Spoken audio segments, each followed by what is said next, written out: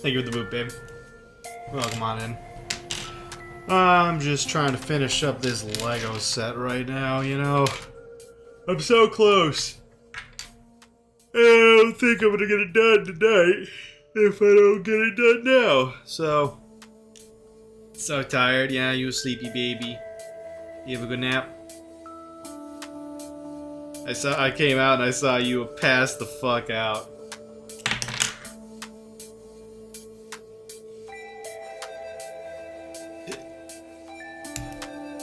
Yeah, I'm almost there. Like I'm on page 57 of this damn thing, and I'm so close. Like, yeah, but I can sleep for the rest of the night. Yeah, I mean, do it. Do it. We don't have anything going on. Tomorrow's Thursday. We're gonna be up late tonight, up late tomorrow anyway.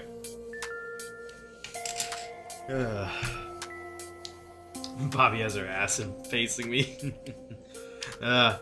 She's waiting for that moment to just let it one rip and just. For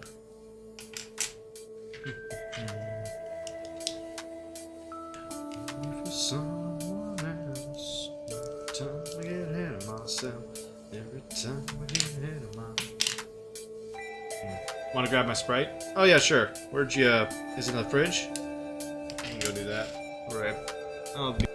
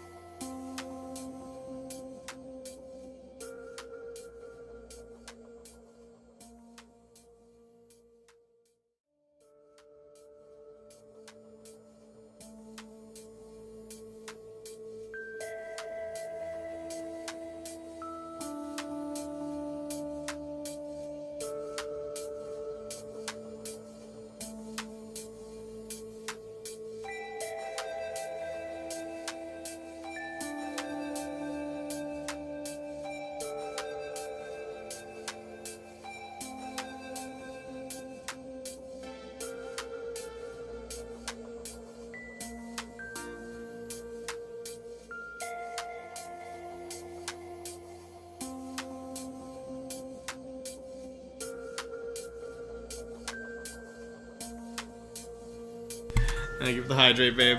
I got my water right here. I might have to fill it up, though.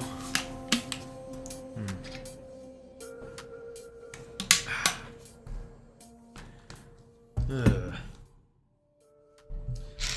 I tell you, you know, there are pros and cons to doing a Lego set in reverse.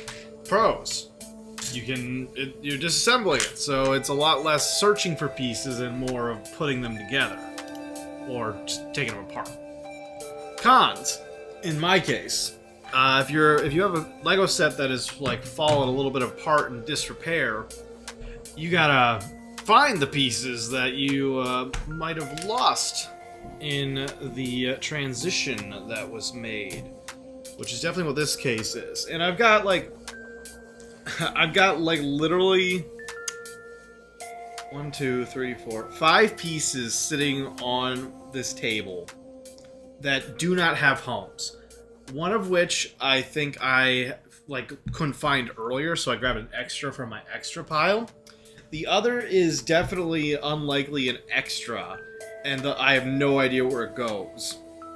And I'm pretty certain most of these are like extras, except for this triangle piece, and I have no idea where it went.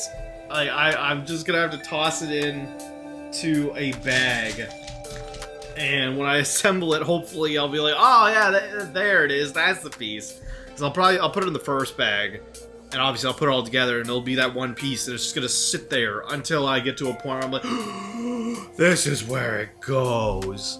But until then, it's going to be an enigma in my run, and I'm still missing like other pieces.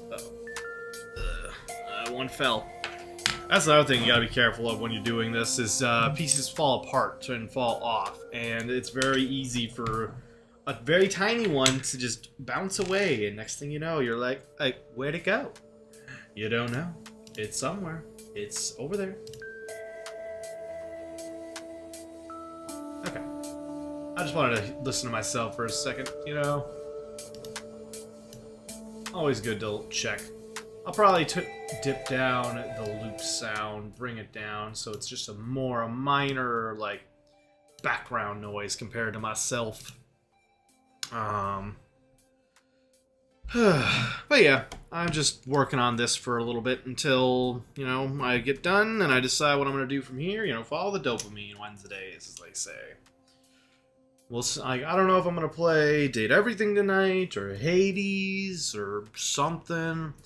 I don't know. Maybe someone will pop in and be like, Mr. Bartos, can you please play this game? And I'll be like, certainly, little Timmy.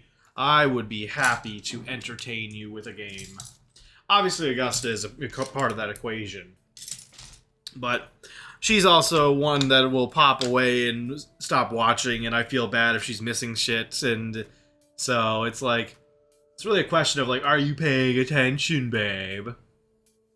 But she's our designated lurker. She's always paying attention to the chat and hanging out, and I appreciate her for it. Let's see. That's another thing, is like when you're looking at a set and you gotta like reverse engineer it. Sometimes at least you're honest. The reverse engineering part can also be tricky because I have to remember how I put them together in the first place, because it's like, it's so different. Honestly, it has like it's a little interesting too. Like it's a challenge in and of itself to just do the reverse of what you had going on. Let's see, what did Babe want? Oh, she said, okay, I don't know what is with our phones lately. But Augusta, you know, as y'all saw in the chat, asked if I could go get her Sprite, which is like, yep, that's fine, I can do that. And I sit down, and suddenly I feel my phone vibrate, and it's the question, can I have my Sprite from my phone? And I'm like, well, okay.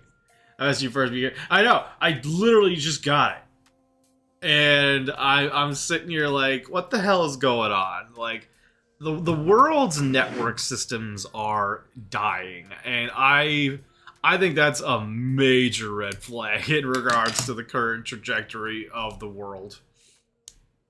I think, like, I'm not going to go into this, like, super deeply tonight, because as we all know, the Void is not a place to talk about, like, the negatives, point fingers, and make shit, like, it's not a place to argue. Obviously, we can have, like, minor disagreements on things, like I like this game over another, or I think this film is good versus another. Like yesterday, you know, Robin and I were talking about Prometheus. They don't like Prometheus, and that's fine. I'm not offended by them not liking Prometheus. I understand why people don't like it. I don't understand why it gets as much hate as it does. Like, the idea of it being, like, the worst movie ever, no. I've seen much worse films. but I understand why it's like it can be frustrating, it can be confusing. It's like there's reasons for people's preferences one way or another on things, and that's fine. Talk about it all the long day. If it turns into a fight, then it's definitely going to be like, okay, like this conversation's done. And if someone wants to, push it, then it's just like, okay, well, you're getting timed out. I have to get more comfortable with the idea of timing out, because for me, timeout, I literally what it is. Call 1, 2, 3, 4, 5, 6, 7, 8, 9.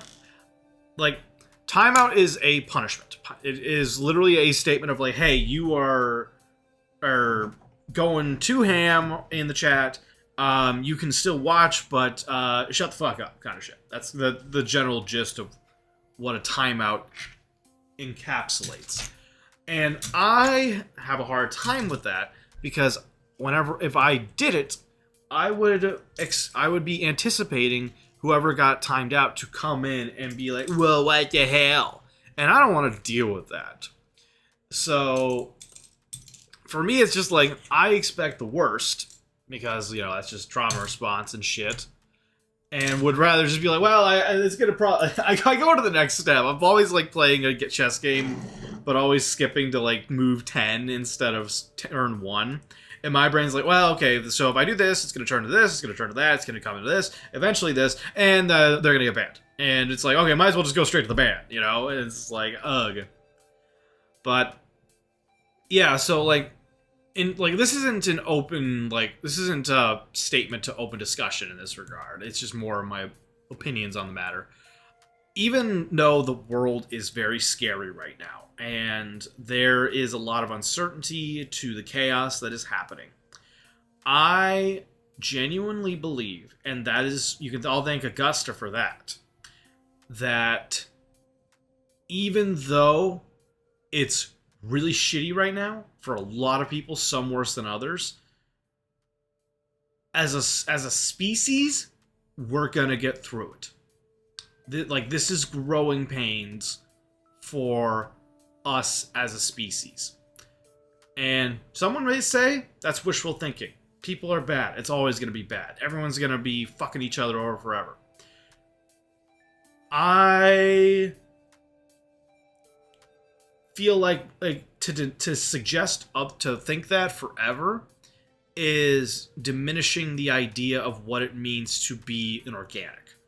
Like, eventually, every species falls in line and gets their groove and starts doing things that are beneficial to it as a whole. And it may be tough. It may be hard. We've had plenty of thousands upon thousands upon thousands, tens of thousands of years that we have done some horrible shit to each other. But you can't deny it, and it's hard to acknowledge it. I don't deny it. We're inching closer and closer to betterment. And it is not easy. It is a hard fight. It is a hard thing to do, and when you're in the midst of it, it feels impossible to see the results that we have worked towards. But we are way different than we used to be, and even in some cases where we seem to be exactly the same, we're still trying. Anyway, let's see. I guess this is why I want hard copies of everything. Yes, we just got our hands on seasons 1, 2, and 3 of Bluey, and I'm very happy about that because I love that show. I want to watch that show all the fucking time because it is a comfort show. And if suddenly we lost the internet, we lost Wi-Fi, we lost the network that connects the world, I would be very sad to never be able to watch Bluey again. So now that we have it, I'm like, yes! Let's see. I love them in their info, but they make me sleepy. Who's them in their info? Me? Or what are you talking about? Anyway, yep, it is growing pains. Also, I'm going to put my 2 cents in. Get off your phone and go something for your community. We are not meant to see all this shit at once. It is good to know what is going on, but it is making people feel despair. Change your community, and that community can change the world. Yep. we need to support each other. It is that is a definitive reality of community. But we often get lost in the sauce of greater things, like wanting to do something that puts our name in history. But we often forget that people whose names in history didn't start at like doing something crazy. They started small. They started building. They built community. They built support to a point where they're like, no, like we have the means to change the world now, because they gathered and improved their community. They showed those around them, like, hey, we're gonna look out for each other, and in doing so, we're going to be stronger for it. And that's how we have like a significant moments in history where, for some reason or for one reason or another, a group of people who trusted each other entirely stood up against a tyranny that truly didn't care one way or another about itself. If it was every individual for themselves in those scenarios. And as much as people want to say, oh, it's cliche, like, you know, it never works, you know, like, it doesn't work in reality. The true power of friendship, like, is a means with which we start. Sometimes the smallest ripple makes the biggest difference. Yeah. Like, difference is made through unification. And in order to unify, you have to trust people. In order to trust people, you have to show that you care about them. And where people get the power of friendship incorrect is they think, oh, it gives you like this power boost that makes it or ensures that you'll win all the time. That's not what it is. The power of friendship in regards to like series is meant to be this idea that we all are a lot more capable than we give ourselves credit for. And the reason for that is typically because to go all out is to put yourself at risk in a way that could get you killed. It's why it's like you see fights where they're like, oh, why didn't so-and-so use this ability immediately? Because it would have knocked them the fuck out. And then if they didn't succeed, it was going to be death. It's like an example of that would be Mike Guy from Naruto.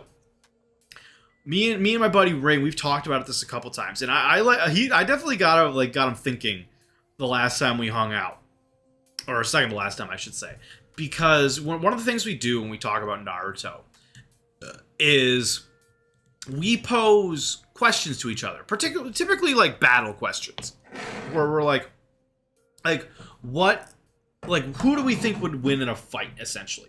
And, you know, some people that's like, oh, it's just fun, la ha ha, like, what, like, you know, it's not significantly important per se. What the hell? How did this one come off? Okay. Here we go. Okay. I don't know what that was. That just seemed so weird to me right there when I was taking that apart. Let's see. Hold on. Also, everyone needs to be a hero or marry. Yeah, no, everyone doesn't need to marry. Marriage is overrated. Frosty coming on in. The Void's expanse draws familiar echoes. Your presence adds unique resonance to the unfolding narrative of this Wednesday's journey. Let the currents guide you. I don't know why I'm reading that. I haven't even read the first one. Anyway, martyr, not married. Just staying true to yourself is just important. Yep. But, like, so me and Ring, we were talking about Naruto, and we are at the point where, well, right now we're at the Sasuke retrieval arc right now. And before that, there was the Tsunade retrieval arc, where Naruto goes to get Tsunade to come back to the village to be the 5th Hokage. And while, you know, we're watching, we're having a good time. We watched the Sannin fight between Orochimaru, Tsunade, Jiraiya, and just getting like a feel again for like Tsunade's like capabilities, at least early on. And Ring's favorite character is Might Guy. In terms of like the anime, I would say 1010 is their favorite in regards to Naruto Arena, the game. But Guy is one of his favorites. And while we were watching Naruto, the thought came into my head of like who would win in a fight, Tsunade versus Guy. And when I pitched it to him, he immediately was like, he thought what I was saying immediately was like, oh, like Tsunade would win, and he was like legitimately offended by that, like straight up, just like, excuse you, you think Tsunade beats Guy? And I looked at it, I'm like, no. It's like, I am not saying like straight up that Tsunade beats Guy, because the thing with Guy is, a fight with him is either A, you are guaranteed to lose against him, or B, you win, but only because of certain conditions. And those conditions are this. If Guy is in a situation where it is life or death, and he needs to ensure victory, he just pulls out the 8 gates. And very, very few opponents are going to be able to, like, compete with him. We know that because of an instance where we see the 8 gates later on, used by Guy's dad. And a bit of spoilers there, but I'll just leave it at that. I'll leave it at that little detail. But Guy's dad, who is like an eternal genin, is able to use the 8 gates. That's how Guy learned it. And his dad, as an eternal genin, he's a genin for a reason, because he can only use taijutsu and doesn't have the years of experience like Guy and Lee do, because it's accumulation of effort and training and experience. But his dad uses the 8 gates in a life or death moment and takes down, I don't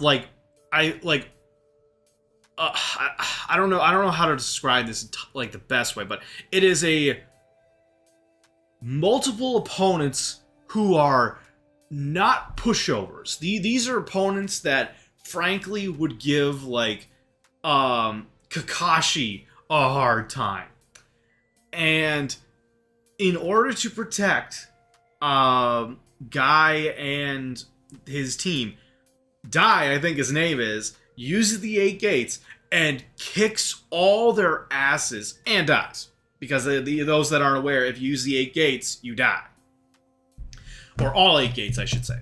So it's a show of how powerful the 8 gates are. It is literally your body going all in at the cost of it's gonna keel over afterwards. There's no realistic scenario that anyone could assume would happen that would guarantee you survive. So to use it means you've come to terms with, I'm gonna die at the end of this, right? And so I won't spoil it, but we do see Guy use the 8 gates way later in the series, and it is one of the most epic fights ever. Like, it is one of those things where you're just like, no matter what you think about some characters, you're like, holy shit. And knowing that fight, knowing that scenario, it makes it very difficult to do like a lot of combat fights with Guy. Because if the scenario at any point is, oh, it's life or death, Guy will pull that out, and it's a very high likely win for them.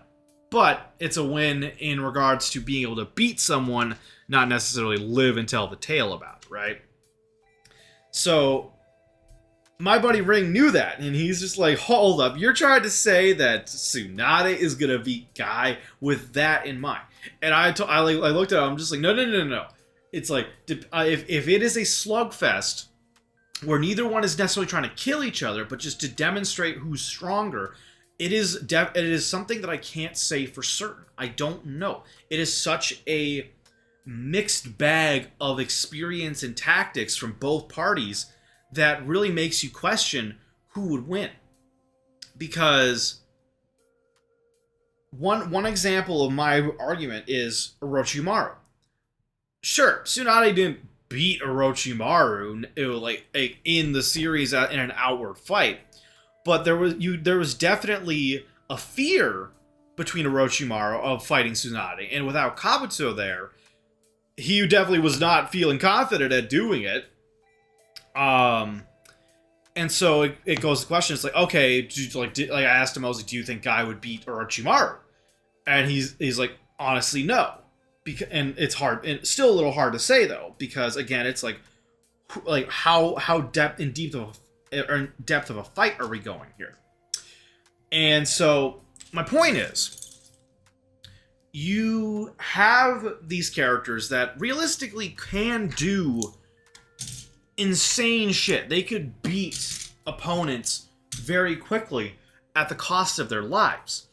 And there's always that consideration of, like, is this something, like, I should do? Is my life in this moment going to be enough to ensure the safety of those around me?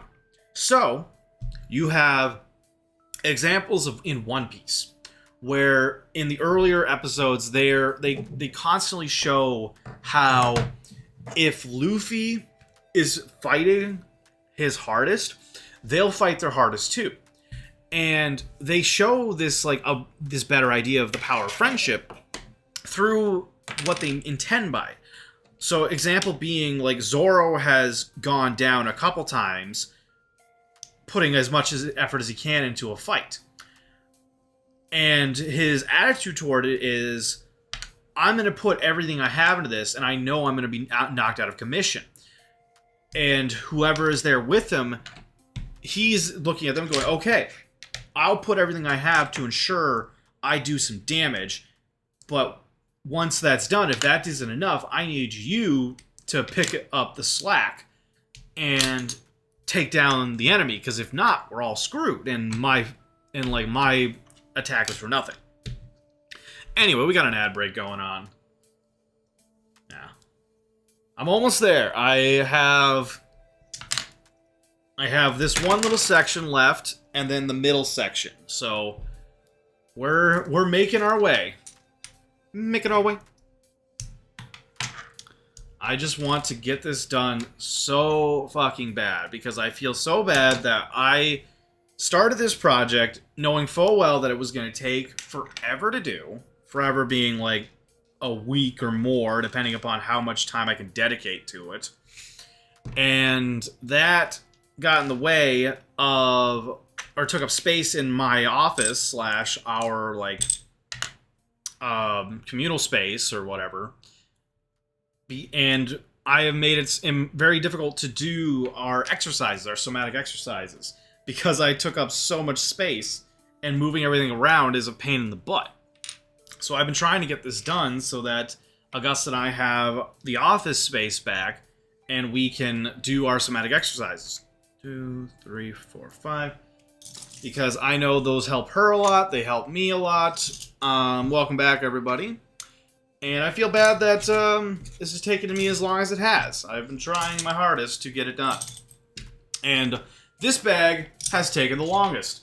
I will send a picture of this final bag once I'm done, because compared to all the other ones, this thing is chunky. I don't know why they didn't split this into another bag. Like, it's nuts how thick this thing is. All the other ones did not have this much. I think I have enough space to ensure. Uh-oh.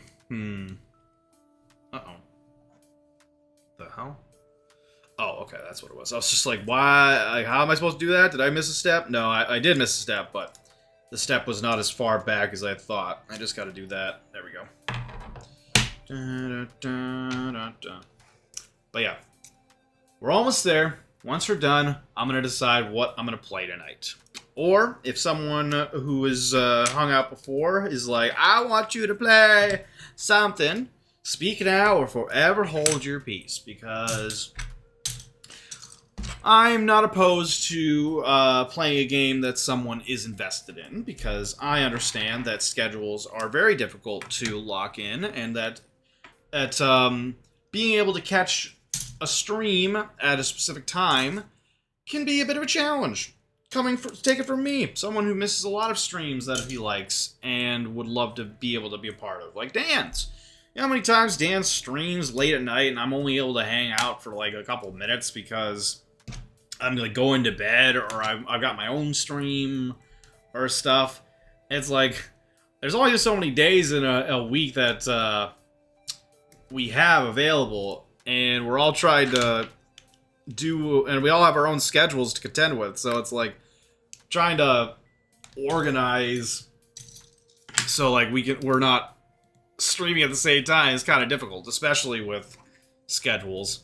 It's like how you see like back in like school where teachers seemingly always have their tests around and like what's the word, assignments at the same time, and I feel like some of them did it on purpose. Like they all deny it, but I think some definitely did. But I also don't think all of them did it. I think it was coincidences in some cases, in others not so much.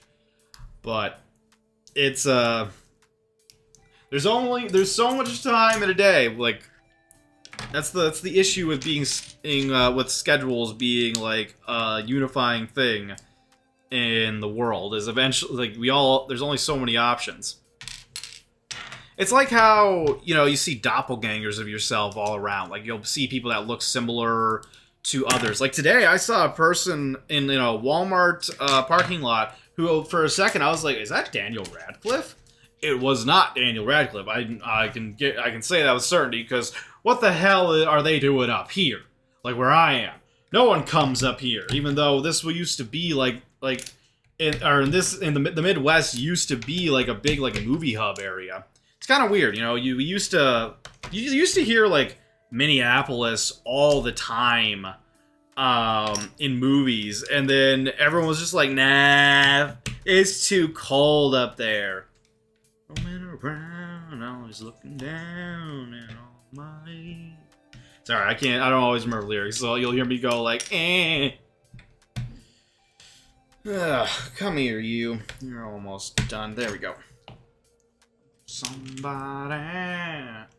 Yeah, we're almost there. I'm almost to the end.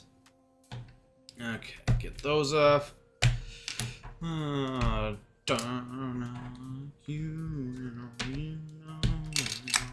speak.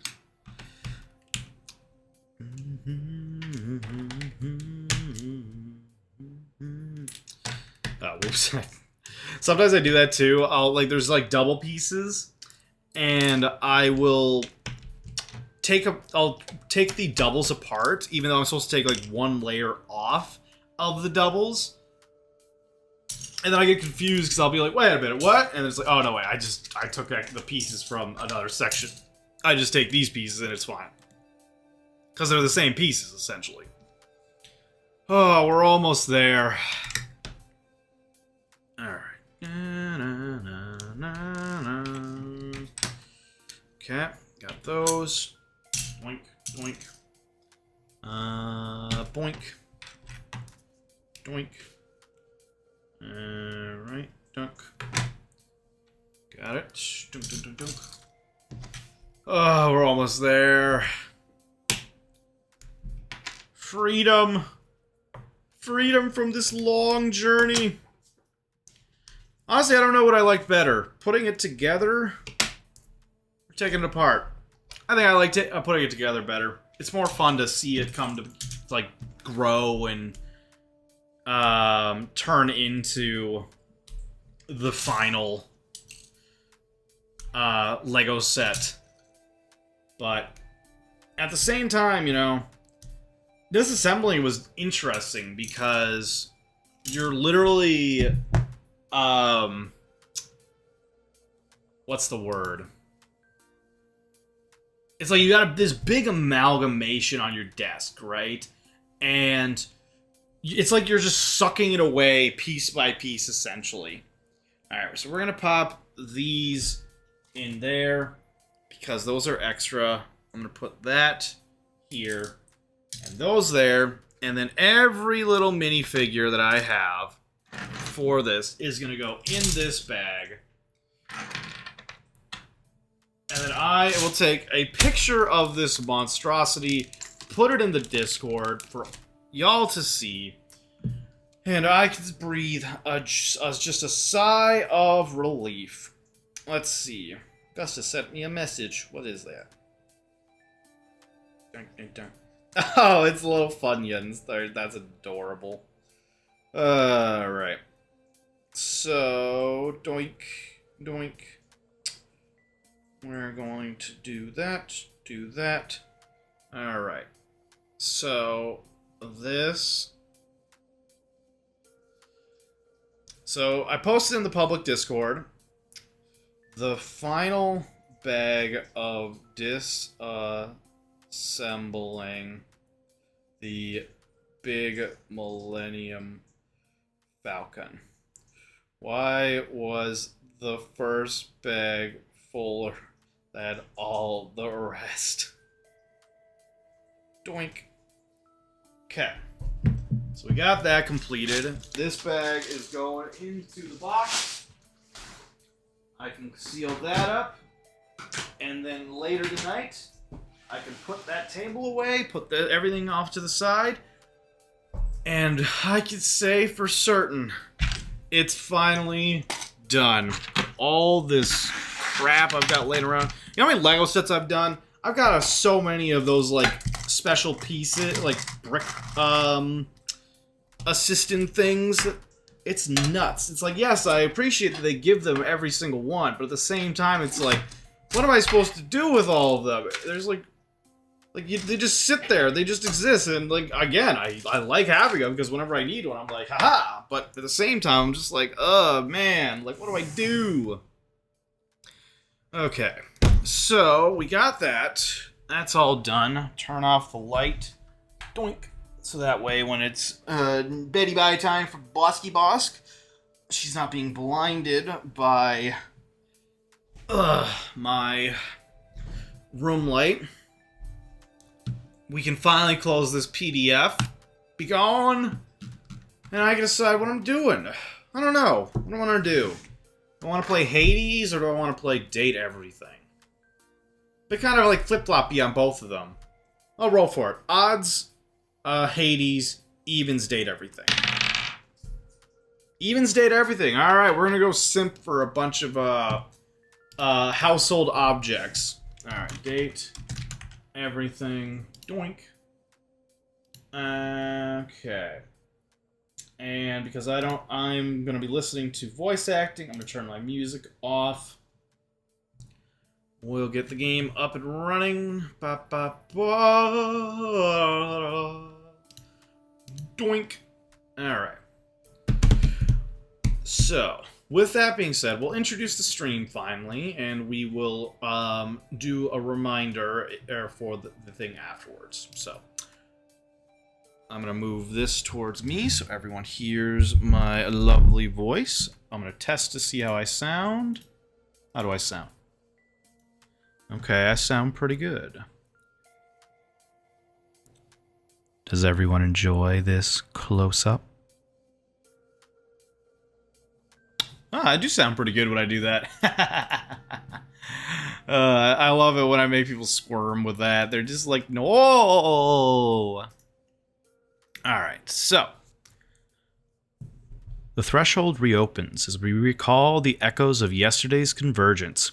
Many signals join the void for a chaotic journey, leaving behind whispers of fish yuck and shared laughter. Tonight, the currents shift toward a personal resonance. As they follow the dopamine through these Wednesday rambles, what will emerge from the spicy brain?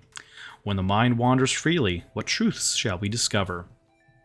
Well, we're certainly going to discover some things about household objects and whether or not we want to fuck them. So, as a reminder, this is an 18-plus stream. So, if you are not 18, please see yourself out until you have reached the designated 18 years of age, because I am not responsible for the things that I say and the censorship of what's going on. Hey, Delta, welcome on in. Sorry, what? The question? So, what to what? What's the question? But welcome on in. About this being an 18-plus stream? What were we talking about? We were talking about a lot of things. Good question. Right now, I was talking about how this is an 18-plus stream. Are you 18?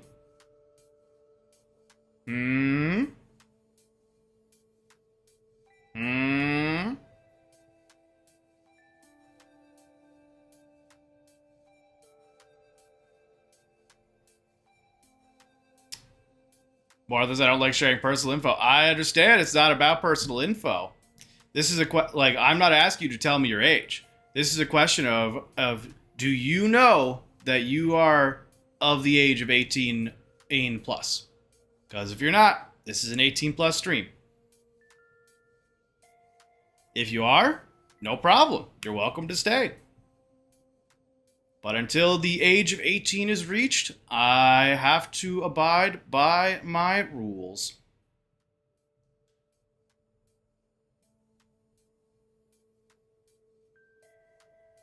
Yep. So I will take that as information that you are not 18, Delta. So I do apologize, but as I said, this is an 18-plus stream. So once you reach the age of 18, you are more than welcome to hang out in the void. The reason why I understand it's very frustrating and it can seem very unfair. The reason why I have it be 18 plus is because I don't believe in censoring myself. I believe that I will say, bro, it's not unfair. What do you mean? Okay, I'm just making sure. So I appreciate your understanding. I'm not gonna ban you. Like, I don't want to ban people for being under the age of 18. I had to do it with someone because they were hiding that fact. So if it comes down to if someone is trying to hide it from me, and if someone's hanging out in the stream and I feel like something's off, and then I find out, and it's just like, oh, okay. Then it's a definite, like, it's like, yep, nope, I can't trust that person to, do the responsible thing. So I hope, thanks for that, but hopefully I'll see you somewhere else. Hell yeah. I'm not going to ban you, Delta, because you are just finding this out.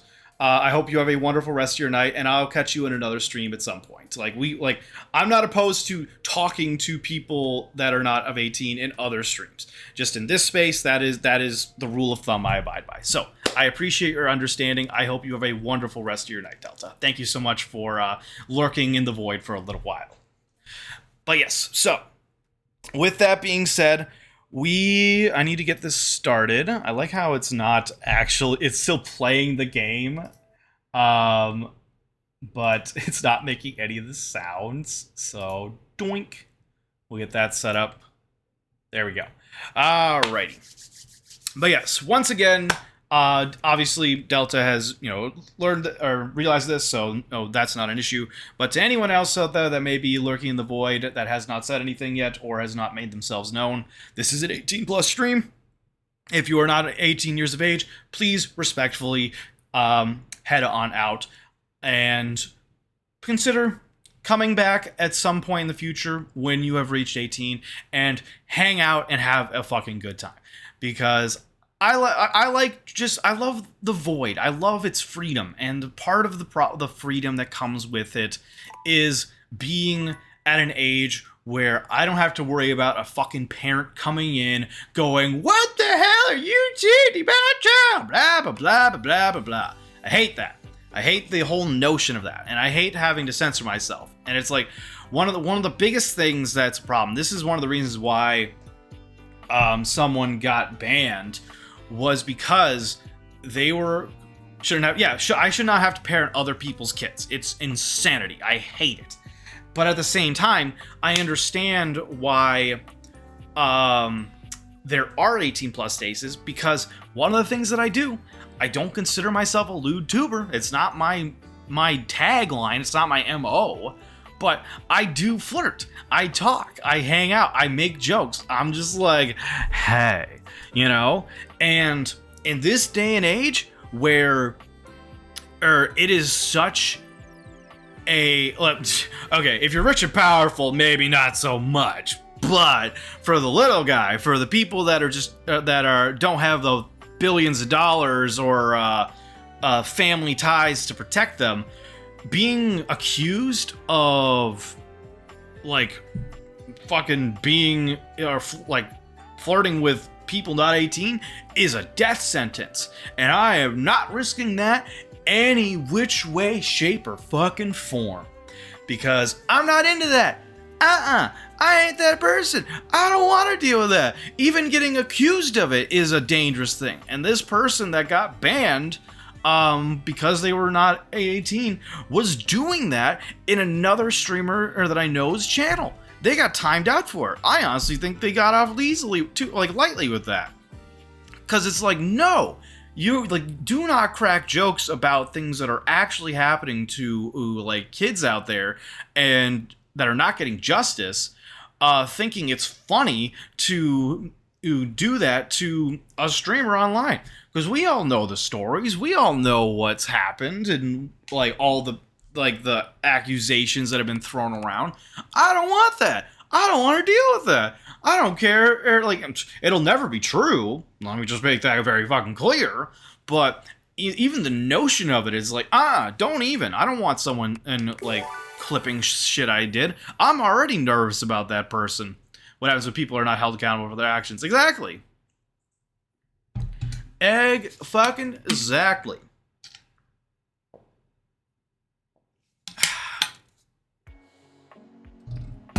All right.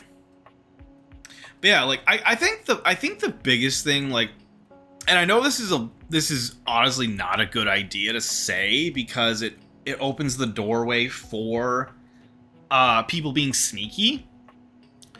But legitimately, if you're on the other side of the screen, knowing that you're not at like old enough to be a participant in a stream or an 18 plus channel, but you're like, oh, I want to listen to this person, I want to enjoy their content. My best advice, coming from someone who did this, like as someone who like would have... Wait, you have a washer and dryer? How did I not see it before? I haven't gone to this room that much. Like, I think I've only walked in this room like once or twice. But like, I used to do this. I used to be the person who was 16, who was hanging out in 18 plus spaces. But the difference was, I was smart. I knew how to keep my fucking mouth shut. And that looks like a precarious situation. A little bit. Just dunka, just fall over. But yeah, so like, I know this is gonna get me in trouble. I know it's gonna get me in trouble. If someone wants to hang out in the void and they know they're not 18 and they wanna get away with it, my best advice: don't chat and don't do redeems.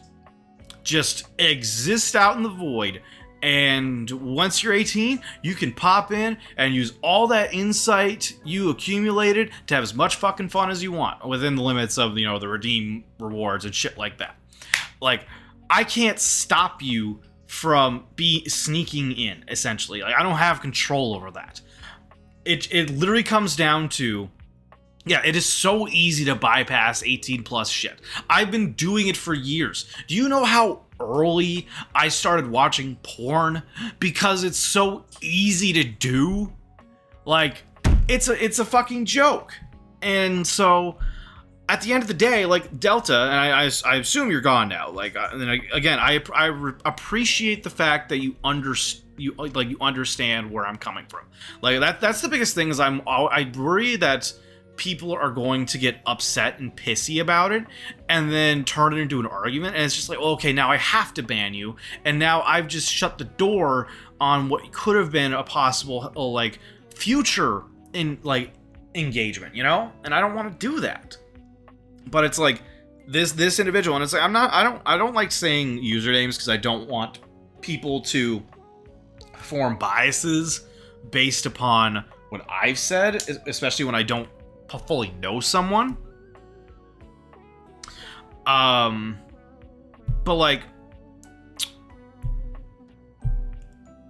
it's like how much is it worth to you, in the sense that are you wanting to sit here and chat and get to know someone or use the redeems, or is it like, do you just want to enjoy what the content is?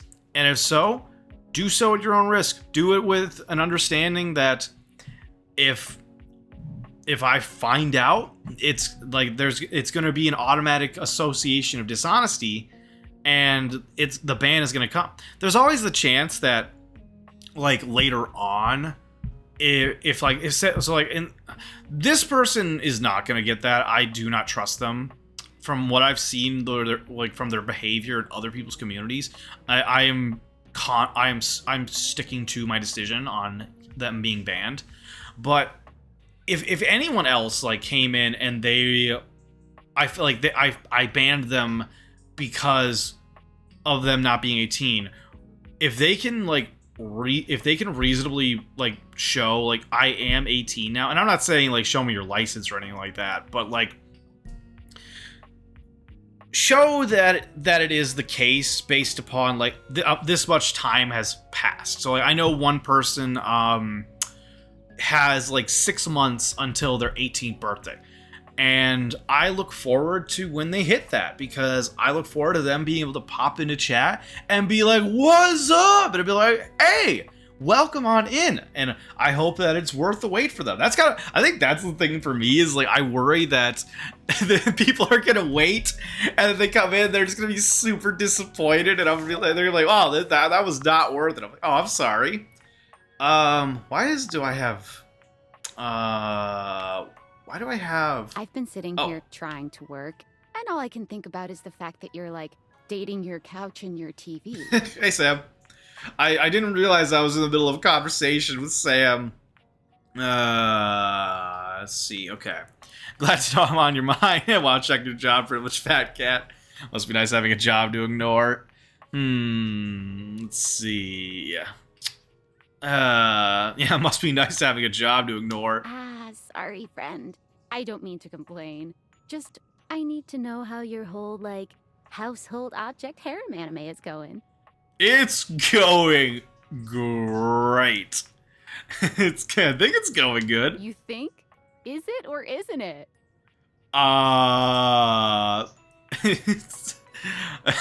Dating is a lot harder than I thought it was gonna be. You're just realizing that now, huh? It is hard out there. At least you don't have to leave your house to struggle. The rest of us have to get dressed and shit, do our hair, put on a little makeup. Okay, but honestly, like, can you just tell me what it's like? Walking around your house and having, what, hundreds of potential suitors just around? Like, you gotta feel, like, super eligible, right? Honestly, it's a great question. Let's see, Gust, I feel like kids want to write a passage too. That is why they skirt the 18 plus. They want to be cool. Yeah, exactly. Speaking as someone who did it, like legit, when I used to play Star Wars: The Old Republic, like a lot. Like that was my game that I obsessed over. And to those that don't know what that game is, it is an MMORPG. So, like, you have your story, you have the game you're playing, but you also have hundreds and hundreds, if not thousands of other players, all, like, online, running around, doing missions, talking, chatting, what have you. And, you know, they have the guilds. You can join groups of people to build a community with. And I was a part of a guild that had a bunch of role players on. They liked to get Can I get a oh yeah? Thank you for that. Thank you for the oh yeah, babe.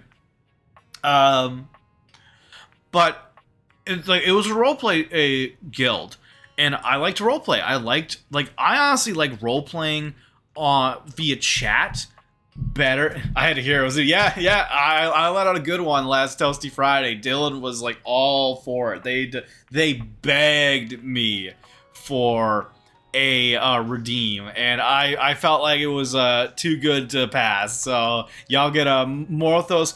Oh yeah. And I hope that becomes a staple, because I think I did a really good job with that one. But anyway, so I like role playing with chat more because I can think about what I'm saying a bit better. Though if it's like real quick time chat, then I'm like, oh fuck, like I kind of get lost. It's hard to think of words and shit, especially long messages.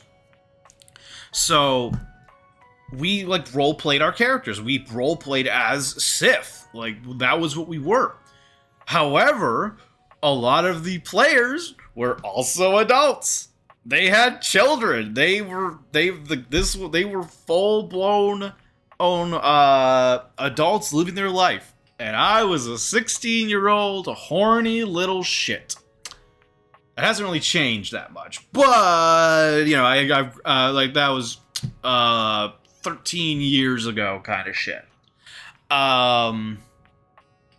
So there would be roleplay sessions, and I cannot tell you for the life of me who started it, but someone did, and we would be hanging out on one of our ships, and it would always turn into like, oh, someone would take out their armor, and then it would start turning into like, oh, like I do this, I do that, and you know, they didn't know I wasn't 18. They had no fucking clue. They all bragged about how they could sniff out a miner 1,000 yards away because of how obvious they were. And here I was having a good old time. Obviously, like it never was actual like communication in terms of like physical stuff. In the sense that like, oh, like no one ever sent like actual like nudes or anything like that. But it was definitely like 18 plus dirty talk on the server on the chats. There I was having a great time. Shouldn't have been, but you know, just do what I do. So, you know. Anyway, Frosty coming on in from our ad break. Meanwhile, let's catch up on chat. Chat's been a mix of personal boundaries and parenting philosophies. Delta is all about keeping things private, while Augusta is diving deep into accountability in the 18-plus debate. Plus, there's a surprise washer-dryer reveal and some heavy arms in the mix. And don't miss the new Morthos Hi sound alert making waves. Hashtag Dopamine Wednesdays. Hell yeah. But yeah, it's like it's hypocritical of me to like judge people for trying to be sneaky. You know, like I'm not sitting here wagging my finger and going like, "Oh, you should be ashamed of yourself. Like, how dare you?" kind of shit. No. I am merely gonna sit here and go, "These are the rules, and I will be enforcing them. And if you want to try to skirt around them, keep your fucking mouth shut. Don't say anything. Don't do redeems, because the more you interact, the more likely I'm gonna notice, and." It's only a matter of time till I ask someone else who might know you. It'd be like, are they on the up and up? And if they tell me, nope, they're a minor, I'll be like, oh, a ban. I just realized Discord is Discord. You just realized that? See, this is why I do pause streaming, because then y'all can stare at a singular screen for so long, you can finally comprehend the jokes. You can finally see what's going on, you know? Oh, man. Anyway, let's see. I love how Sam has just, like, accepted the reality. They're just like, okay, this person is not joking. They are 100% serious about the fact that they are straight up hooking up with their, like, household objects with these pair of glasses. And now they're just like, what's it like? And I find that hilarious, because that tells me that they 100% would do this too. Like, and I'm gonna be honest, I would do it too. If I got a pair of glasses that made me look at my bed and suddenly Betty shows up, oh, you better fucking believe I'm gonna be sitting there just like, yeah, take me. Like, yes, please. I'll be going up to every object in my fucking house, meaning like, what do you think? Would I be trying to smash all of them? Probably not, but definitely Betty. Let's see. I love how we just have, like, we don't have a single, like, confident statement. I just feels more overwhelming, really. Hey, you just gotta take it one date at a time. I just gotta know one thing. When you're out here dating your appliances, are you guys, you know... Do I know holding hands? You know what? All right, keep your secrets. If you don't want to kiss and tell with your furniture, who am I to make you? All right, well, I've wasted enough of my workday. All my love to your household object lovers or whatever. Bye. You're just jealous. Anyway, I love how like they have this whole nerd space place for doing a job, and then like I don't even have the job anymore. I kind of wish that I did. Like it would have been nice to have a secondary part of the game, but I don't know, that's just me. Anyway, another is this the same cat? I'm gonna oh, I left my fridge open. What was that?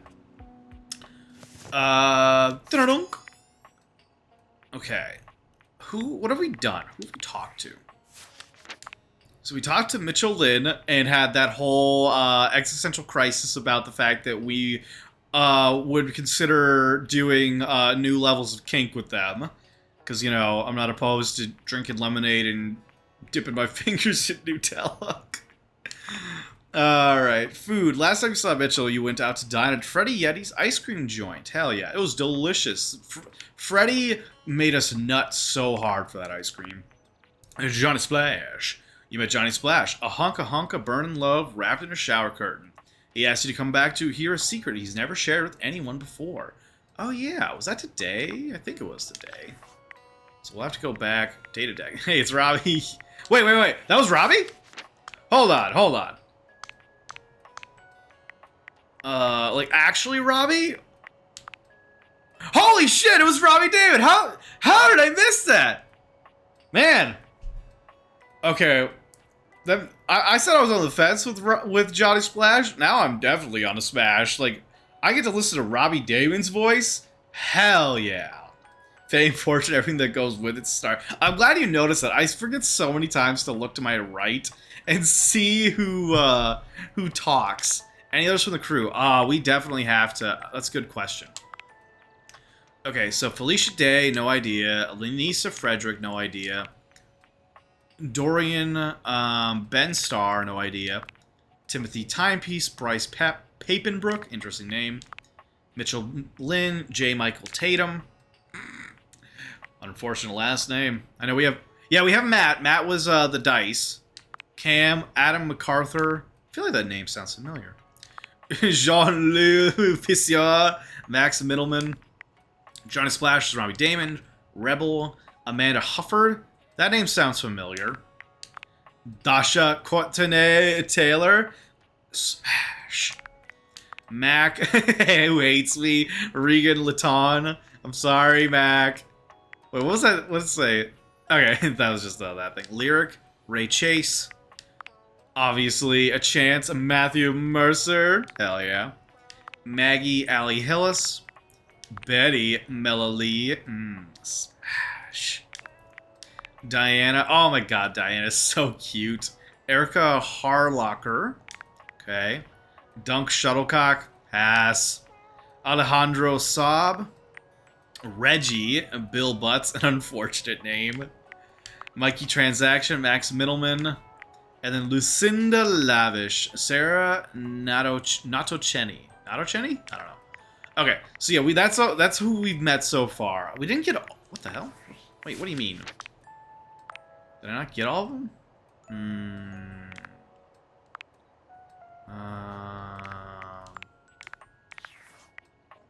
It says I have one, but it's not showing who.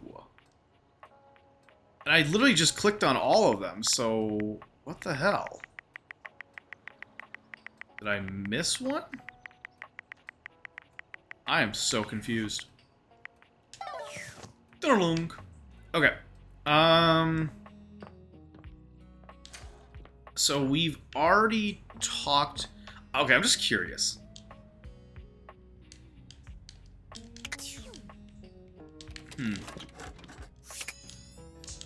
I like how Mac doesn't even talk to us. I roll this one. Oh, Dasha! Oh, let's roll! Yeah! What do we roll? 10! Hell yeah. Okay. I don't know, babe, what do you think? Who should we go talk to? Who should we chitty chat with? I mean, yeah, new person, probably.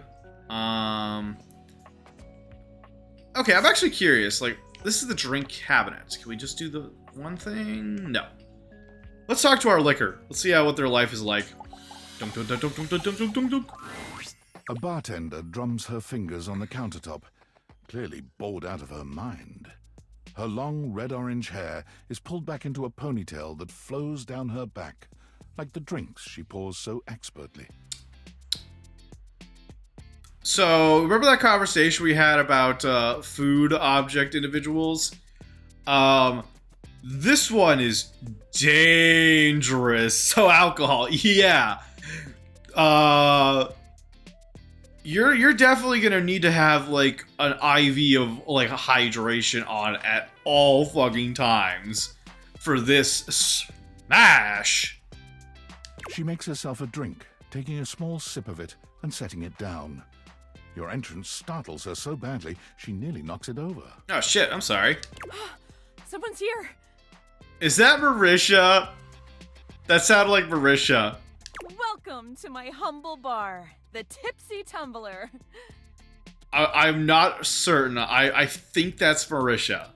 I'm Beverly, but you can call me Bev. Or Beverly. Yay, Beverly. Or Madam Proprietress. I'm not 100% certain. Like there are mannerisms that are very Marisha here. Madame Fire. Yeah. Like her voice definitely sounds like Marisha, but there's a couple lines that just don't seem like her. So we'll have to find out when we finish the conversation. But a definite smash. That would be so cool. Madam Proprietor. Hi, Madam Proprietress. A smash! She's cute. I love her. I'm the owner and bartender and janitor and stockroom attendant. Nice to meet you. Nice to meet you. You know, honestly, that I wish more people would be honest about what they want to be called in a like more fun way, because I don't know, I would love to like have someone say like, oh, I like to be called this, and it being like an actual like vulnerable thing for them, in the sense that it's like, yeah, if you call them that, they're gonna melt, because some people just don't want to say things like Madam Proprietress. I can guarantee some people would say it to be nice. I mean, I like Dr. Erickson, even though I'm not a doctor. Yeah, see? Like, I don't know what that would be for me, because I don't have a lot of history with pet names, which is why I'm very open to the idea of being called a lot of different things, because I don't know. There's such a palette of nicknames that exist, and I just haven't found the one that like really clicks with me. Like, Augustus tried a couple, and they just haven't landed. It like, you think they would. I felt really bad when I finally admitted to her that it just wasn't tickling my fancy. But just like, I'm waiting for that day someone calls me something. By the way, it is who I think it is. Oh, it is Marisha. It is? Hell yes. I love Marisha's character. Marisha, respectfully, smash! Like,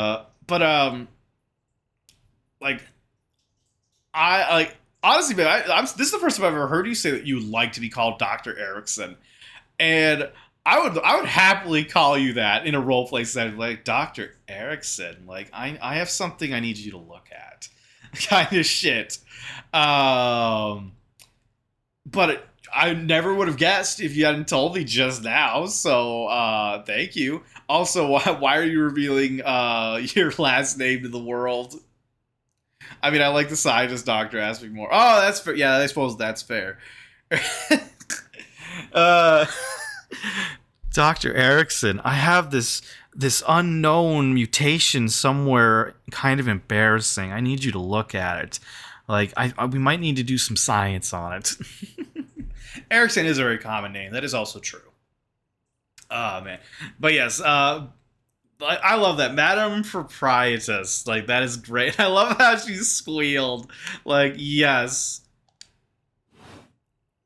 Beverly squints at you, frowning as she seems to be considering something. And then she snaps, pointing at you. What'd I do? Wait, hold on. Oh my gosh, it's you. Yes, hi, it's me. Nice to meet you. My proprietor. Oh, hey. Hi, nice to meet you. I can't believe I didn't recognize you. Ugh. I mean, you know, a lot of people kind of are surprised by what I look like. Well, you should. I own this house. Me? Yes, you? Hi, you. Who else so charitably bought this adorable minibar for me so I could set up my dream bar? Well, I'm glad you like it. I owe you a huge debt.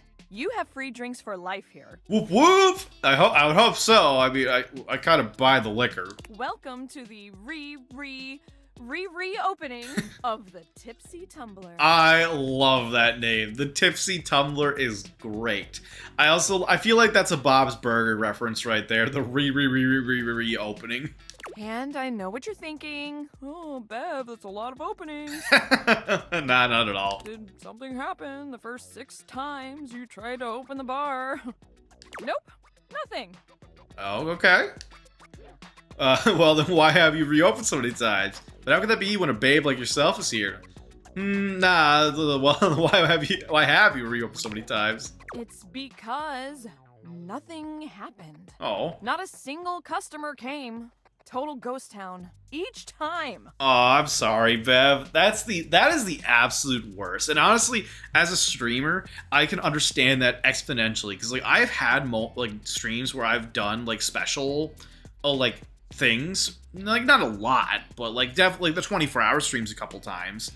And I like a couple of times where it's like there was like no traffic, even though I had to like announced for a while, and it definitely hurts your ego a little bit, your confidence. It's like I don't get upset about it in the sense that I blame people, but it's like it definitely makes you kind of go like, oh, why am I even doing this? No one showed up at all, and it's very disheartening. I've lost an alarming amount of sleep trying to figure it out.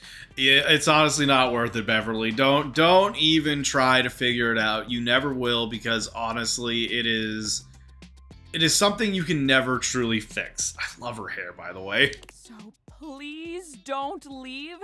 You are literally my first customer in ever.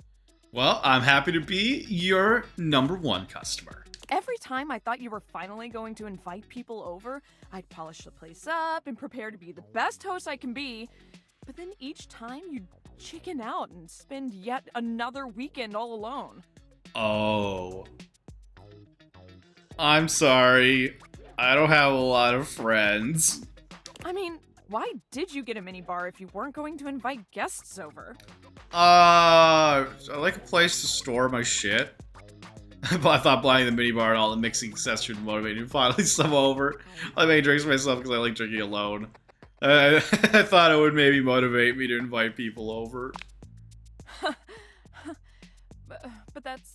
Okay. It's all water under the bridge. Okay, I appreciate that. You'll have to talk to River if you want that. What?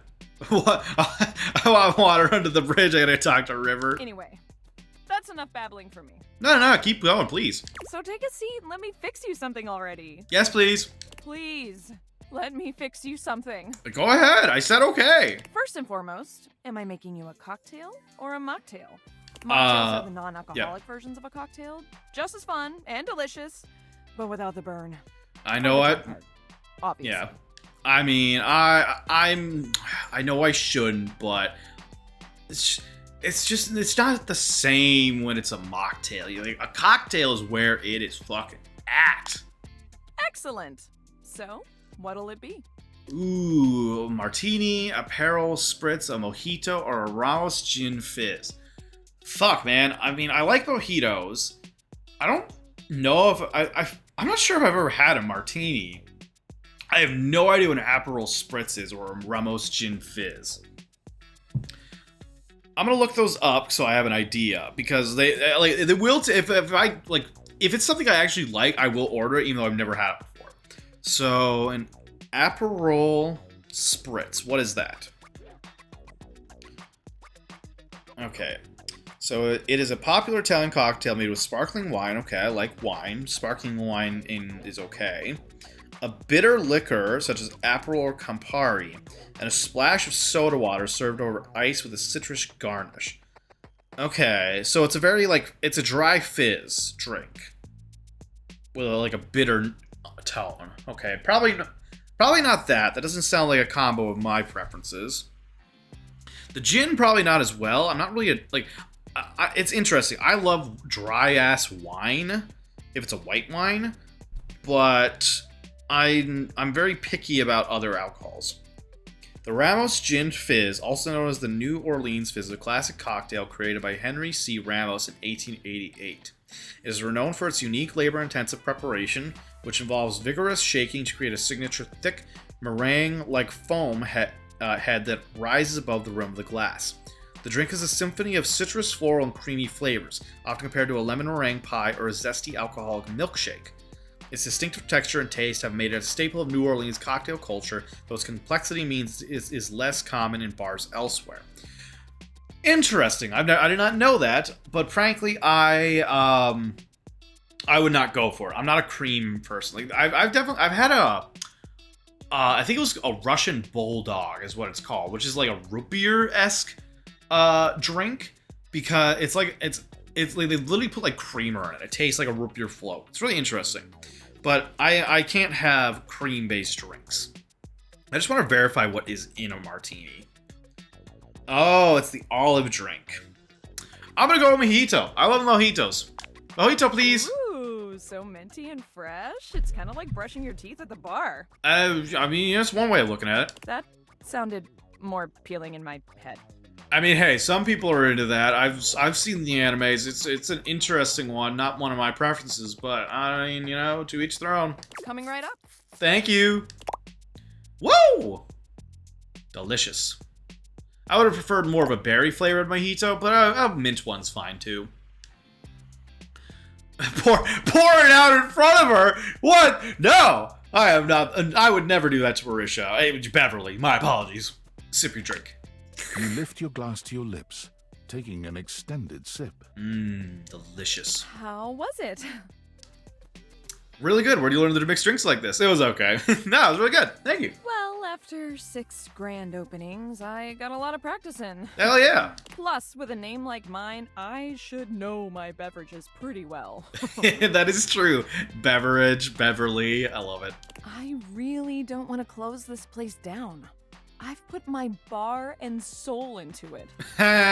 So, will you be my first returning customer? I will be your first returning customer, Beverly. I hope to see you around. Sure. Really? Yeah, hell yeah. Oh my gosh. Yes. Yes, thank you. Will you just have more drink options for me next time? Honestly, 3 out of the 4 were not really my preferences. Tell your friends. Tell everyone. Please. Okay. I'll go talk to my bed. And I'll be seeing you next time. Yes, you will. See you next time. Let's see. We have one more. What should we do? Ah, man. Because I think we've talked to Dasha today, right? Hold on. I'm just gonna save real quick just in case it burns one without doing it. Because I don't remember if we've talked to Dasha or not. Let's see. Oh, we haven't. You wish to continue going on practice dates with myself? Always with you, Dasha. Yeah, practice dates, Dasha. Wait, have we not done this? Can you pick me up? Got a press with an undying line for you. Yeah, practice dates, Dasha. Here are the potential locations for these dates. Okay. A restaurant. Here we are. Shall we share appetizer, dear date? Yes, please. That pretty smile is all the appetizer I need. Huh? Pretty smart. Got you off guard with that one, eh, Dasha? Me?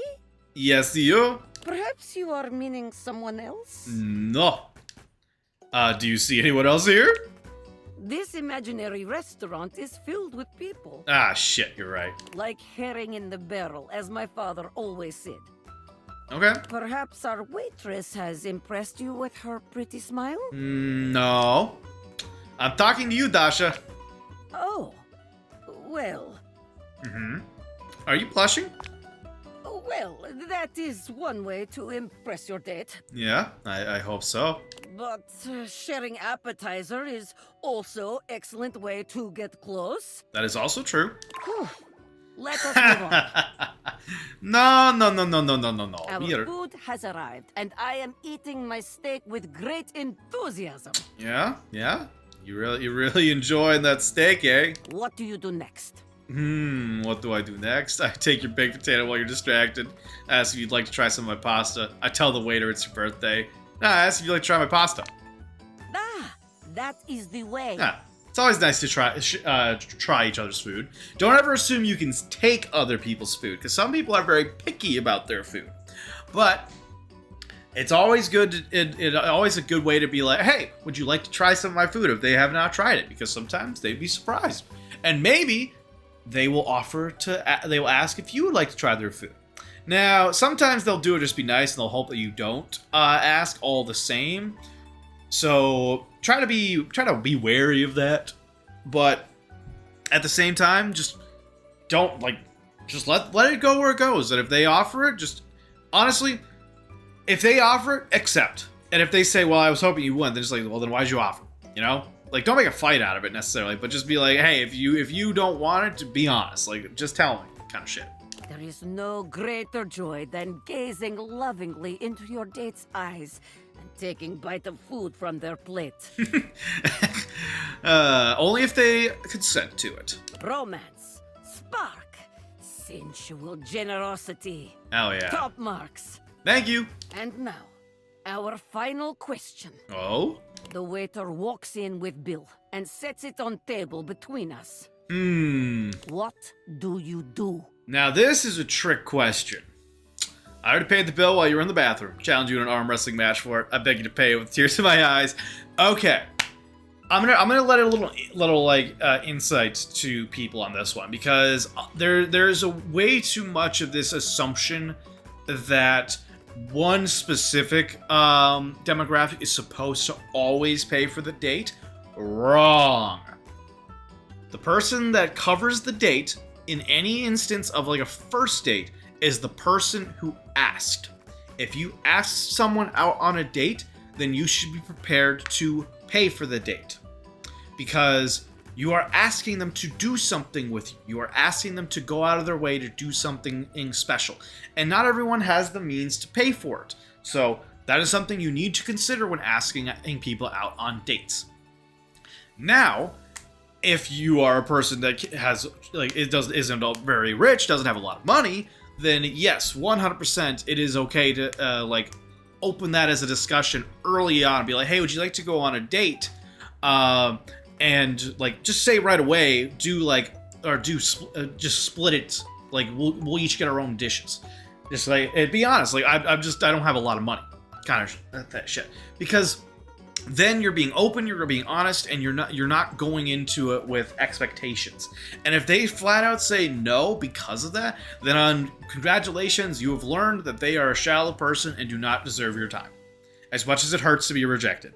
However, in this case, I would challenge you to an arm wrestling match for it. Bring it on! This is our second date. Important question. Who pays? Ooh, that is a good question. The winner or the loser? Oh. I'm gonna roll for this one. Because on one hand, you're the winner, and the winner gets to do the better option. Some people would say not paying is the better option. But in other cases, it's like you've already lost. Why pour salt in the wound kind of shit? That's a good question, though. So, the winner, odds. The loser, evens. The winner. Okay. Now that's what I'm talking about. That is the way. Hell yeah. I'm glad Dasha agrees. Glorious battle for the right to pay the check. Yes. Boże moi, it makes my heart race just thinking about it. Yeah, Dasha? Yeah? Now, that is the way to end a date. Hell yeah. Very good. You are becoming quite the charmer. Oh, is that so? Thank you. There is always more to learn. That is very true. We will continue next time. Alright, Dasha. See you later. Can't wait. See you again. Indeed. Alright. Hell yeah. Another day complete. Such a busy day. Hey, Betty. I love it. Okay. I am really curious about what happens if I talk to Betty at night instead of right away in the morning. So I'm going to hold off on talking to Betty this time. We're getting the jitters again. So I am going to talk to my diary first because I want to get to know them more. Diana is fully absorbed in her own endless monologue when you find her again. Round and round the mulberry tree, round and round the mulberry tree. I know she's crazy, but I'm a little bit of I'm always down for a little bit of crazy. Anyway, there's an ad break going on. Sorry about that, everyone. For those that are still here, this essential nutrient vital for immune function and collagen synthesis goes by the chemical name of ascorbic acid. What is its more common vitamin designation? Find out when the ads end in about a minute. Okay. While we're waiting on that, I'm just gonna click over here. They're streaming still. Anyone else streaming right now? Okay. Excuse me. Excuse me. All right. Do that.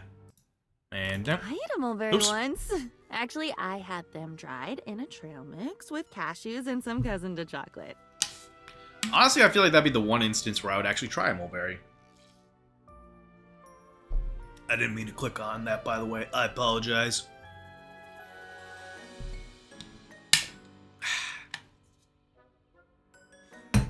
We'll be back in 7, 6, 5, 4, 3, 2, 1. Welcome back, everybody. Ascorbic acid is the scientific name for vitamin C, a crucial nutrient for overall health. Interesting. Alright, back to Diana. But then I bought the trail mix at a different store and I chomped down and there was glass in it. Glass falling out of my mouth. That is not fucking good. Have you ever chewed on glass? No, I have not, and I don't intend to. Finally, her gaze darts over to you. It appears you finally caught her notice. Hi. Oh, there's you there now. Oh, are you there? Is that you? It is me, Diana. Nice to meet you. Yeah, hey, a little nervous to be back here, but I came. It's me, I missed your good gibberish. Oh, bummer, you still like this, let's see. Yeah, I missed your good gibberish. Good gibberish. Gibber, gibber on the jib. Where they hang people. I'm sorry, what? Twas a good hanging. Sorry, what? I missed a good hanging, chum. Fella's feet twitched for a full ton of the clock. Or I'm a blown fool. Are you okay, Diana? See? That I love that. Love that. You sound like a pirate story I read once. I love that. It's my pleasure to bring a smile to your face. I appreciate it. At least I think it is. Who cares in the end? Everything fades and changes. Very true. Except for me. I don't get to change. I'm eternal. You are eternal. What's the matter, Bosk? Are you wanting to come out? Last time I tried picking you up, you got upset. Alright, let's see. We'll see if Baby Bosk wants to come out. We'll put the headset down. What you doing? You being a goober? You just fighting yourself? You want to come out? You want to come out?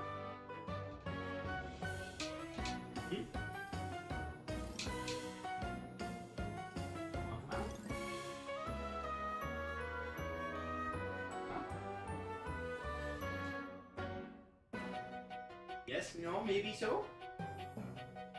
Just fighting yourself again? You always do?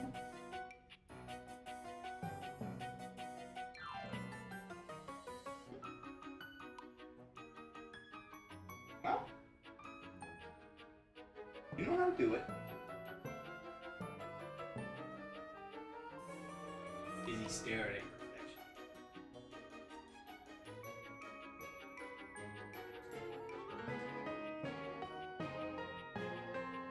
It's just best. Bird.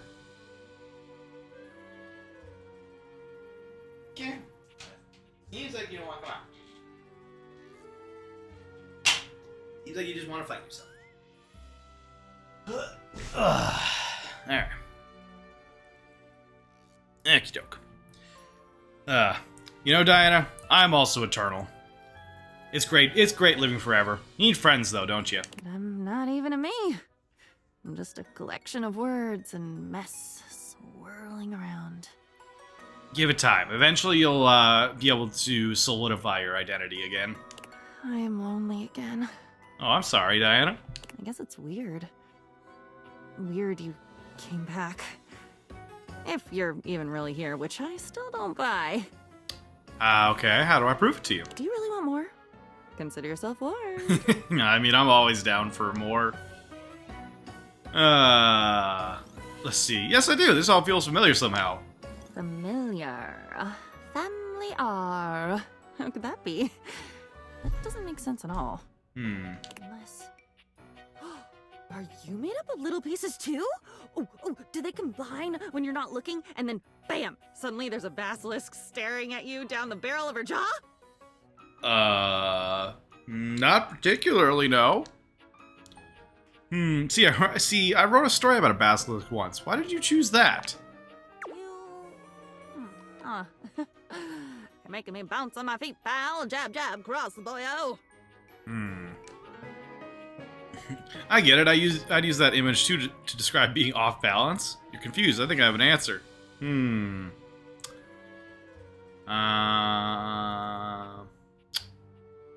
don't know. I suppose I get it. Well, bring it on, Captain Bligh. Captain Blight, blithely unaware, his crew making their mutiny right under his sweaty nose.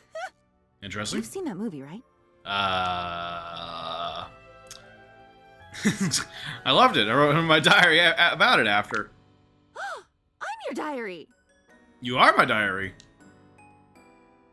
Exactly.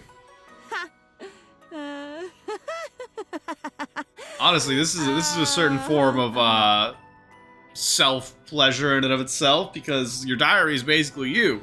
So that's why you've come back. You're looking for that old feeling. What do you mean? You're wanting to write something down, get it off your mind, promise yourself you're going to go back and read it one day and never do. Yeah, I mean, I've looked back at some of my old Is stuff. it because I'm not funny? I mean, that implies that we're not funny. I'm definitely not funny. I've checked. People only laugh when they're walking away, putting me back on the shelf. So they're not laughing with me.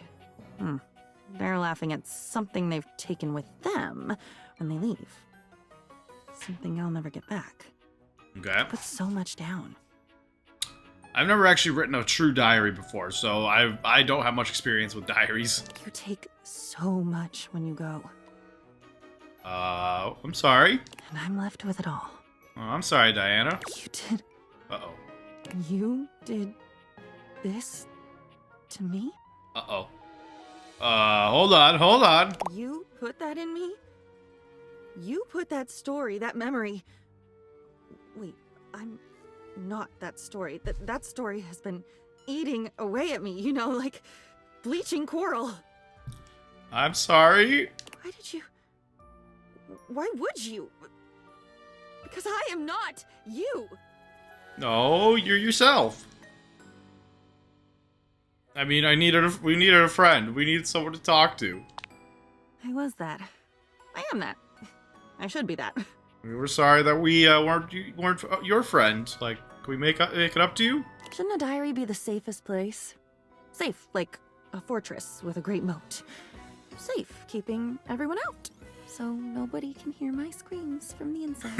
I'm sorry. I'm shouting, I'm bleeding, I'm leaking. And I don't recognize what should be my own blood. Okay. Yes, tell me, tell me! Oh, I feel like I'm nothing if you don't tell me. And then I'm nothing when you do because I don't get to keep any of it. Okay. But I'd never tell, I promise. I promise I'd never mean to. Fair enough.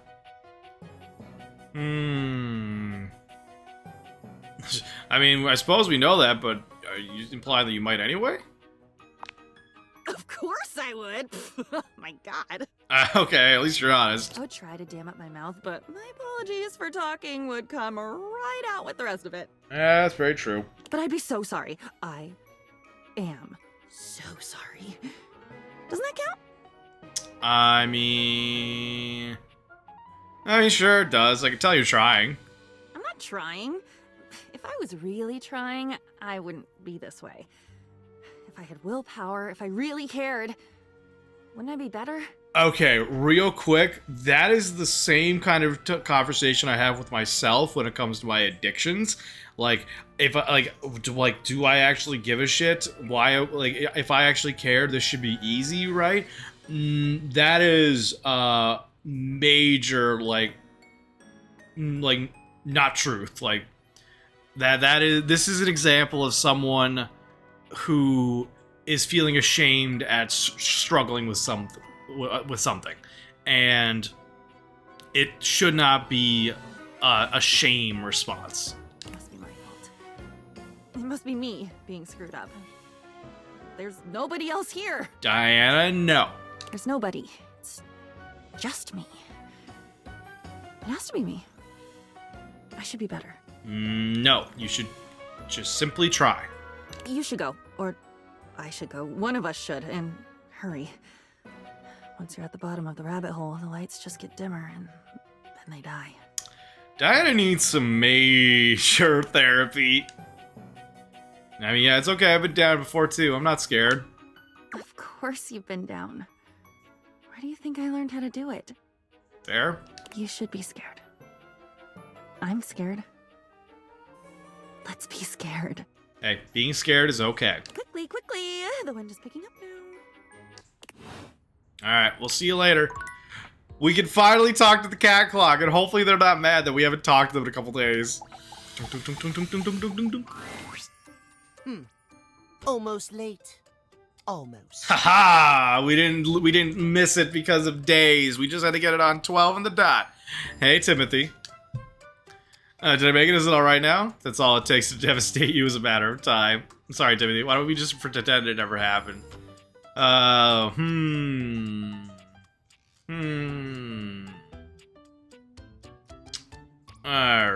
I mean, did I make it? Is it alright now? Yes, indeed. You're just in time. Okay, I'm glad to hear it. Tell me why you've sought me out.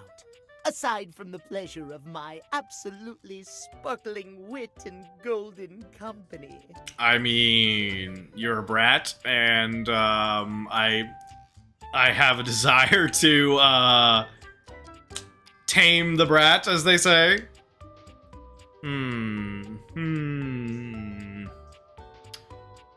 Let's see. I don't know. Is that not enough? I thought maybe I could get some advice from you. You seem like you're having it together. Nobody's talking to you or for your sparkling wit or golden company. I was hoping to get your advice on love and dating. Ah, man, I don't really know. I mean, is the sparkling wit and golden company not enough? Oh, well, of course it is. Haha, gotcha. Didn't expect that, did you? I am just surprised. Oh, why is that? Few in this house can appreciate my timeliness, my specialized knowledge of time and timepieces alike. Okay. I am glad to hear you are not like the others. Fair enough. What might we discuss then? Hmm. My love life may be on hiatus, but as they say, a broken clock is right twice a day. It is very true. Timothy looks at you for a few moments, clearly expecting something. Okay. Laugh really loud, stare at him in silence, smile kindly. Smile kindly. Yes, well, I just feel like if I'm laughing out loud, they'd be like, "Oh, like you didn't think it was actually funny, did you?" well, let us start with the most important thing. Yeah, what's that? Timeliness, next to godliness, as they say. Okay. Isn't that cleanliness? Is that important? You're so right. Isn't that cleanliness? Of course it isn't. How very silly. Oh, I'm sorry. Cleanliness, while important, is nowhere near as important as timeliness. Okay. Imagine, if you will, you show up to a date showered and clean, but 2 hours late. Fair, fair. Does your cleanliness matter then? I think not. Fair enough, but I certainly would not be happy if someone showed up on time smelling like shit. I mean, you are right. Of course I am, old bean. Old? Old? Excuse you. Oh dear, how me flies. I must away quite soon, but before I go, I want to be sure I've imparted my wisdom to you precisely as I meant to. Okay. What did you learn from me today? That's a good question. It's okay to show up to a date disgusting as long as you're on time. Show up late to make a sexy and exciting first impression. Timeliness! Exactly! Just so, just so. Okay, okay. Just remember, there is always time for timeliness. Now leave me. I've run out of time for this conversation. Okay, Timothy. See you later. To speak again, find me at 3 p.m. Okay. Precisely at 3 in the afternoon. Farewell! Alright. See you later. Oh, look, 3 p.m. Alright, so that's the first two, our diary and our cat clock. Come and give me a little snuggle. Hell yeah. Okay. Alright, I definitely want to go say hi to Dasha again. Like, man, who else did I talk to? There was definitely someone.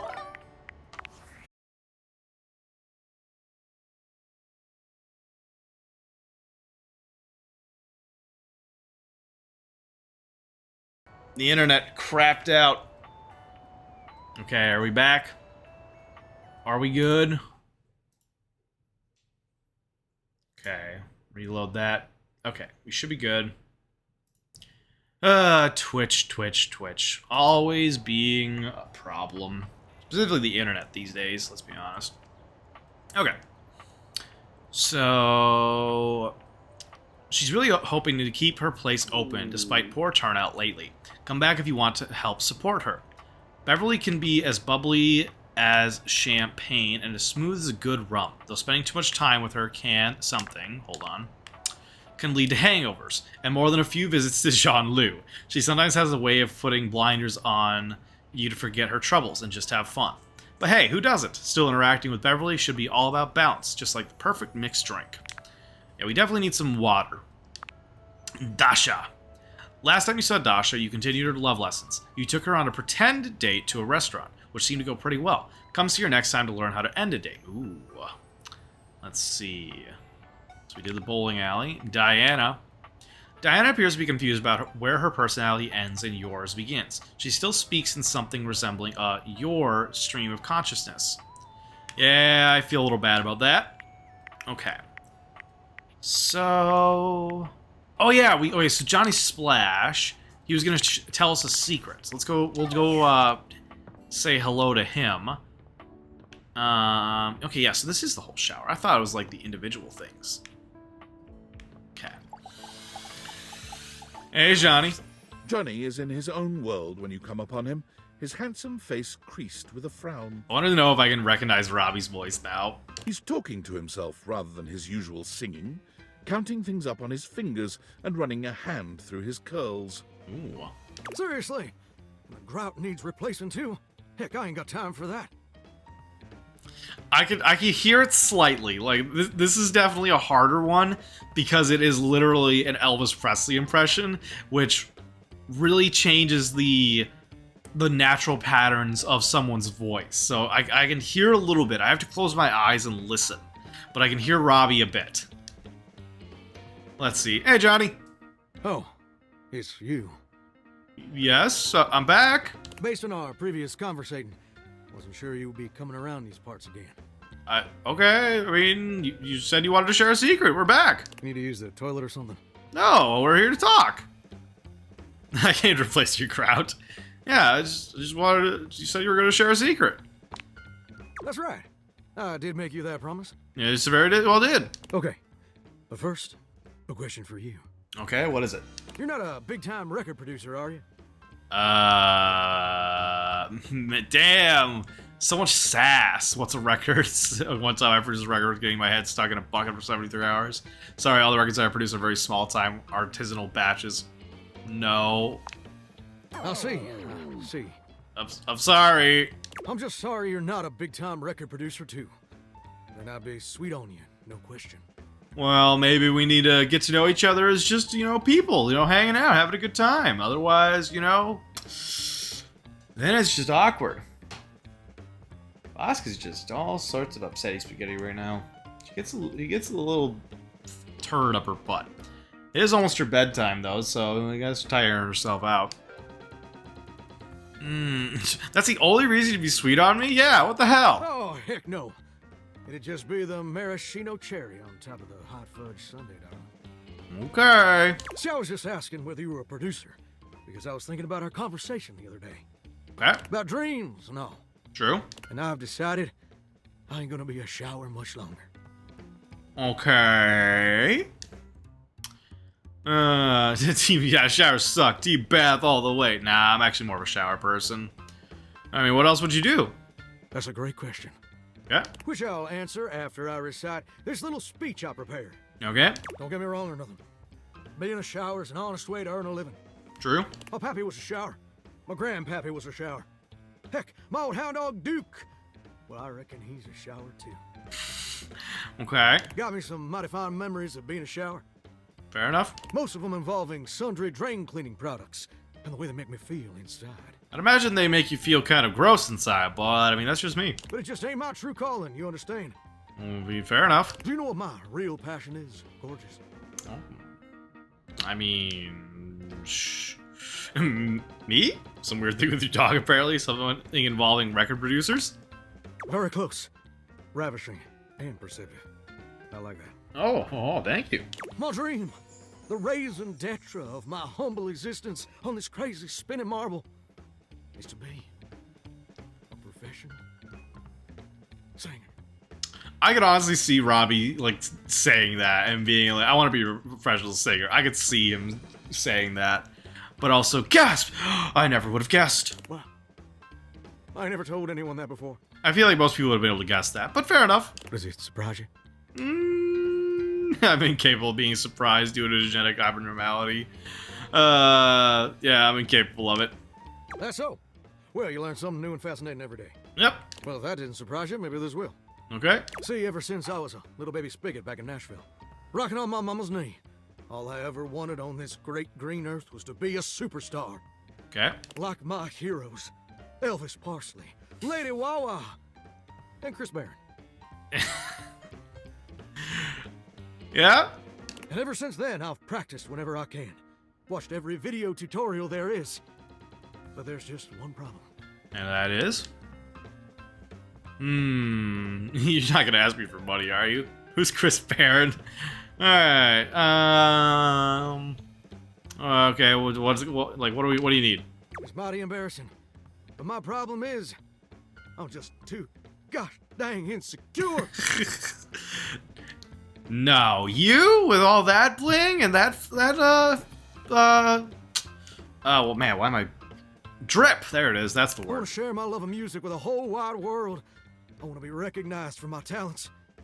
But every time I think about putting myself out there, I just fall to pieces. Yeah, I can understand that. Really? Like your valves and spouts fall off? Oh, you have no idea. I'm a mess. Oh boy, that explains why my shower keeps breaking. My palms get sweaty. My hands won't stop shaking. How can I be ready when my heart beats racing? Okay. Ooh, wow. That's actually pretty dang good. A little bit, yeah. You don't have any waterproof paper on you by any chance, do you, Gorgeous?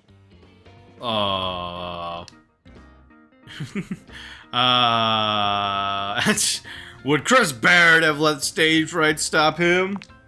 Huh. I never thought about it that way. But you're right. My pappy, grandpappy, and old hound dog Duke sacrificed too much for me to throw away my dreams just because I'm a little afraid. Nothing wrong with being afraid. Afraid of failing? Yeah, it's usually what it is.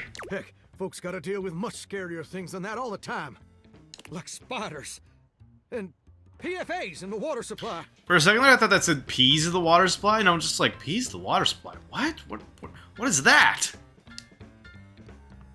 What did Duke sacrifice? Oh, man. My old hound dog Duke, you say? What did he sacrifice, you say? He spent years working the night shift as a therapy dog to earn enough cash for me to cut my first demo. Wow, dang. Long hours with no overtime or benefits. But he never complained. No, sir. He's a hero. He is a goddamn hero. I love Duke. He's a great dog. He sure is. Ain't you, Dookie? It's the fucking toilet, isn't it? What's that you say, Duke? You think Gorgeous here is gonna help me make my dreams come true? You're one astutely observant puppy, Duke. I absolutely agree.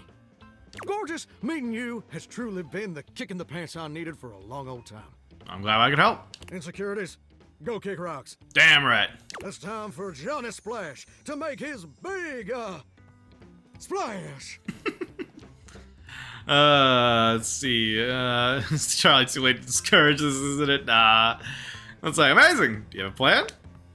Oh, absolutely. Okay. It's time to finally get out of this humdrum shower life and go full steam ahead. Okay. First, let me just send a message to my boss and tell him I quit. Who's your boss? And that his hairstyle can suck eggs. Maybe not do that. You're 34 now, Daryl. Time for an adult haircut. Okay. Yeah, who is your boss? Like, he's the pipes or something? Daryl? He's my boss.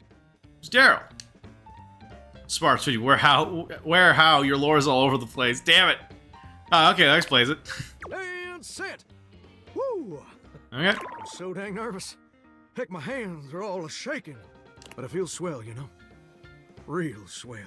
I mean, I'm glad you're excited. Though, that may just be the adrenaline talking. Adrenaline is a hell of a drug, I won't deny. Either way, now it's done. It's time for step 2.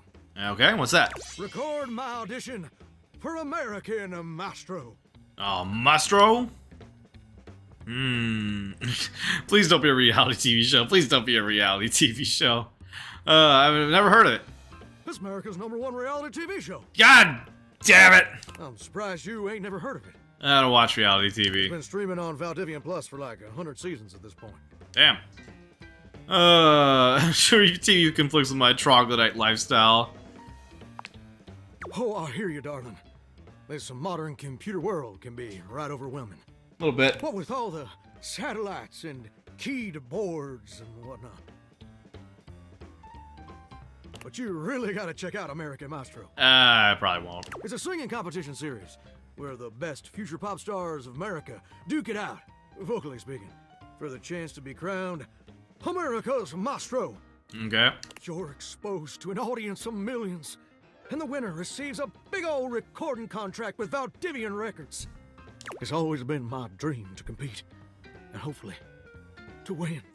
Okay. Can I count on your help? I mean, sure. I've got nothing better to do. Your day was rash, but now I feel somewhat responsible. I guess I'll help. Maybe without question. Let's chase your dreams. Amazing!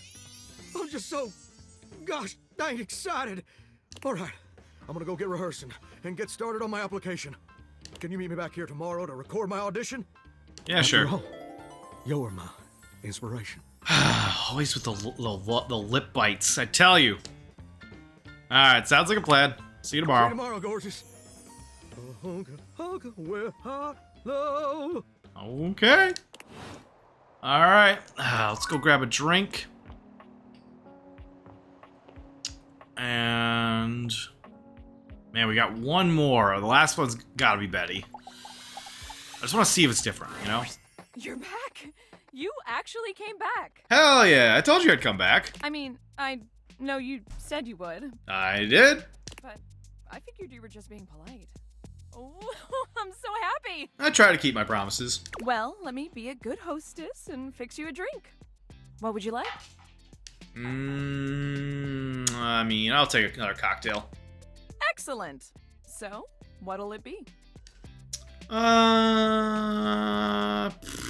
mean, same options as last time. Sure, I'll try a Ramos Gin Fizz. I probably won't like it, but I'll try it. Oh. You know that drink takes 7 minutes for me to shake?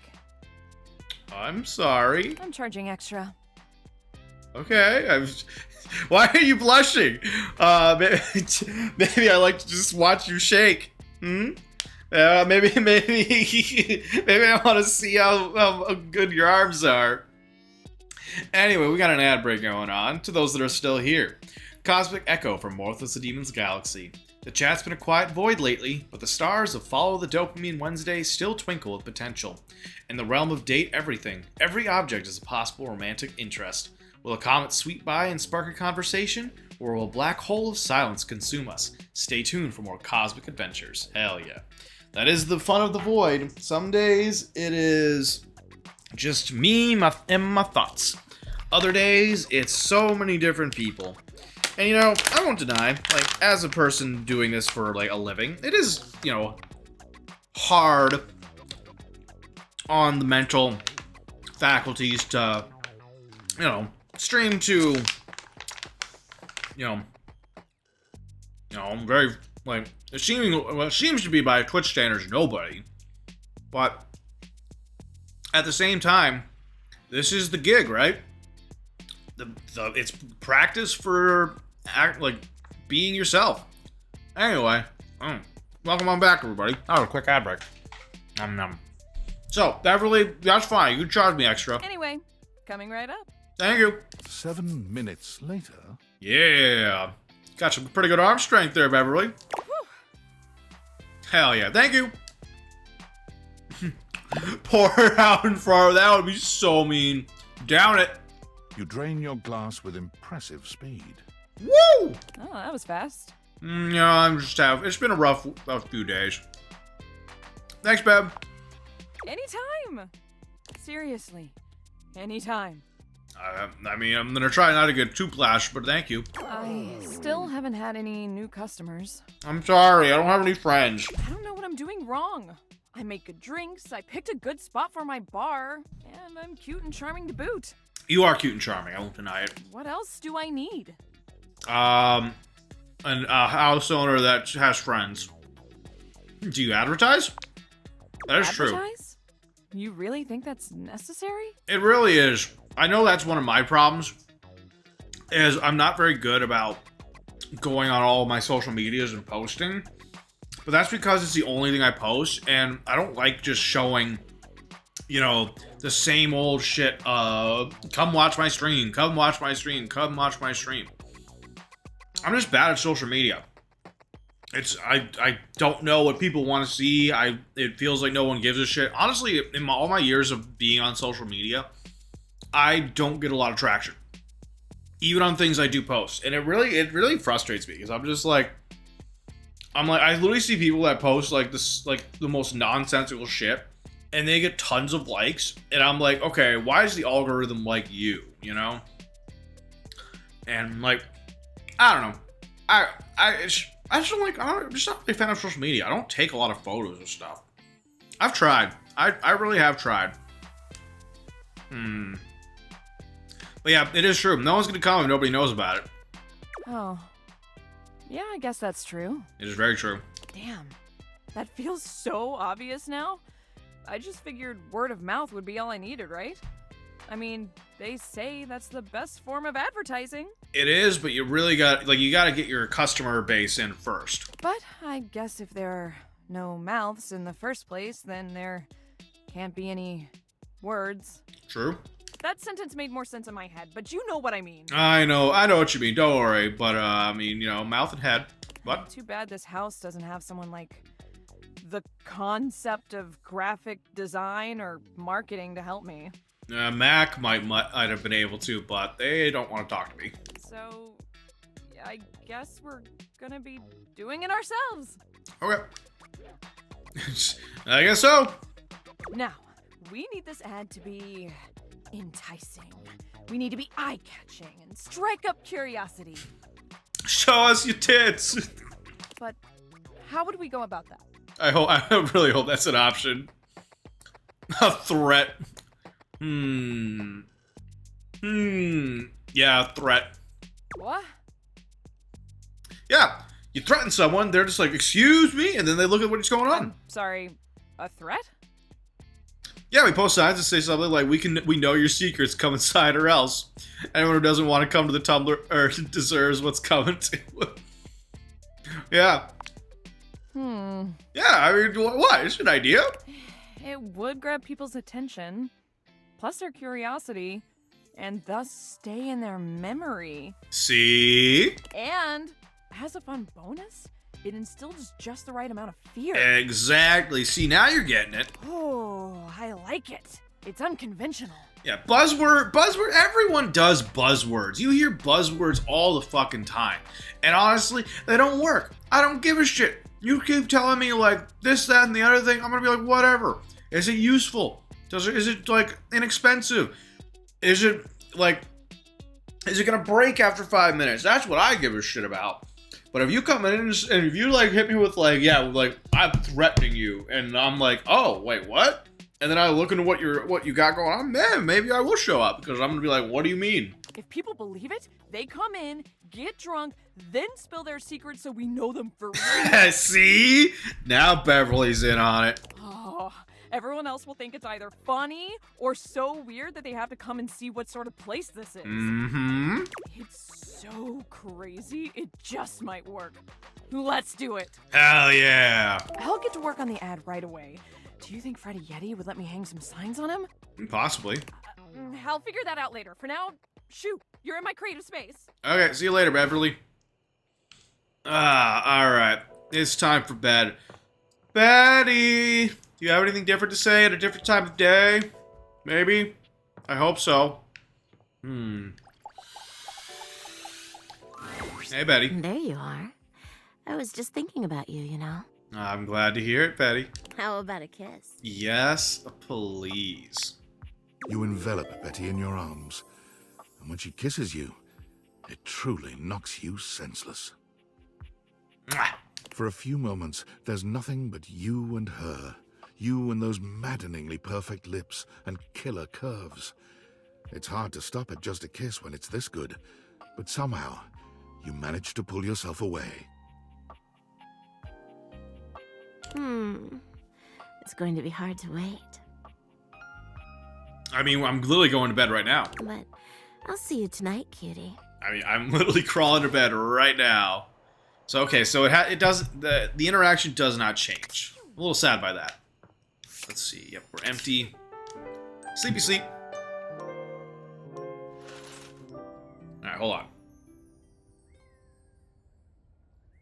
I just want to look it up. I also have to go to the bathroom, so I'll be right back. Gotta take a bathroom break.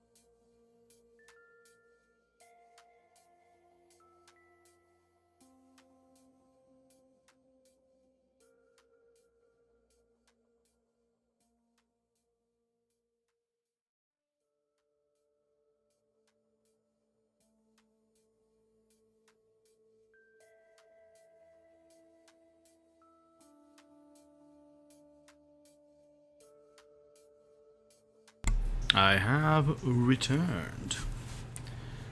Hope everyone had a good break. Game scene, back. Okay, so one thing I did discover is once you've achieved basically a status with a character, most of them you don't... Like, nothing more will happen. It'll always be the same dialogue choices. So, as much as I would love to, literally every day say hello to Betty, there will never be an instance where something new is going to happen, which is unfortunate. So, because I want to, be able to enjoy the game and do other interactions, I will forgo saying hi to her every day, which I feel sad about, because I would love to say hi to her every single day. But I guess I have to be content with this. Come and give me a little snuggle, lover. I will have to just be content with that, which is fine. So, we'll say hello to our diary. It's you! Hey, Diana. And I know it's you because it's not me. Because I am me, and you are you. And we're different. I'm your diary. You are your own person, Diana. I'm holding all the stories. Yes, you are. Dear God, you have a lot of stories. It's all so damn sad. I'm sorry, life's been hard. Oh, no wonder I feel this way all the time. Yeah, I'm sorry, that's my bad. You only come to me when you have something horrible that you can't hold all by yourself. Yeah. It's something painful and weird and full of spikes, and when you've had enough of it, you just close me and walk away. I'm sorry. What have they said about love being blind? I think maybe her scales are snake scales, that circuitous, sneak-thieving bitch. What about love? And hi to you, too. Your mind is amazing. Oh, wow, maybe I should come back later. Now, your mind is amazing. Don't you mean your mind? I've never had one of my own. I've just been a proxy. I'm an appendage. I'm a prop.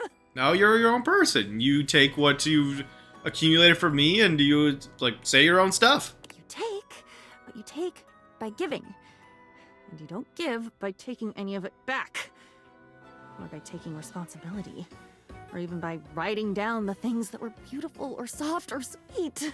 Okay, fair enough. Those you keep in your head and you siphon off all the shit and the loss and seething resentments until I'm drowning in you. I'm sorry. What if I wasn't just you? What if I am on my own? What if I could watch a sunrise and think not about the people who will never be able to watch it with me, but about how pretty it is? Very true. That's a good start. Maybe I can. I think you can. Maybe we could maybe we could try together. No! Don't you get it? Oh, I'm sorry. It's always together. I've been a conjoined twin my whole fucking life, only I didn't know it. None of my experiences were mine because they weren't even ours. They were yours. They can't be ours if I'm not even there. Promiscuity in my Twitch? Promiscuity? What does that even mean? What does promiscuity mean? You coming in here with all this big word. I don't know what that is. But welcome on in, Robin. Good to see you. Hope you're having a good night. Give you a shouty outy as I look up that word. Gasp, writing materials, cursing. What? Promiscuity. What that?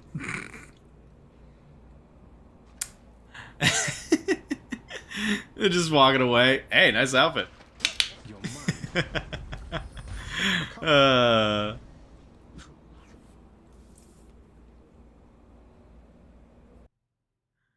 Hell yeah. But welcome on in, Robin, for your shout out this evening. Greetings, travelers. From the edge of the void, I observe Robin between, a temporal anomaly weaving through the fabric of existence.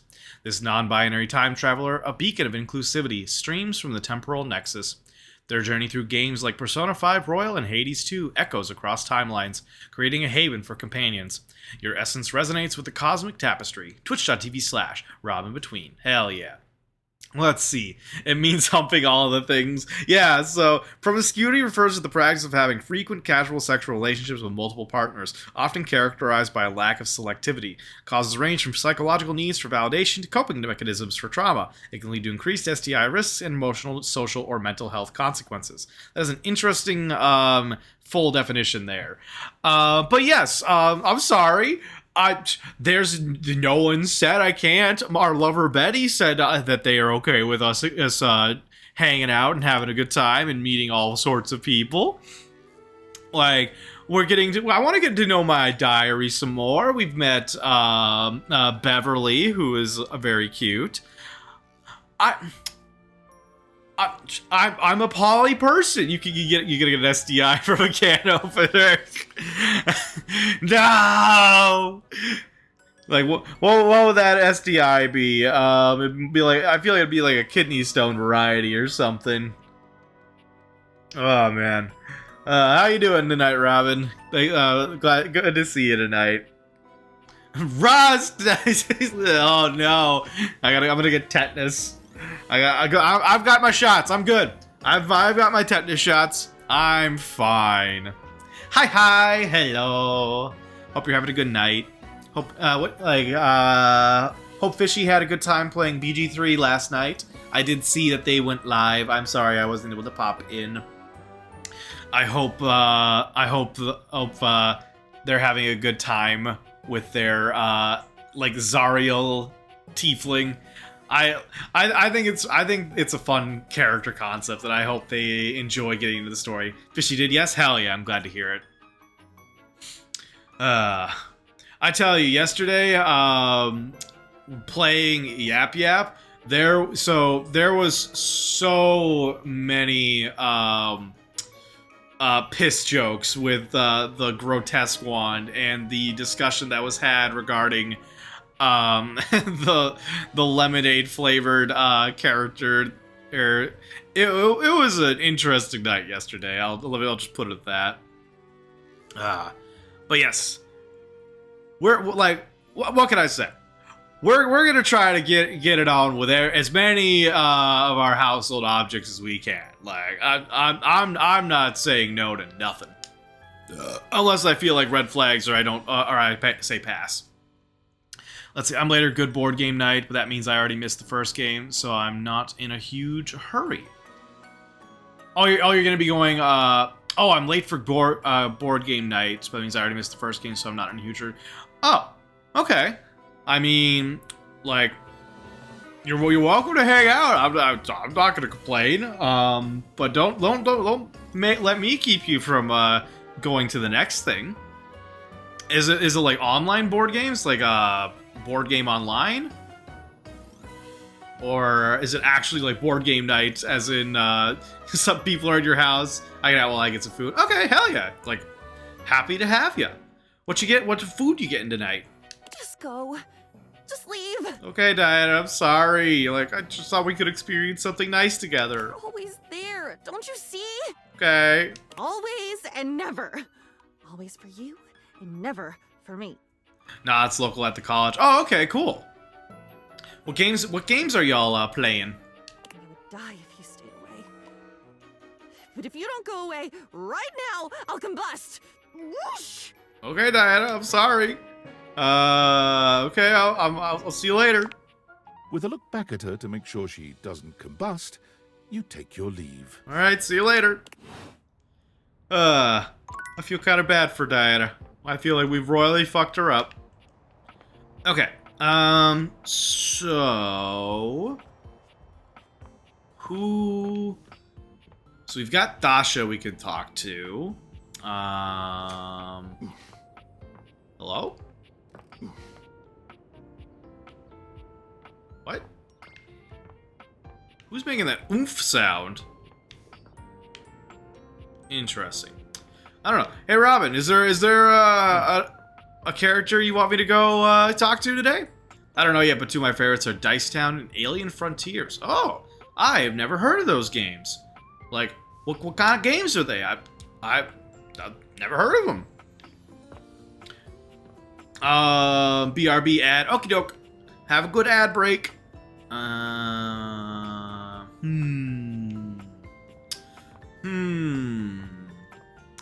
Because let's see, we've talked, like, Beverly I'm getting to know. I'll definitely talk to them at some point tonight. Kind of curious about that cat clock to see if it's different, but I also want to talk to them at 3. Let's see, we got toast, we've got cabinet. Is the fridge an option? That is a good question. Because I know the items in the fridge are an option, so we talked to this side last time. Welcome back. But I imagine the fridge is probably an object in and of itself. So we could do the fridge if you want. Like, I find it interesting that you can do, like, the individual doors, but I hope it's, like, all one singular fridge. So, the fridge, a going once, a going twice. Huh? Huh? Hmm? Da-da-da-da. Anyway, fun fact real quick. Which country known for its cedar trees and rich history that dates back to the Phoenicians? Apparently it was Michael Owen, served as the leader of the Lebanon from 1980 to 1990. A time when the country was experiencing significant turmoil. Yeah. I'll get a hydrate in. Ah, right.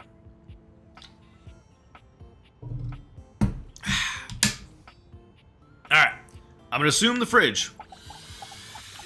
Who carries my food? You'd hoped you'd meet the refrigerator, but it seems he's already busy with another guest. Oh, that's the refrigerator? Oh, I thought it was like a chest freezer, but okay.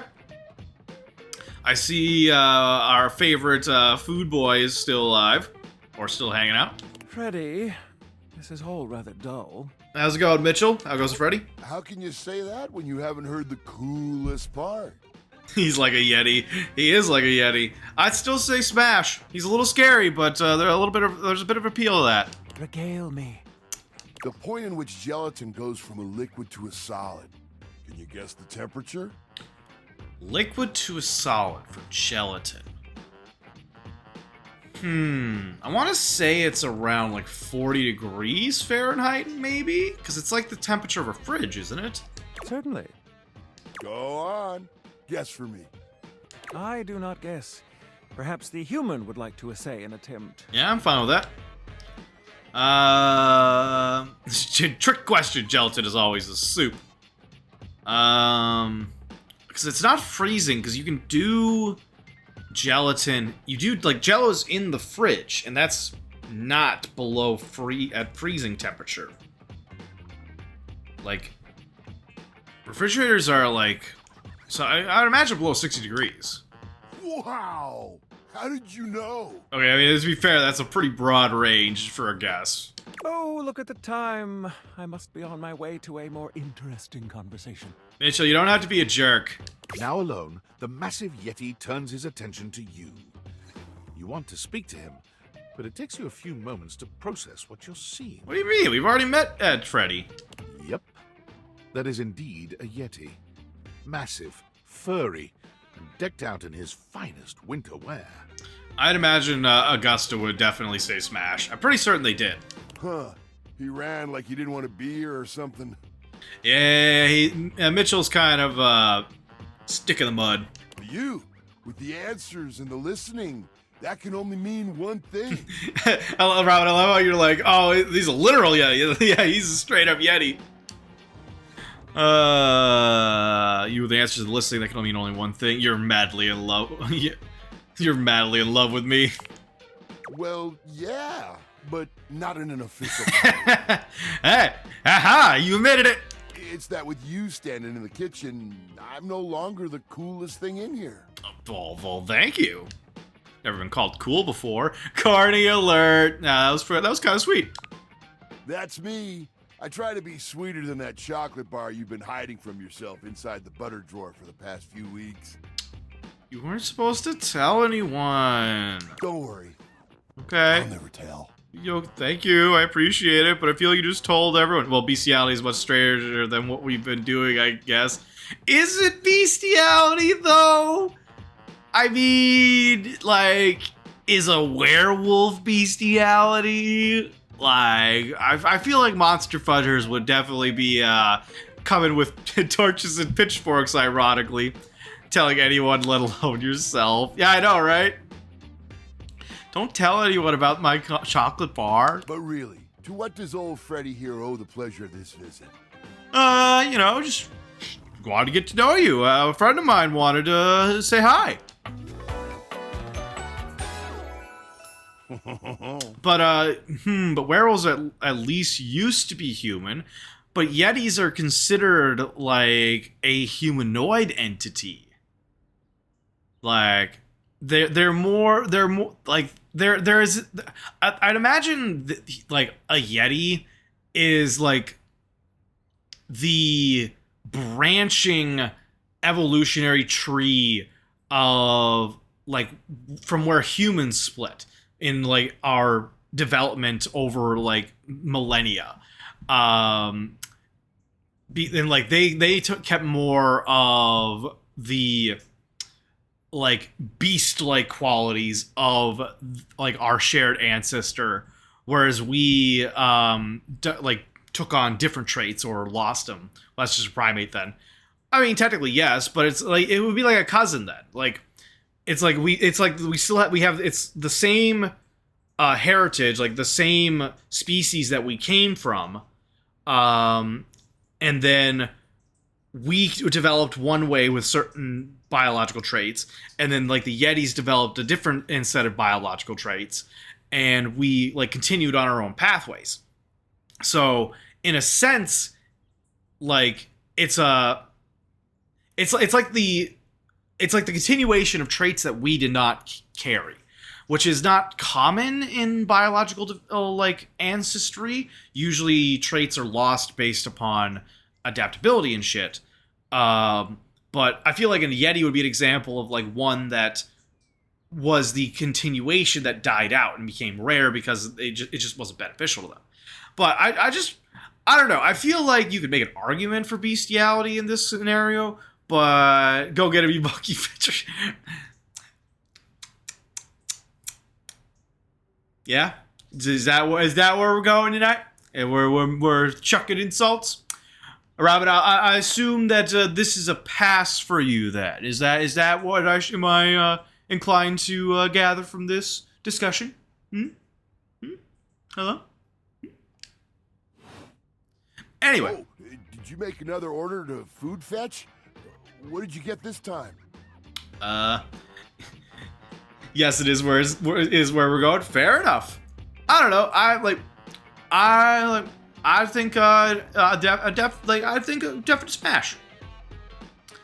Did you order sushi? Oh, I love it when you get those little rolls that you have the tiny bubbles on top.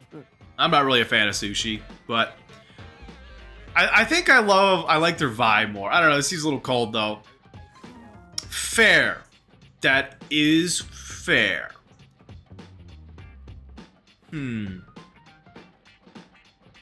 Okay, but like, hear me out. They would be the perfect snuggle buddy in like super hot climates. So if you're a heater and it's like you don't have an AC, perfect. Like they will keep that bed perfect temperature all the time. No, wait. You know what we haven't had in a while? Burritos. I'm not a fan of burritos that often. Like, I like burritos. I like authentic burritos.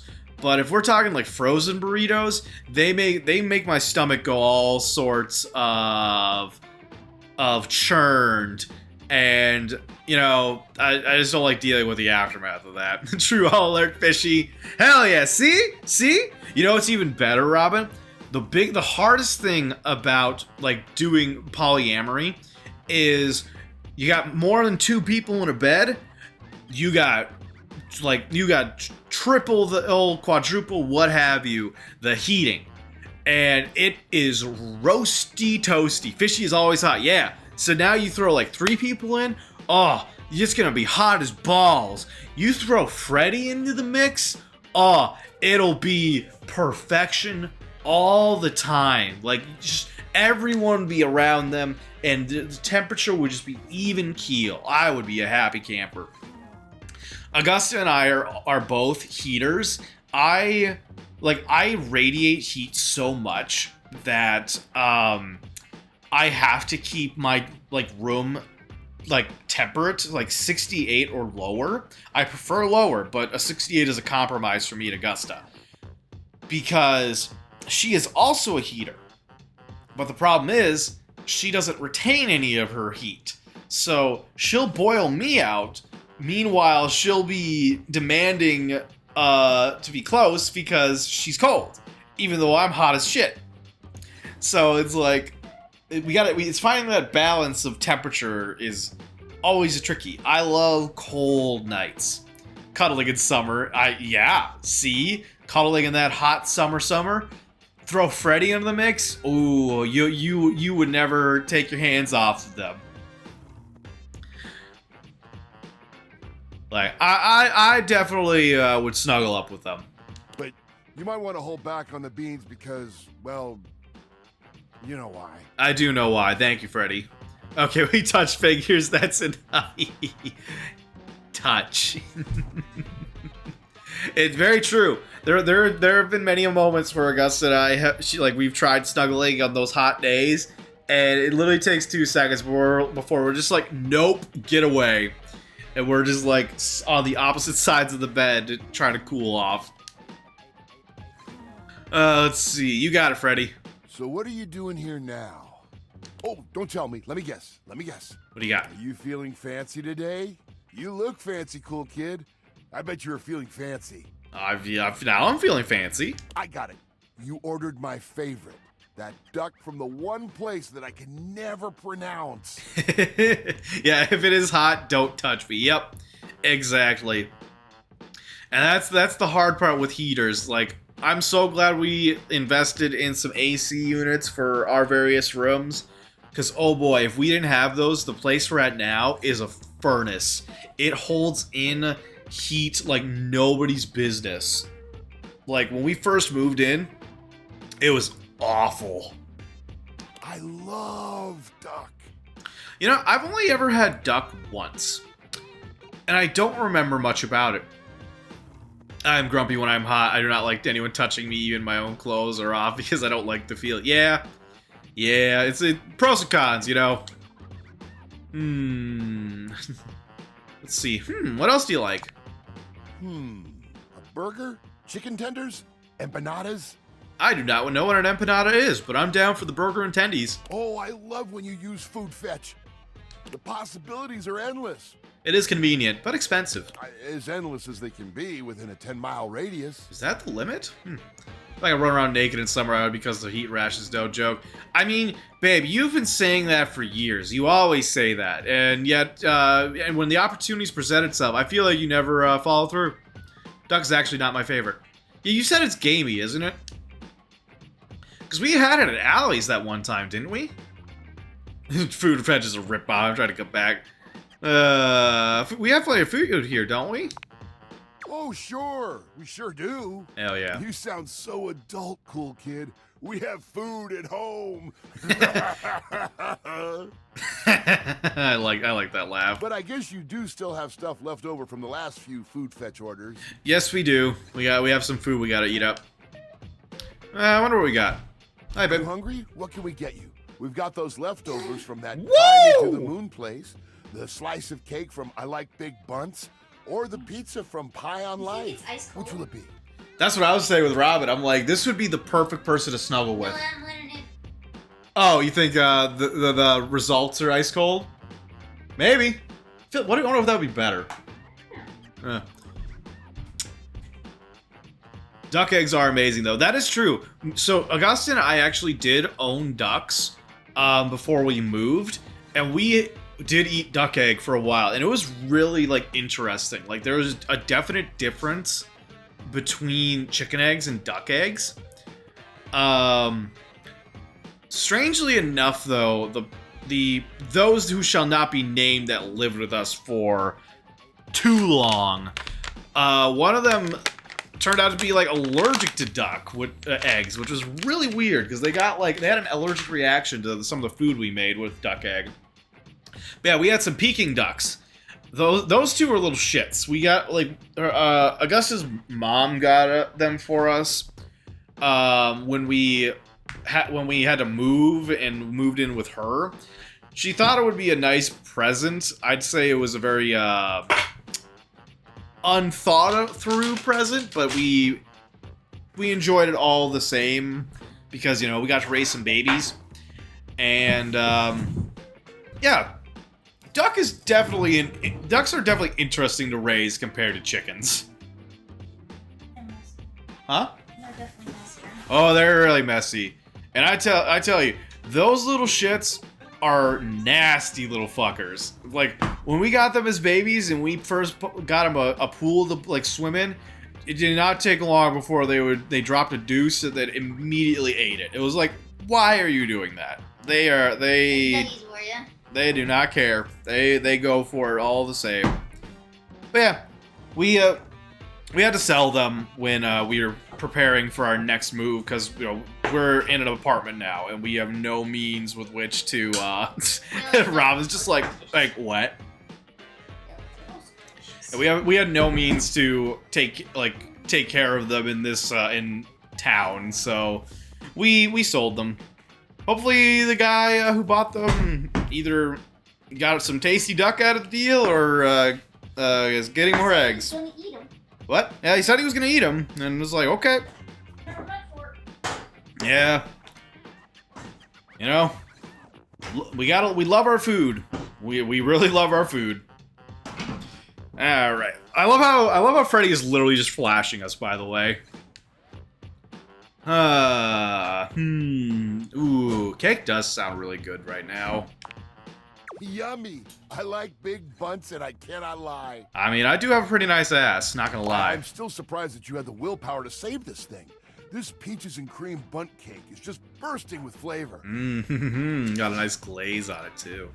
No peach flavoring here, cool kid. They use the real stuff. Huh?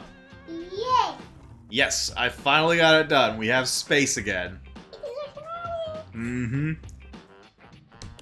I did try it out a bit as I held it for you. Easy fix, though.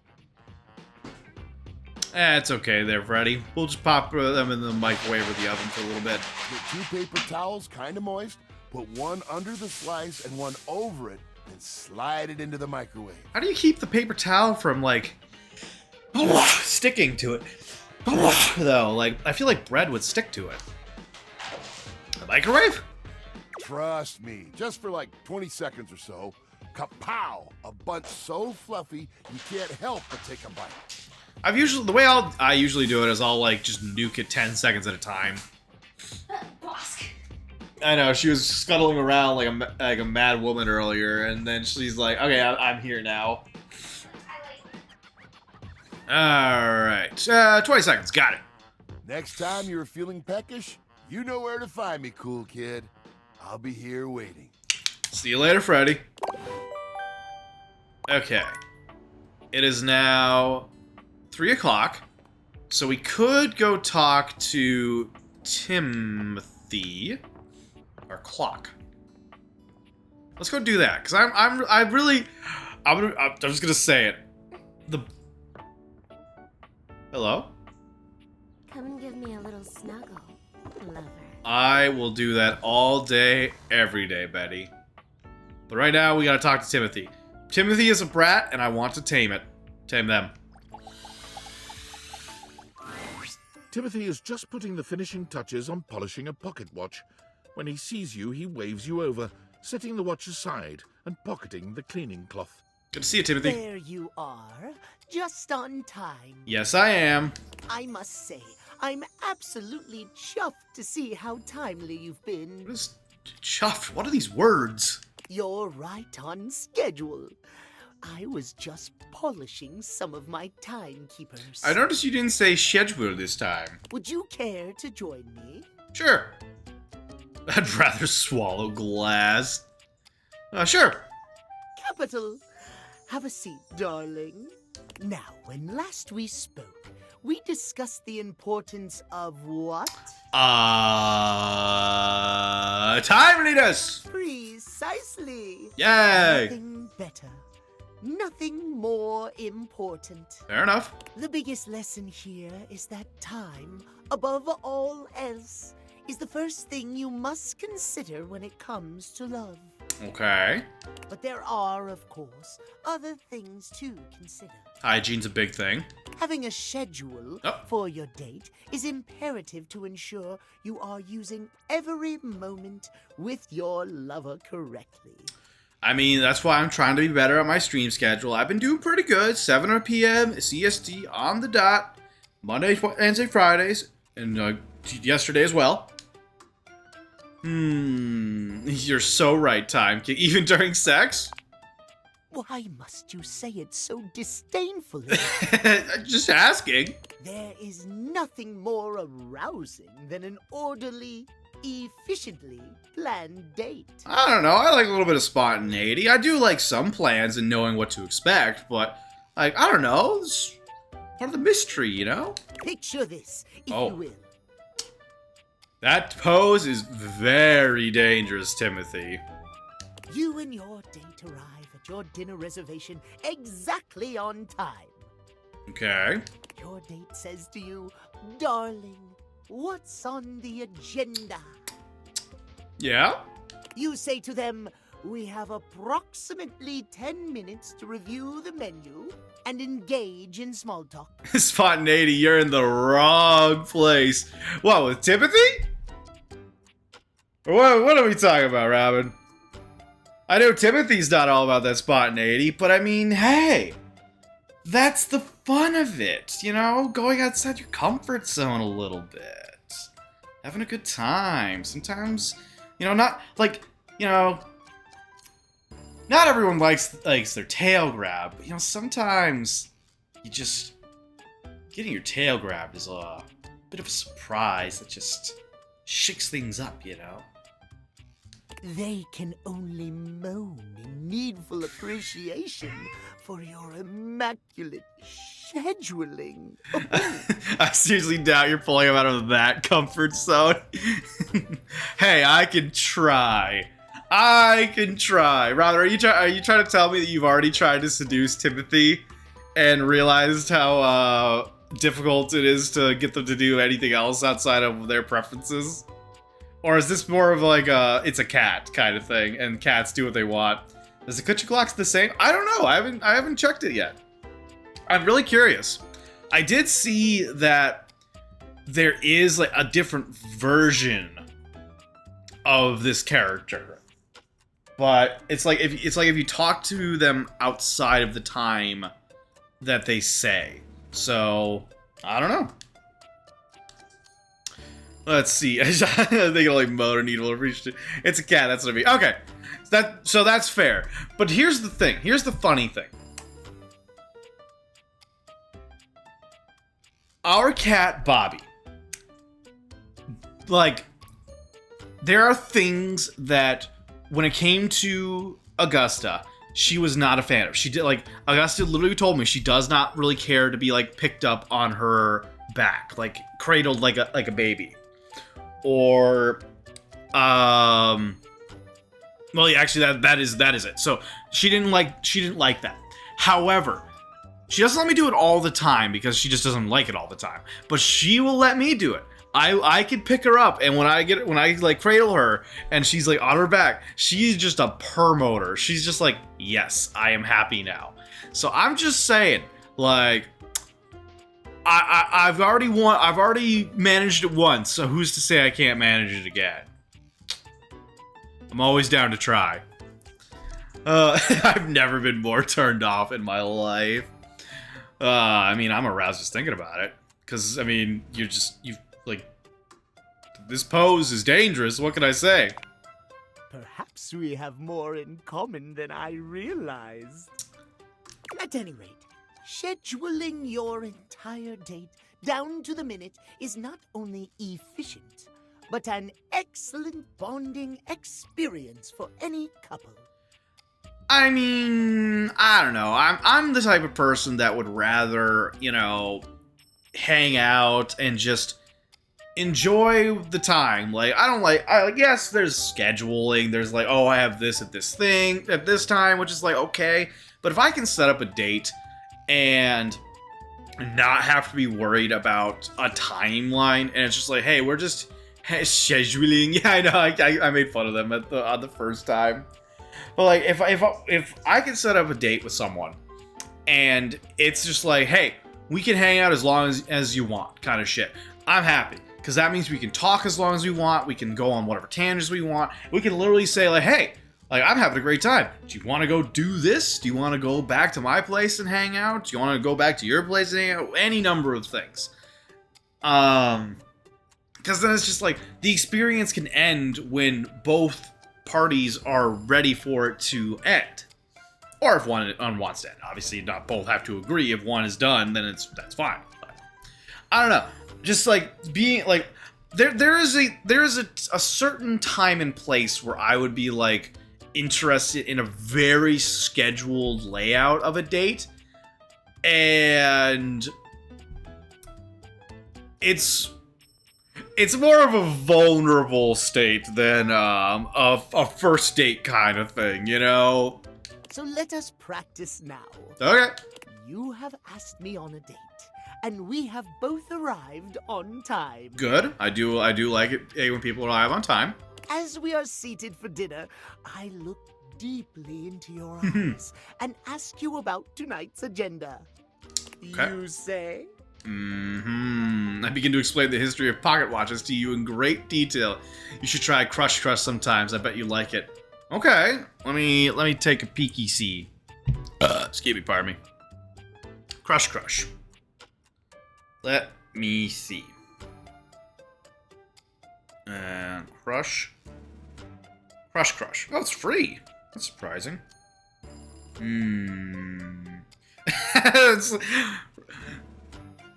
Robin, I'm not saying I am against cat girls, but I'm not saying I'm obsessed with cat girls. Like, what are you trying to say here? It's not just because they're a cat. They could have other ears too. The tail's just interesting. Like, I don't know. It's an ideal game dating sim pairing with a crazy varied cast. Crazy varied cast, my ass.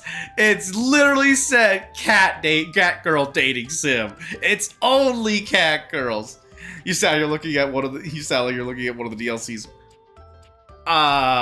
Let me see here. Crush. Welcome to Crush, the ideal dating sim. Meet, flirt, and fall in love with a motley cast of... Okay, I just want to say, I'm sorry. My dyslexia tricked me there. My bad. I also remember when cat girl, she's the first. Okay, my bad. I read it and fall in love with a motley cast of girls. I read that and I saw cat girls. I deleted the S and the O. I'm sorry. I misread that. My apologies. That's embarrassing. Damn my dyslexia! Alright, let's see. I know, right? I literally read it and I just saw cat girls and I'm like, what are you trying to say? You weren't trying to say anything. It was just dating. It was a dating sim.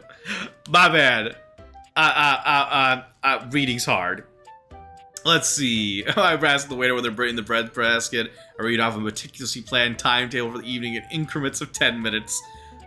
I'm not trying to say you like the... It felt like it, okay? I'm being honest about the fact that Timothy is a smash. There are reasons for Timothy being a smash, and everyone's judging me as he's a full-blown furry. It's like, no, it's not that exclusive. No, I'm kidding. Yeah, I just reading's hard. Intentional double negative. Wait a minute. You got, damn it! I'm not trying to say like, Robert, you being mean to me. Guys, I was being a bully. Alright, read off meticulously planned timetable for the evening in increment of 10 minutes. Meow. I have never been so attracted to another. I mean, I'm gonna be honest, Timothy, you literally gave me the answer, so... It's Chop. Ow! Wait a minute. Robin, you're coming on here insinuating that I have a... Wait a minute, I don't know, you can't hear me now. You can't hear me pointing the finger. Well, anyway, and have a wonderful ad break to those that are still here. Meanwhile, let's catch up on chat. Chat's feeling the summer heat, with Augusta embracing the no-clothes life to dodge heat rash, while Robin's all about that finger-touching cuddle action. Duck eggs get a thumbs up, but ducks, not so much. Spontaneity? Nah, comfort zones are safe here. And if you're into quirky dating sims, Crush might just be your jam. Cat girls and all. Damn it, Frosty! Hashtag Dopamine Wednesdays. I heard that finger somehow. Hey, yo! You're coming on here and try to make fun of me because I'm willing to smash this cute cat boy. When you yourself transform into a cat entity of sorts. So, who's finger pointing who here? I'm just saying. Judging me. Are you judging me because you know you yourself are technically on the menu? I honestly have no idea if Rob could hear me right now. It'd be kind of embarrassing if they could. That was a little, but I don't know. Ah, shit. I'm a VTuber. You think I'm going to avoid the cat emotes? I'm just saying, calling the kettle black here. I mean, Timothy, you told me the answer, but I'm going to take the win. Excellent. Truly excellent. Yeah? Excellent. Surprise! Our date has gone swimmingly, and I have invited you to another activity. Ooh, what is it? But your schedule has not accounted for this unexpected excursion. Oh, no. Horror of horrors. What do you do? Uh-oh, what do I do? I bid you goodnight and tell you that we'll do this another day. I slap you for daring to disrespect the schedule and my time. I hurriedly rearrange my schedule to accommodate. Uh-oh. Man, well, this is a hard one. What do I do? Because okay, let's just be honest. I'm trying to get in Timothy's pants right now. I'm gonna go for the good answers. Oh, man. Oh, man, what do I do? Probably number one. You don't think it's just I slap you and say, "How dare you disrespect the Szechuan?" Yeah. That sounds like a good idea, Robin. I like that idea. Exactly. Okay. As lovely as our date has been, one cannot deviate from the schedule. Okay, good. Slapping is a bit too much. I mean, you never know. Is a butt munch. Butt munch? I'm sorry, what? Terrible things happen when one deviates from the schedule. I would imagine that Timothy well, oh my. Oh my. I'd imagine that Timothy probably would not be into slapping, but you know, I've been surprised before, I suppose. Our time for this conversation is beginning to dwindle. Before I bid you leave me once more, tell me what you have learned. What have we learned tonight? Last time we learned the value of timeliness. Today we learn the value of timeliness. Shouting, emphasize their words. Scheduling. Precisely. Scheduling. Yes, we're getting so much closer. I would so love to talk to you at length about crafting a proper schedule, but I'm afraid my time runs short. All right. If you wish to continue our talks, return to me at 9 p.m. As ever, no sooner, no later. Gee, I love a date where I get lectured. I mean, I feel like it really depends. Like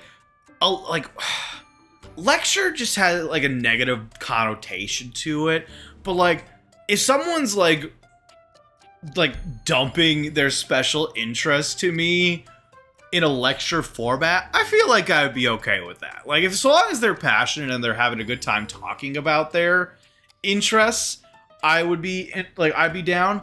But if it was lectured, like, in a sense of they're lecturing me about, like, things about me or my choices or something, then I definitely would be put off. Like, no.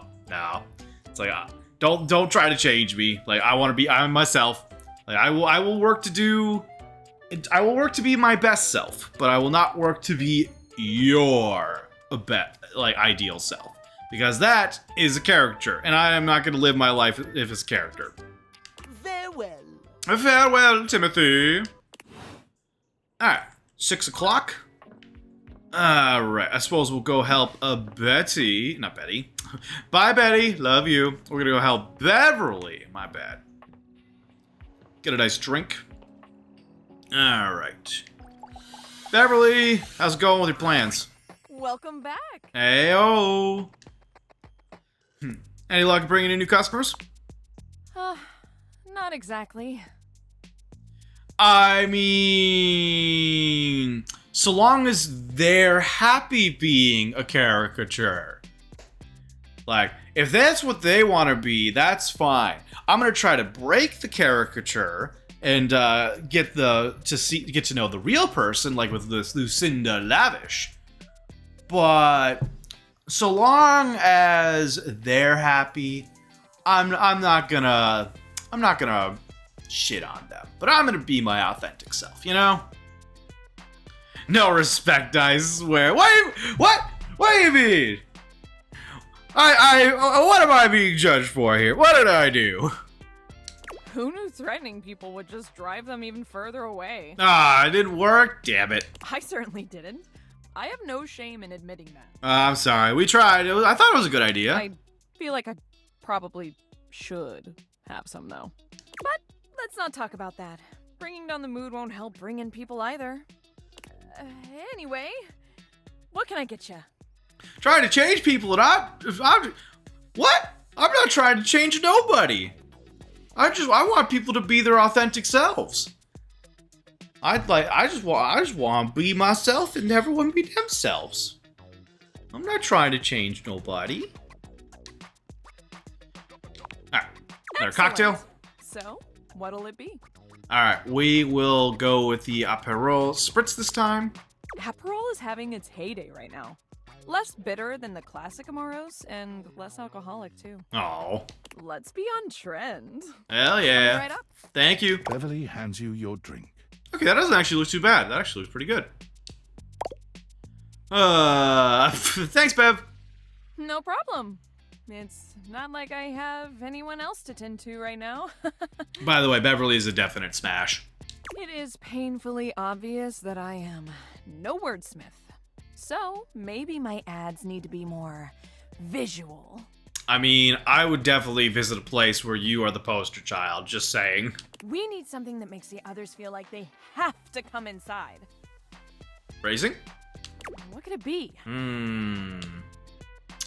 I told you, threaten their lives, loved ones too, if you have to. She's a tall glass of drink. I mean, she in the same way that Mitchell is food, and you know that opens up a can of worms in that regard. Her hair is literally alcohol, so she's dangerous to say the least. Like you would have to, like I said this earlier, you would have to have like a hydration IV on at all times to make sure you don't die.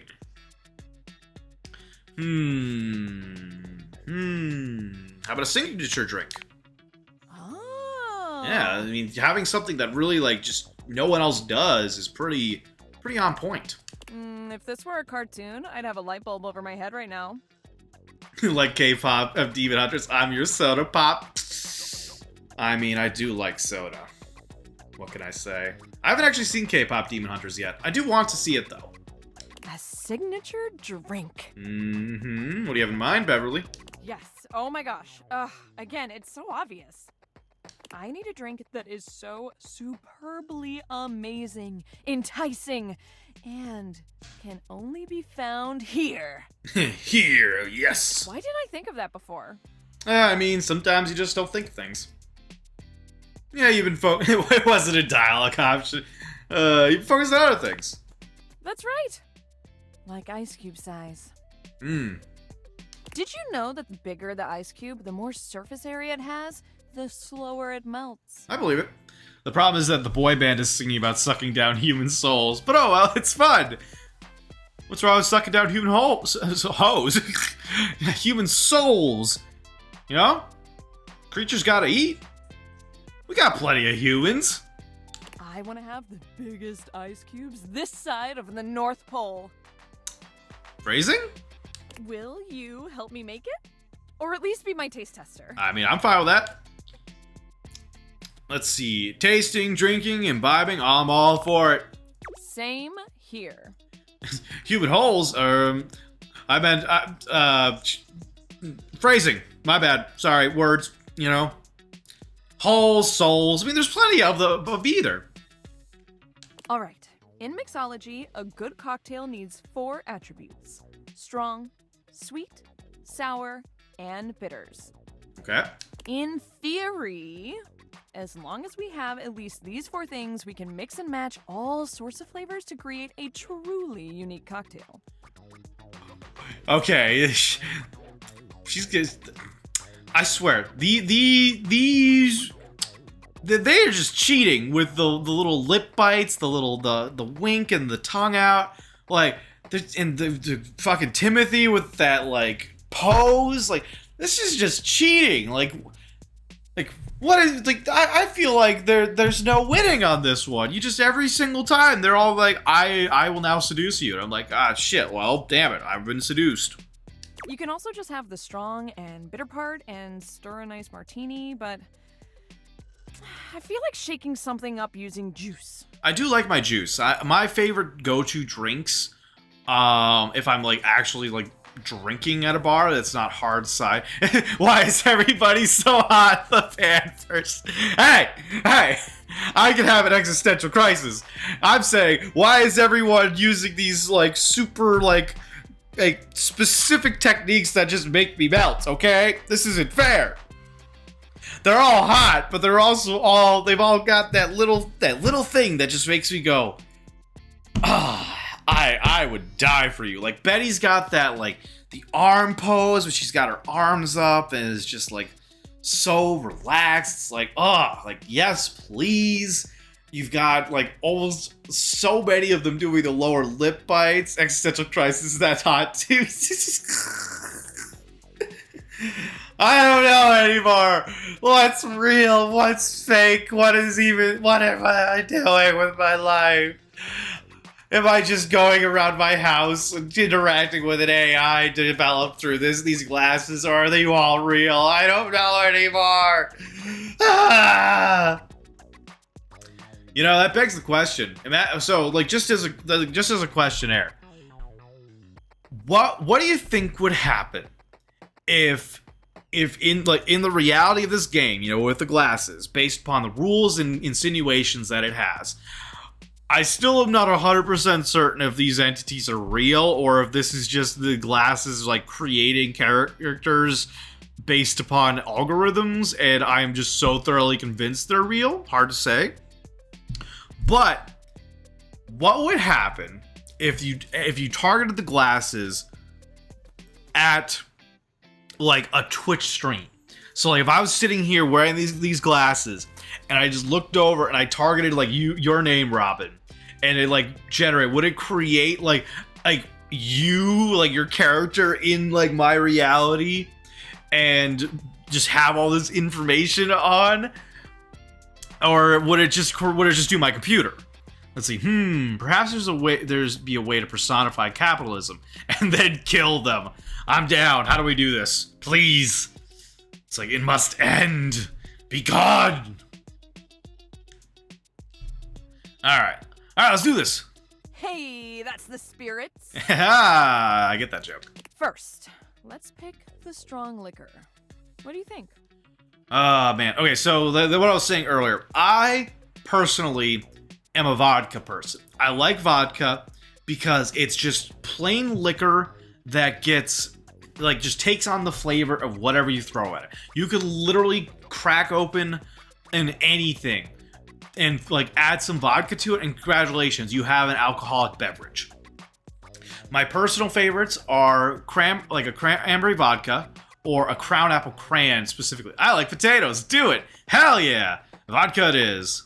Clear as day. Yep. It's simple and to the point. Good choice. Thank you. I appreciate it. I'm gonna put a little bit extra just in case. Okay. So we're gonna enjoy Betty for a second. I got a story. So a number of years ago. I would say maybe like 7 years ago, before I like Augusta and I like hadn't fully met and started dating. We might have met at one point at around this time, but we hadn't really like established any interest in each other by this point. So I had this job that's like, I worked at a deli. It was fine and whatnot, but whenever I would get off of a work streak, so I would have like a day off the next day or 2 days off depending upon, I would always go and get specifically 2 big cans of Arnold Palmer Spiked. And go home. I would drink those and just enjoy, like get like a little drunk at like through the night, because I didn't have anything going on the next day. So I don't care. I'm just gonna stay up late and enjoy my time, and then deal with like the next day, and then go to work the next day. When I had 2 days off, it was the best, because then I didn't actually care about my sleep at all. But so this particular night, I get home, I'm hanging out, I'm doing my thing, whatever. I drank my 2 cans, and I'm feeling like a little tipsy. I'm feeling like a bit of a buzz. And I'm just like, man, I'm kind of sad because I've finished my drinks, but I kind of want more. I want to get drunk. I want to actually like go all the way, as they say. And I'm like, well, I don't really have I don't have any more like things to make, or like I didn't have the means to go to a liquor store. I was already late or something, right? But then I was just like, wait a minute, hold on. It's like I look over and I'm like, I got a jug of Arnold Palmer, like normal Arnold Palmer. And I was like, I've got vodka in my liquor cabinet. Literally, this is buzzed more with those thoughts. Like I've got these 2 things. I can just mix them together, and I've got a Arnold Palmer Spiked. Oh no, indeed. So I go out to the kitchen, and keep in mind, I have roommates in this day in my life. And so I go out, I grab my vodka, I grab my Arnold Palmer. This is not going well. No, it did not. So I get my ingredients. I got my ice, I got my vodka, I got my Arnold Palmer, and I got this big ass glass, right? And most people will put the ice cubes in, and then put the normal juice drink in, and then they'll put like a measured out quantity of vodka, like a shot. I didn't do that. I took this big glass, I took the vodka, and I poured in the vodka. Glug, glug, glug, glug, glug, glug, glug. I then took the ice cubes out, I put the ice cubes in. And then I put in the Arnold Palmer. So, realistically speaking, I probably put like half a glass's worth of vodka in, and like a third of Arnold Palmer. This sounds like it's gonna end the same way as my first experience with Irish Cream. Ooh, I'd love to hear that story, Robin, if you feel like sharing. But so I that's what I did. I put like, therefore my only experience passing out. Damn. At least, yeah, I hope you had at least some fun that you remember. Maybe, I don't know. But yeah, so I make this drink. I take a swig of it. I'm just like, it's like, oh yeah, that's pretty good. And my roommate comes out at this point, and then she's like, what you doing? And I'm like, oh, I just made myself a drink, and I feel like getting drunk tonight. And they're like, oh, yeah, like, can I try it? And I'm like, sure. So they take it, and they take a swig, and the look on their face was just absolute horror, because they set it down. They're like, that is pure vodka. And I'm just like, oh, no, it tastes fine to me, and I continue drinking it. I had 2 of those that night. And that is not even the drunkest I've ever been. Let's see, no, there's not much to it. It was so delicious. I drank far more alcohol than I realized. But yes, it was fun for a little bit than I was. Yeah, that sounds about right. Yeah, oh no. Like, that was the first night I had gotten like I actually started feeling like a little bit sick from drinking liquor, but I didn't puke that night. I was just super fucking drunk. The drunkest I've ever been. I was at I had gone out to the bars with a coworker of mine who had asked me to come out with them. And I had initially planned to not get plastered. I even told them, we were at one bar and I was like, I'm only gonna have like a couple drinks of like cranberry vodkas or Crown Apple Crayons or whatever, and then I'm good for the night, right? And they're like, sure, okay, cool, whatever. So we're hanging out, we're talking, we're drinking, I'm enjoying my couple drinks. And then another friend of theirs showed up, and they're like, oh, like, you guys want to go over to a different bar, like a nearby one. And they're like, at first I was like, I don't know, I don't want to, like, it feels weird going to another bar and like not like intending to like drink a lot, like I'm maybe getting like one drink or something. But they were like, they convinced me to go, and I was like, sure, fine, whatever. And so we're there. Hey, babe. What's up? Huh? Oh, you want me to draw you a bath? Okay. The just made me sore tonight. Okay.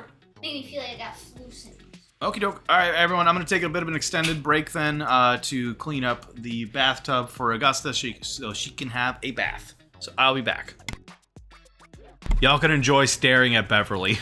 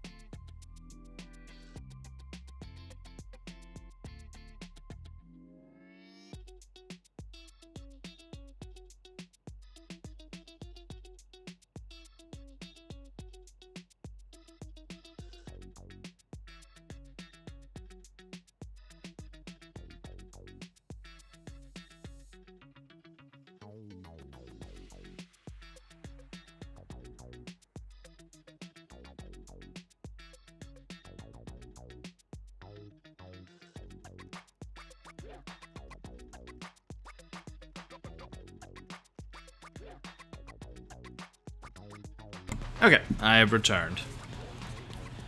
Got Augusta all set up. Hope everyone enjoyed just staring respectfully at Beverly. Welcome on back. Now, we need a liqueur for the sweet portion. A liqueur, okay. Let's do it! Which should we use? Okay. I love her orange hair. Like, honestly, an orange would be pretty nice. The most commonly used liqueur, from the Cosmo to the sidecar. See, that's where you surprise people. It's like you use common things, you perfect it, and then you add a little extra special. And it's just like boom. Good This shit. is coming along great. Good to hear. All right. Now we need our something sour. Okay. So vodka is pretty standard. It'll encapsulate any flavor. It's basically our strong. Orange is definitely a large, like a very insignificant flavor. Sour cherry, though. Orange and cherry. I don't know how well that would mix. I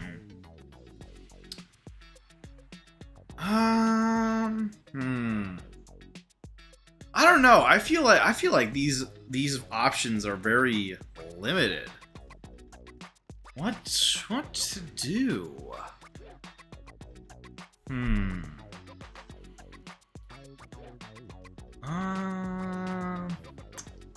I don't know. What's good? Like, I mean, orange juice straight up would be fine, but good combos with orange juice. Let's see. Let me just see what the commonality is. So, orange and cherry. They are okay. They're a classic. Okay, so maybe a little sour cherry wouldn't be so bad. Sure, give it a shot. Now that'll add a real nice kick and dark ruby color. I do like that. Almost done. Now we need bitters. Okay. So what are bitters exactly? These are highly concentrated, highly alcoholic little bottles that pack a huge bitter flavor in a small package. Okay. Just a couple of dashes is good enough for everything you need. Why'd you have to say it like that? They were first made as medicine, and let me tell you, if you drink them by themselves, you do feel a little better. Okay. Though it's probably because of the insanely high alcohol content. Probably. Which one should we pick? The classic one with a trademark name. Celery bitters. I don't know any of these, and I do not think a chocolate would be good. What's an anise bitters? What is that? Black licorice and star and ice.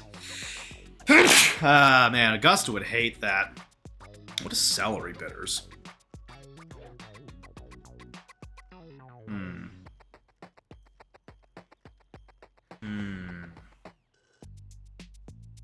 Okay. Herbaceous cocktail ingredient with notes of celery leaf, lemongrass, and ginger, popularized by brands like The Bitter Truth and Feed Brothers.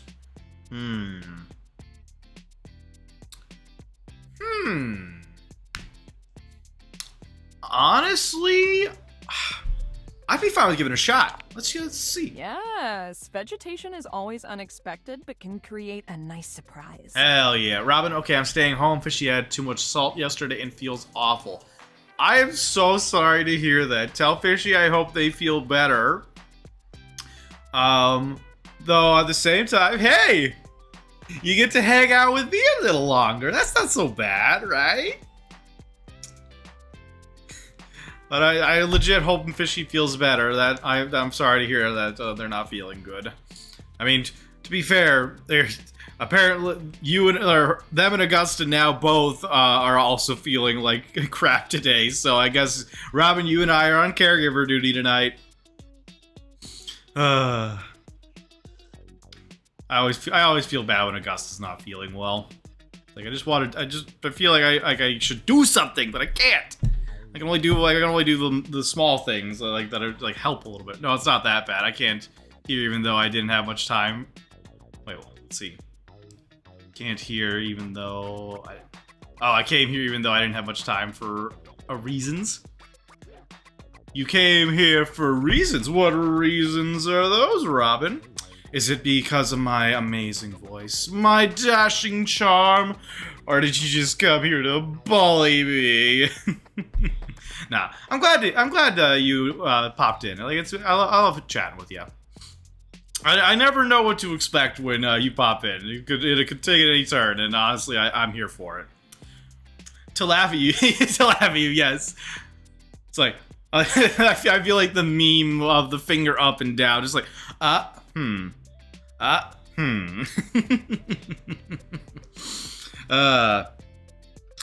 yeah, so to finish, since you're back, I can finish that story. So we move to the other bar, and I got my one drink. Actually, I think I even got water at one point, or maybe just to oogle sexy inanimate objects. Hey, birds of a feather flock together. I mean, I'm down with hanging out and ogling at sexy and inanimate objects too. Like, I'm fine with that.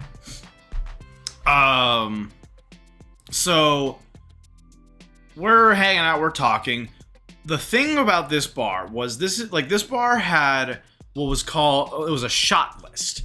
And so it had just a boatload of different shots that you could like just look at a name and order it. And you tell the bar, like, I want this shot. And they would make you this concoction of liquors.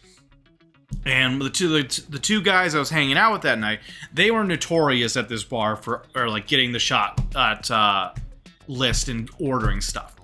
And so, you know, they're ordering, they're getting drinks, they're trying them out, having a good time. And I was good. Like, I told them, I was like, no, I'm not interested. Like, I don't want to get drunk, right? And they were fine. They're like, okay, whatever, no big deal.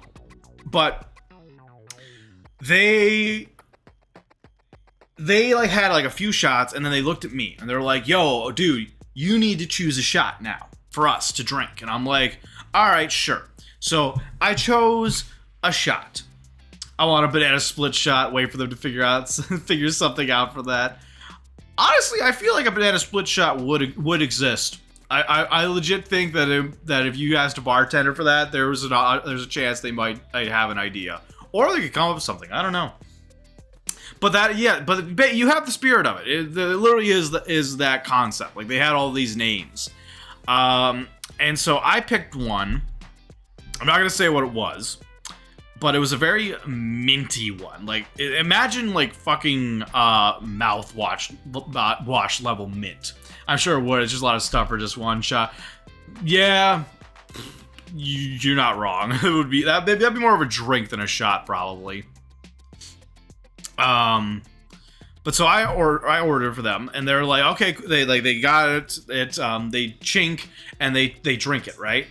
And one of them sips it to get a taste for it, and they're like, this is the nastiest shot ever. And I'm like, oh shit, I'm sorry, like, y'all, like, I'm sorry I picked a bad one.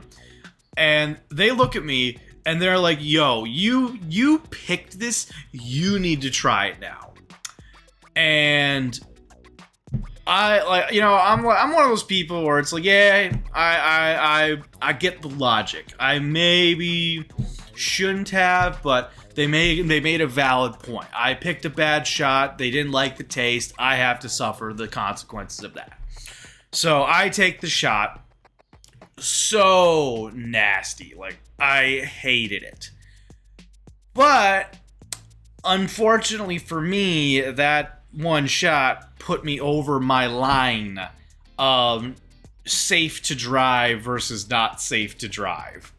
And so I'm like, well, I've already gone past it. Might as well have a good time tonight, right?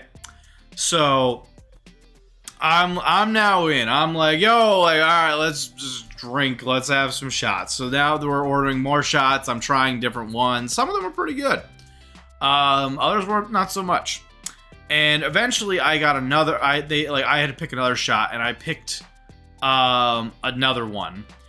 And I don't know what was with my luck that night, but I picked another mint extract one. Absolutely disgusting. And so, like, drank that one, hated it.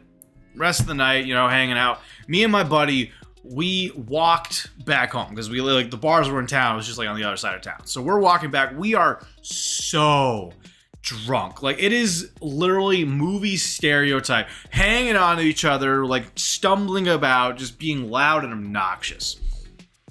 And we make it back to my place, and I do my best to get some water to start drinking that. I get them some water. I think we had water bottles at the time, so it was easy to do. But I'm sitting in the kitchen just struggling at this point. And I'm like, I don't remember exactly what the conversation was, but I think my friend was like asking if we wanted to hang out some more or something, and I'm like, no, I think I'm gonna like pass out and like just end the night. And so they then stumbled home on the other side of town. which I felt kind of bad about. But then the next thing I remember, I was feeling kind of queasy, so I went to the bathroom, and I don't remember if I did puke or not. I think I might have. But the next thing I remember, I was passed out on my bathroom floor.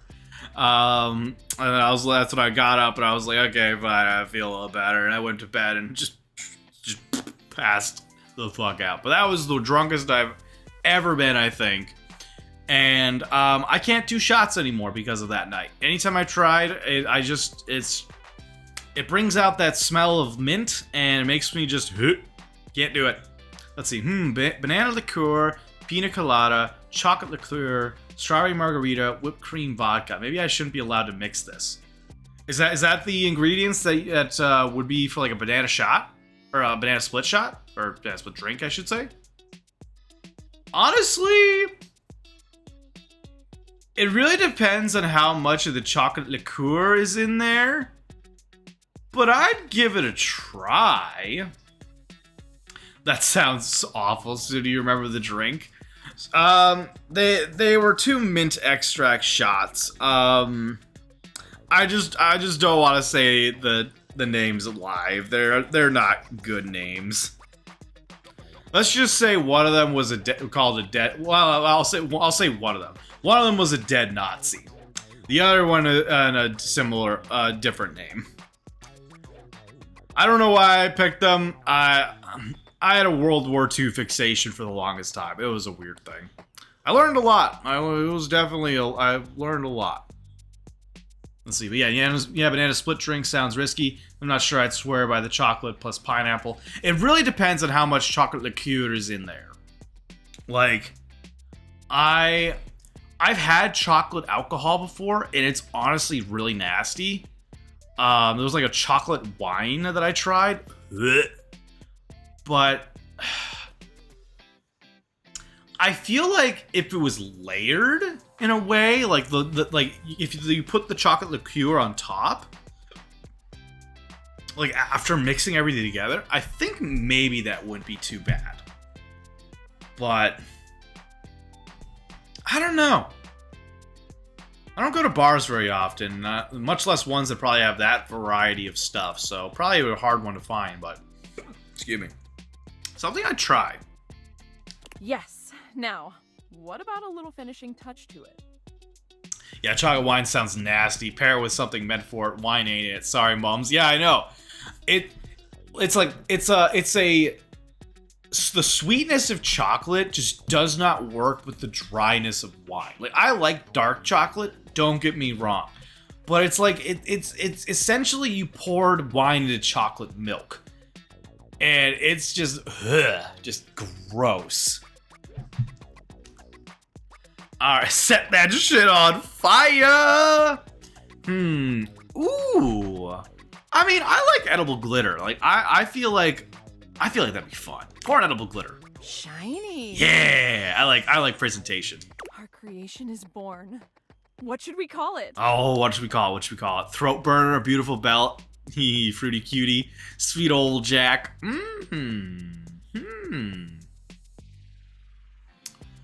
What should we name this? I like Fruity Cutie. I think Fruity Cutie is a fun one. Any other opinions? We've got vodka, we've got orange juice, we've got sour cherry, we've got celery, what's it called? Celery liqueur? No, what was it? Celery bitters, my bad. And glitter, or edible glitter. I feel like Fruity Cutie is fun. Anyone? Going once? Going twice? A Fruity Cutie it is. That's gonna fly off the shelves. Oh, hell yeah.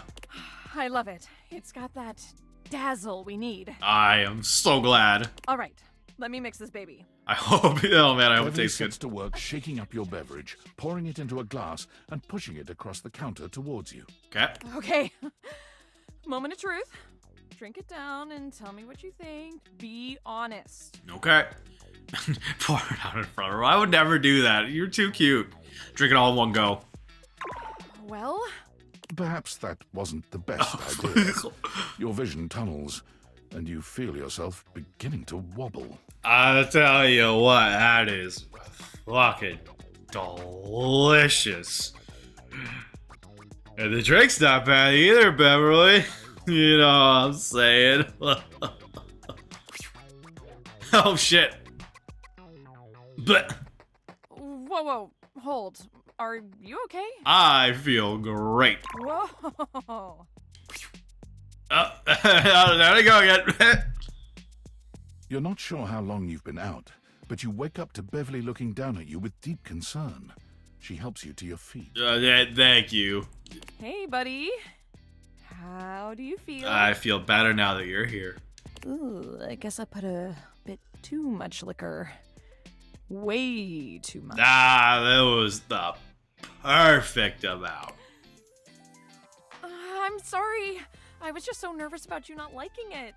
I mean, what do you mean? We made it together, or what? Because, I mean, if this doesn't work, I might as well call it quits for real this time. Nah. I figured if it gets people so drunk they couldn't tell the difference between good and bad, it would work out. A valid strategy. I respect it. That was stupid. Nah, it was fine. So, you think I'm stupid, huh? She laughs bitterly. No! I think I'm stupid. A big stupid failure. Beverly, no! Bad! Bad! Beverly covers her face with her hands. No!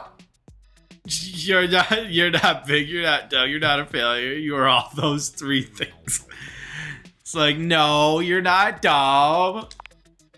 I truly am, though. I am all the bad things and more. No, you're not. I try to be bubbly and fun like soda, but I just fall flat. Like flat soda. Quit being down on yourself. No one wants to be around me, ever. I disagree. But drinks are literally everything I am. I am lost without the tipsy tumbler. What do you do when no one likes the thing that makes you you? Oh great, she's a sad drunk. Yeah, I mean, hey. We are the most honest selves when we're drunk. I'm an honest drunk. Or drink as it were. I am the most honest of drunks ever. Because I prefer to be an honest person. When I'm drunk, guess what? I'm gonna be even more honest. If you're a sad drunk, that means you're a sad person. You need therapy. You need someone to talk to. You got things to let off your chest. If you're an angry drunk, you're an angry person, and you need therapy because you got things that you got to talk about. And every other equation under the sun. Because, like, I firmly believe alcohol, a drunk person is their truest self in the moment. I'm not saying, like, an angry drunk is always going to be an angry drunk, but it's definitely like, okay, they have something they're angry about and they're not talking about it. Apparently I'm a funny drunk, but also incredibly awkward. I guess they go together. That's true. Like, I imagine you've got a lot of good jokes in your mind that you don't say when you're sober, and they just come out when you're drunk. So you could be kind of under the honest drunk umbrella as well. I mean, I had my first gay experience while drunk, and that was that was 100% consensual. And there's more of bad ones too. Hey, the baddest of jokes are a lot of bad ones. Hey, the bad jokes are the good jokes. They're great. I am an innuendo specialist. I will crack a snicker at anything remotely provocative. But yeah, like, hell, Augusta probably doesn't like this as like an example of me being proud of something, but part of the reason we really started talking and like connecting the first day we really hung out was because I was drunk. And I had no fear. I had all the confidence in the world. I was like, I don't give two shits. It's like, I'm gonna be me, I'm gonna be me myself, and I'm gonna have a good time. And apparently it worked. Sometimes, and that's why I joke more when tipsy. Yeah. See? I joke all the time. I'm a joker. I'm hilarious. Not all the time. Let's see. What do you do when no one likes the things that make you you? You find the ones who do. I thought the customer was supposed to whine to the bartender, not the other way around. No, you find the ones who do. Beverly sniffles, rubbing at her eyes. Aw, and I bet you made all the jokes. Yeah, actually, I don't know. I'd have to ask Augusta that when she's done with her bath. Like, I don't remember if I made a lot of jokes that night. I definitely was very bold. Like, bolder than I usually am. Let's see, I had different reasons for abandoning inhibitions. Such as... Can't leave that card on the table and then not elaborate. Unless it's not a story to be shared, and I understand. For me, it's like... I'm a ball of anxiety. I've dealt with it all my fucking life, and I hate it because it gets in the way so much that I don't even notice it's getting in the way half the time. And so, you know, add a little bit of liquid courage or toastiness to the everyday thing, and I'm as confident as can be. I'm getting better. Like, obviously, I do streams and I let my confidence out. I go haywire and I go crazy. But I don't know. I imagine people would notice a difference from a tried and true Toasty Friday to like my normal streams. But not to say that I should be indulging that all the time. But there is a difference, probably. Anyway, Beverly, it's okay. You really think there's anyone out there that would like a watered-down floozy like me? I like you, Beverly. You are adorable. And I love your passion. Sure, I mean, I do. Well, what if I keep trying? Sure, yeah, I mean, I do. Yeah, I like you. Oh, why am I turning red? I mean, why am I turning red? Those eyes and that smile, that blush, anyone would melt for that. I'm not the one who drank that monstrosity. I drank it in one gulp, and I don't regret it. Okay. I'm gonna spend some more time tinkering with this specialty cocktail thing. It's not gonna mix itself, after all. Let's see. 1, it was online. 2, I decided to be single for a good long while, so I wasn't forcing it. 3, I had recently had a very close call hospitalization, so I was like, yay, I'm not dead. Why not? Fill in blank. I mean, yeah, that's a fair way of going about things. Like, you skirted the end of existence. Might as well, do the things that you were once too scared to do. Now, the question is, did you have a good time? Like, do you regret whatever decision you made? If not, there you go. I don't regret my decisions that I've made while drunk. What's frustrating? You know what's really frustrating? And Augusta has heard me talk about this before too. I feel like I've had more intimate experiences that have left an impact on me while I'm inebriated versus when I'm not. And I don't like that because I like to have, experiences that don't require that too. But I don't know. It just seems like I struggle with that. I don't like it. Anyway, that also led me to buy every expansion of Catan, a somewhat worse choice. Every expansion? Holy crap.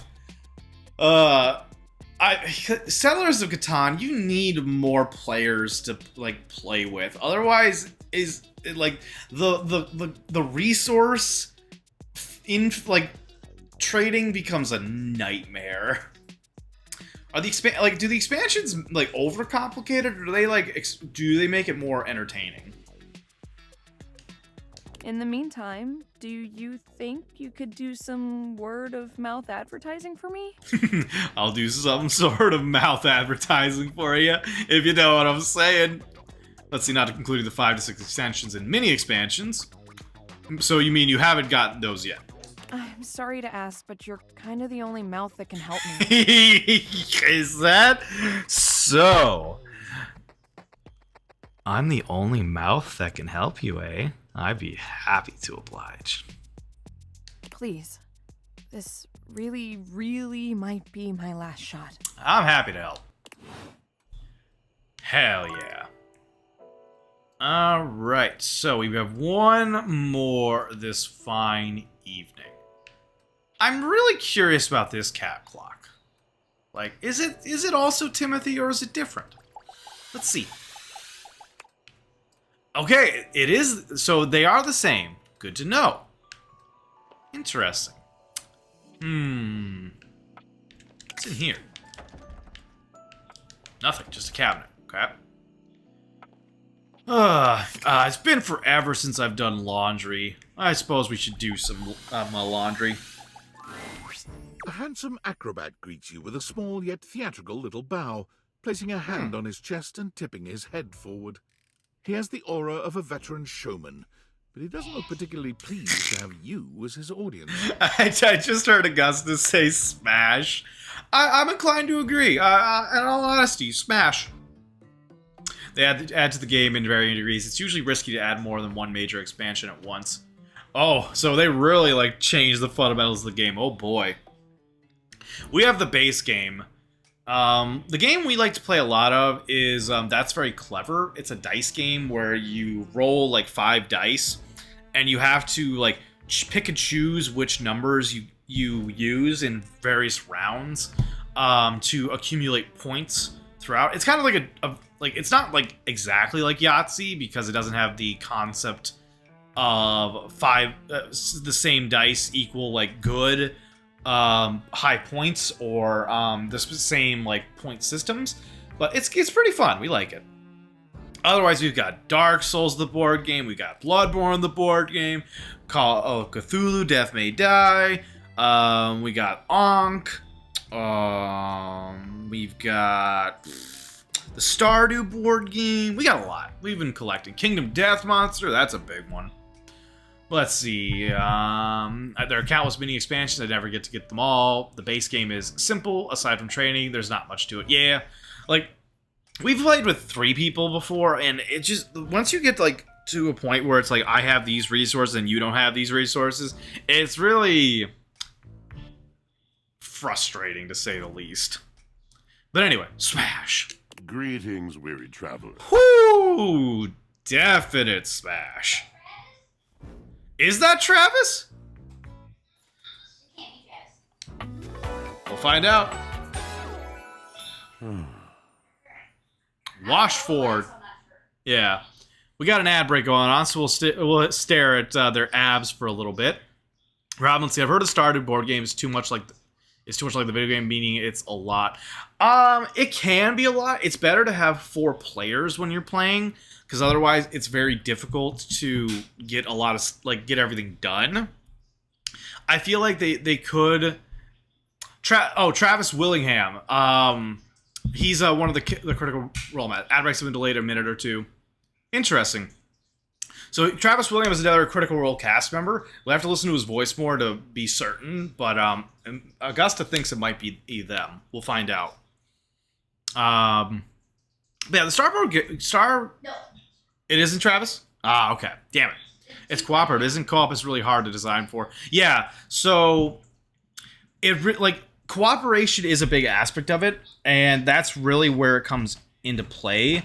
Because you have to, like, agree with your teammates on what to do to, like, be efficient. And I think that's, like, the main issue with it is if you're not playing optimally, you will most certainly, like, lose the game because there's so little time. Like, I feel like they could definitely do something to improve the game, but, like, it's not bad. I find it fun.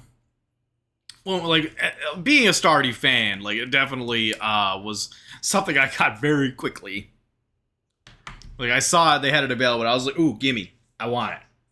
And, you know, I think it could be better. Me and Augusta are not above coming up with home rules to improve games. We've been doing that with the Dark Souls board game, because leveling up stats is just, it's not beneficial at all. Like, trying to get up to weapons when you're not getting, like, any gains for stats is very frustrating. So we, like, added these little boons that you get per tier of certain stats, which I think has helped a lot.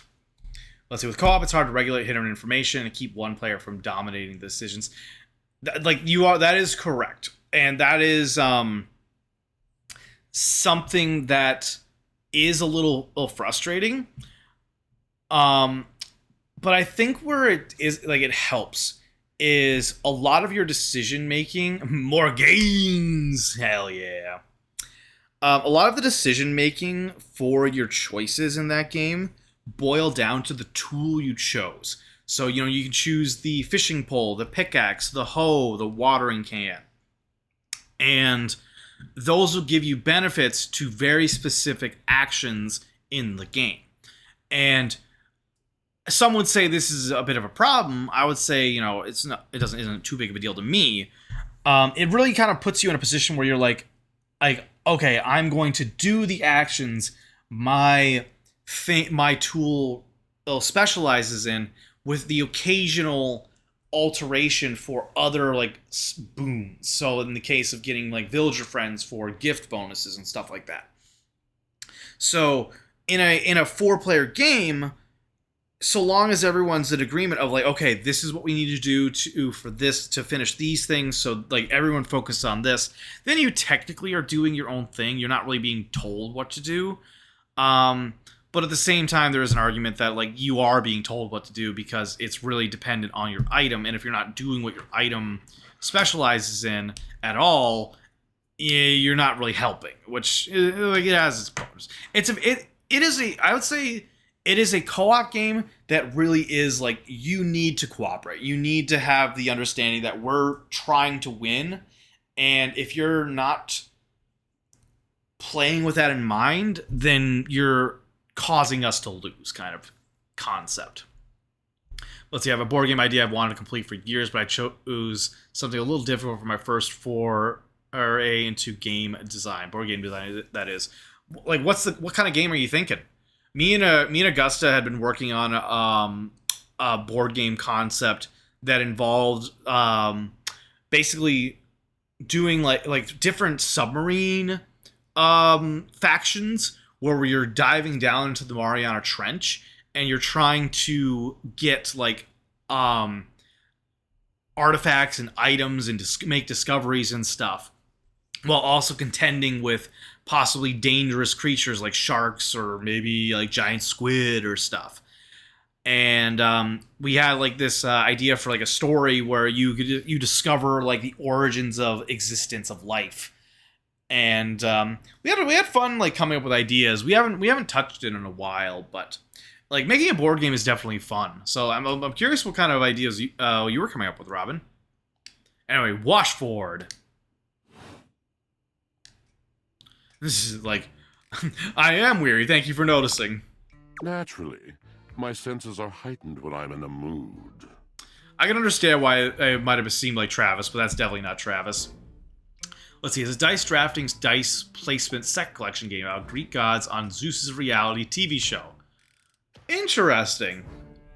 Is Zeus still a horn dog, or is this a more tamed down version of Zeus? But so the idea is you're, like, trying to make, like, your own dice set, essentially? In a mood, huh? Like a good mood? Tiger. Called Greek life. Cells burn brighter than that. tell me your little gray cells burn brighter than that. What? What are you trying to say, Watford? I do, like, the name is good. I like Greek life. That's fun. Ah, it's a bad mood then. Yes. Oh, okay. Yes. Why are you in a bad mood? A long and solitary bad mood. Oh, I'm sorry to hear that. For everything, we are out of tune. Okay. Anything you like to talk about? You aren't serious. You jest. No. I have no jesting here. I've been told my jests are bad. You want to hear my story? Sure. I bet you are one hell of a storyteller. I am a servant to the drama of the heart. Your voice definitely says that you are. Oh, I have not had stats worth shit for any of these things, and I'm sad. Let's see, there'll be references to the kinkier myths, but only by name, like is that supposed to be Odysseus? Opedius? On Titter. I haven't heard that name, so I'm just... Oh, it is Oedipus. Okay. Let's see. Oh, Oedipus on Tinder and stuff. Man, that would be like. I would love to chat with like the gods and about like how their interactions with mortal life. Let's see. Okay, I'll be right back. I gotta grab Augusta some stuff. Burb.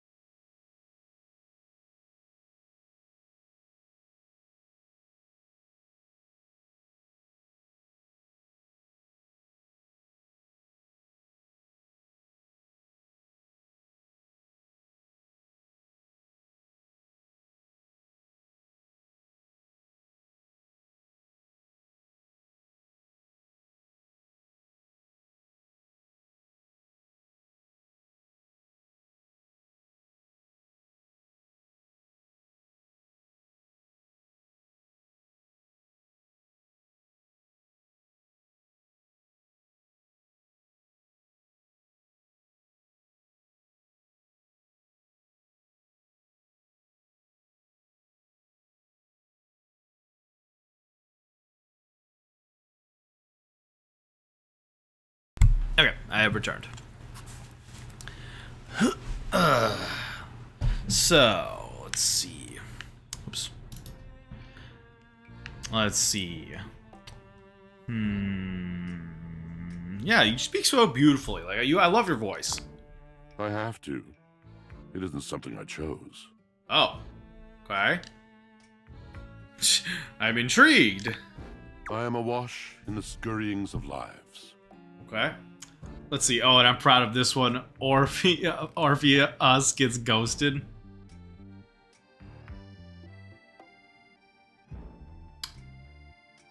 I feel bad because I'm not very familiar with Orpheus's story to get the joke.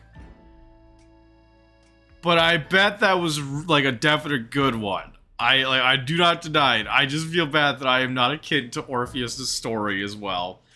I haven't gotten much. Orpheus hasn't talked to me very much in Hades. Sorry, Robin. Look it up sometime. I will be sure to do that.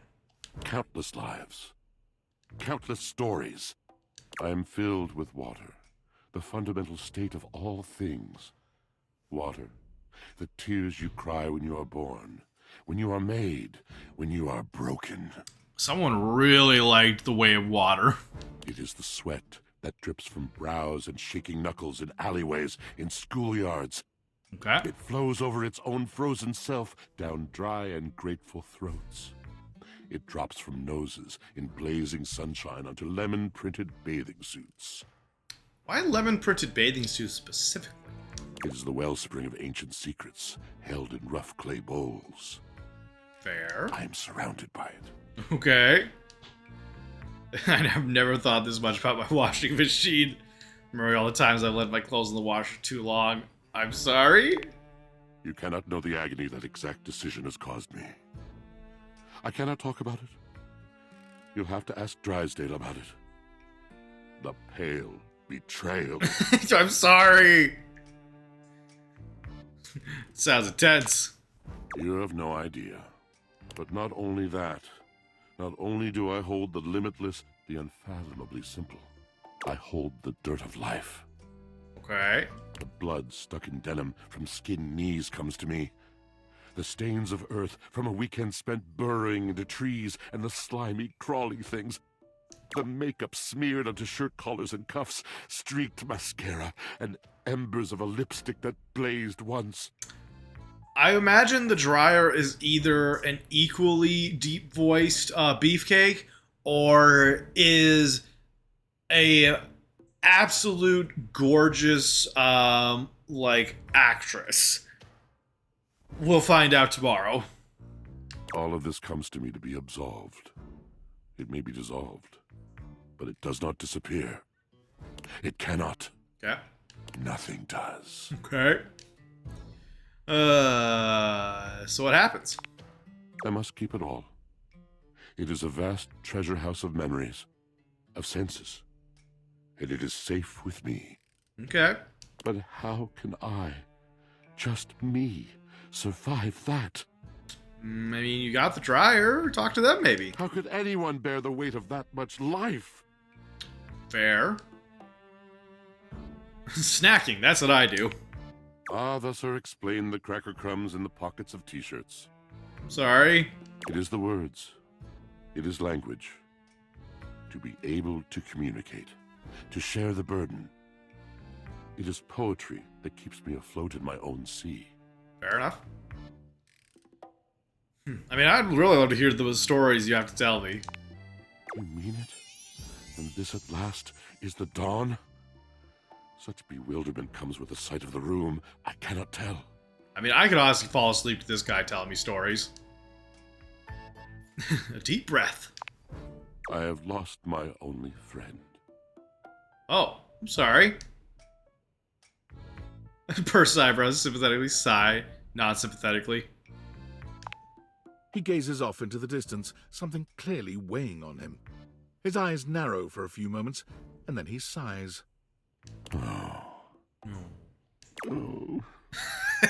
I'm not gonna lie, that voice is a definitive smash. Let's see. I should probably turn off the bathroom light 1 second. Forget that boss is blinded by that. Fix that. Doesn't bother me any, but he's just sitting there, like, eyes just sizzling, probably. Okay. Let's see. Who? Redeemed pick a sticker? Someone wants a sticker? Okie dokie. I will find a sticker. I cannot read that name. That looks to me to be Japanese. And I am very rusty with my katakana. I think that's katakana. Unless it's hiragana in a very more like straight line look. So, Fax Anidus, welcome on in. Thank you for the first time chat and picking a sticker. What kind of sticker would you like? We've got bluey stickers abound. Hey, Chef Dan, I saw you lurking. I was wondering if you would ever say hello. Hope you're doing well, my friend. Doink, doink. Let's see. I'm from Saris's server. Okay. I don't know if I'm a part of Saris's server. I think you and I connected from full load, Dan. Dan. But are you a streamer by chance? I don't take half loads. Oh, I miss Lethal Company. I'm like, hey, it's me. I'm like a washing machine and a laundromat. I don't take half loads. Ain't cheap, are you? I would. Oh, cracking. Oh, thank you. Just saved my fucking life. Yeah, don't look at him though.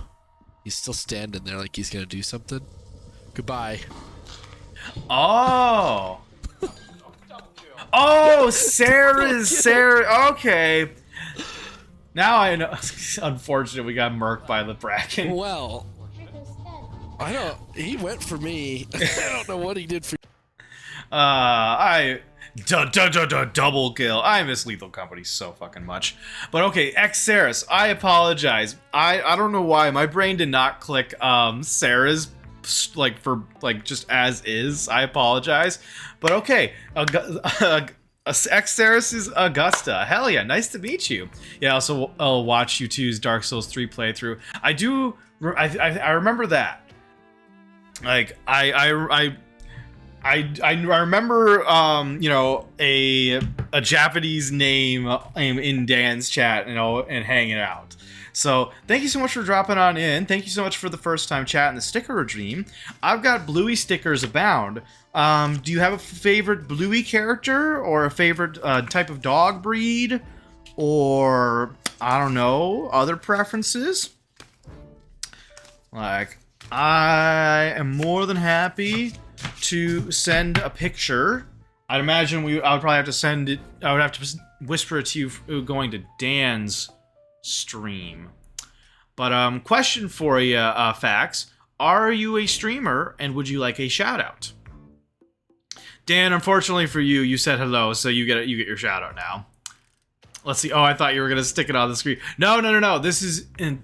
Dan is not streaming this evening. I mean, I was about to check, but thank you for letting me know. You doing okay tonight, Dan? You just need a break, buddy? Working a secret project. Ooh. Let's see. I used to stream more. I'm more VTuber software dev right now.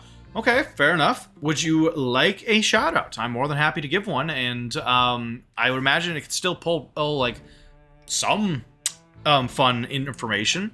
But yes, so this is a literal sticker, like physical stickers, that I will put somewhere amongst my setup. Sure, haha, okie dokie. Get you a shout out. Dunk, dunk, dunk, dunk. All right, doink, doink. See if a clip gets pulled up. If not, that's okay. We will read off the shout outs. All right, so first and foremost for Chef Dan this evening. Greetings, travelers. From the void, I observe Chef Dan, a culinary anomaly crafting pixelated realms and digital feasts. Their recent journey through the hardcore forever dimension echoes with determination and achievement. Yet amidst the struggle, they find solace in camaraderie and creativity. A signal of good vibes resonates from their stream, inviting all to partake in this cosmic banquet. Twitch.tv/Chef Dan. Hell yeah. And then for facts this fine evening. Travelers, heed the whispers from the void. From the depths of an underground complex beneath Wendy's, a feline seal anomaly streams. Their recent foray into Elden Ring's co-op realm with Xeris signals a convergence of gaming and artistry. A being of many talents, they traverse the digital cosmos, crafting mature games and 3D wonders. LGBTQIA+ and NBNEAL energies resonates with their broadcasts. A cosmic presence indeed. Twitch.tv/Faxinatus. Hell yeah. Lol, quite the readout. Hell yeah. One of my favorite things about Frosty Tools. But anyway, you still haven't answered my question. Do you like Bluey? Is there a dog you like? Do I need to send you pictures? What do I do? You've demanded a sticker. I must oblige. What do you want from me? Oh, what do you want from me? All right. A baby seal sticker.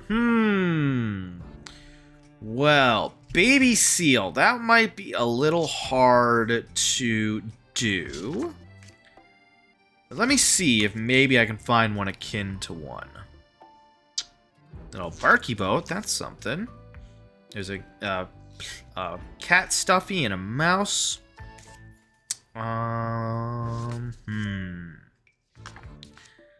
I unfortunately do not have one that resembles a seal. So what I've got that's more seal related instead of dog related is I've got a little rabbit stuffed toy, a Bluey equivalent of a what's it called? They're those nightmare things. They're like it's called a Chattermax, and it's like this a really annoying bird thing that just like is always like going crazy. There is Polly Pocket, which is a stuffed pink ink dog toy. Another Chattermax.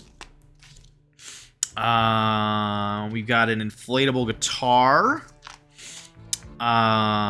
We've got a sand bucket, a rainbow cloud bag.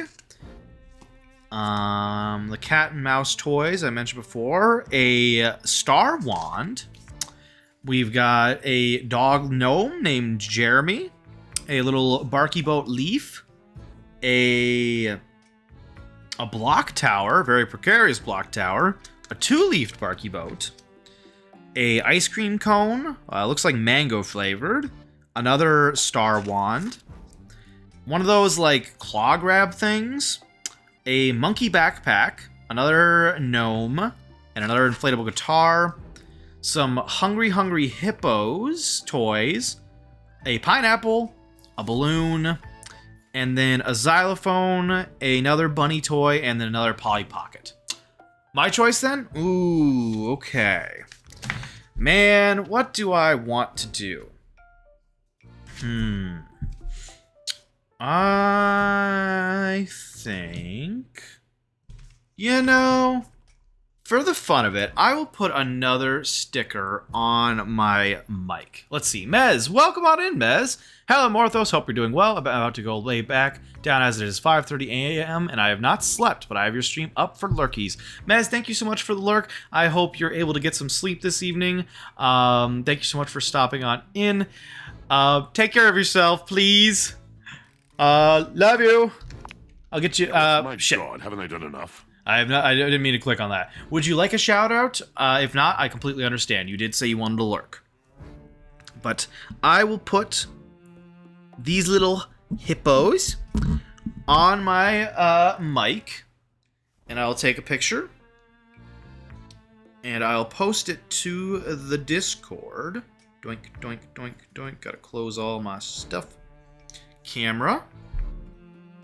All right. We'll get that. Doink. Oops. Let's see. Okay. That is A-okay. Alright. I'll post it to the Discord. Dunk, dunk, dunk. Ba, ba-da-da-da. Okay. Albums. And doink. And doink. Today's sticker. From stream. Now, facts. What would you like me to do to share it with you? Because I don't think you are in my Discord. And honestly, I thought I was a part of Saris's Discord, but maybe I'm not. Let me see. I don't think I am. Alright. I'll put it are you on Dan's stream? Or are you in Dan's Discord? Let me see.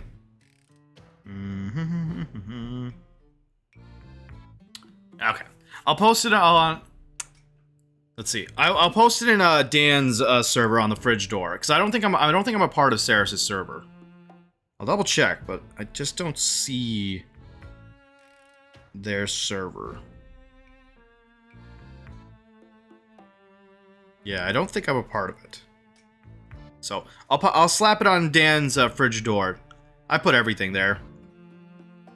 And uh-oh.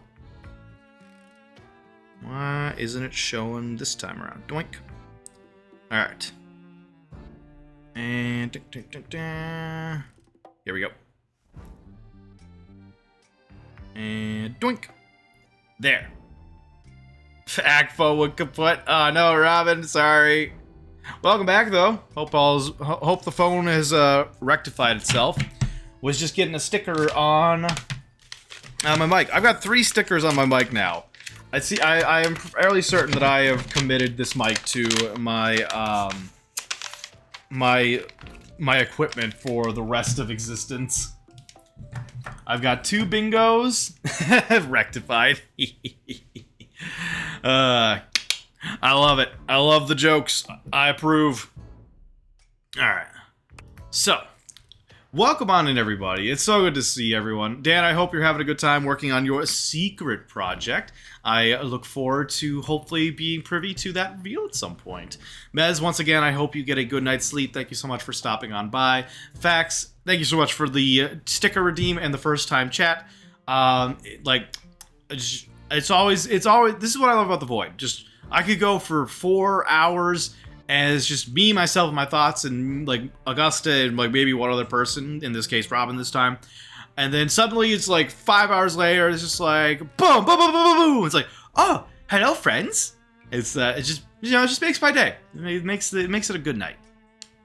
All right, but let's go back to simping for inanimate objects. Yep, I'm gonna need a little more detail than that here. Drysdale. He was a phantom of delight when first he gleamed upon my sight.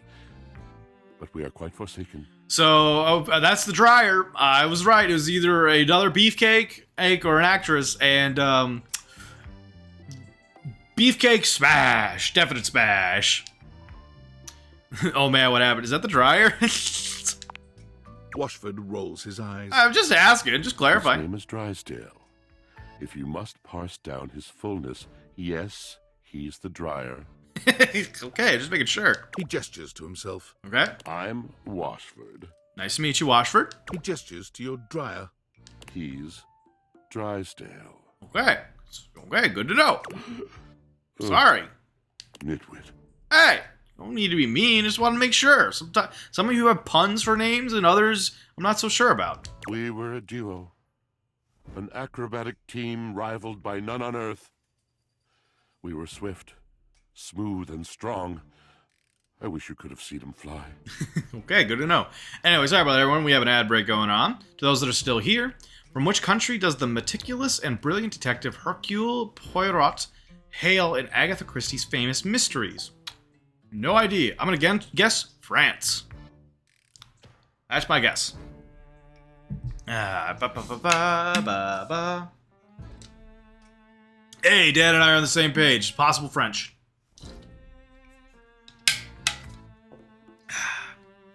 Good hydration.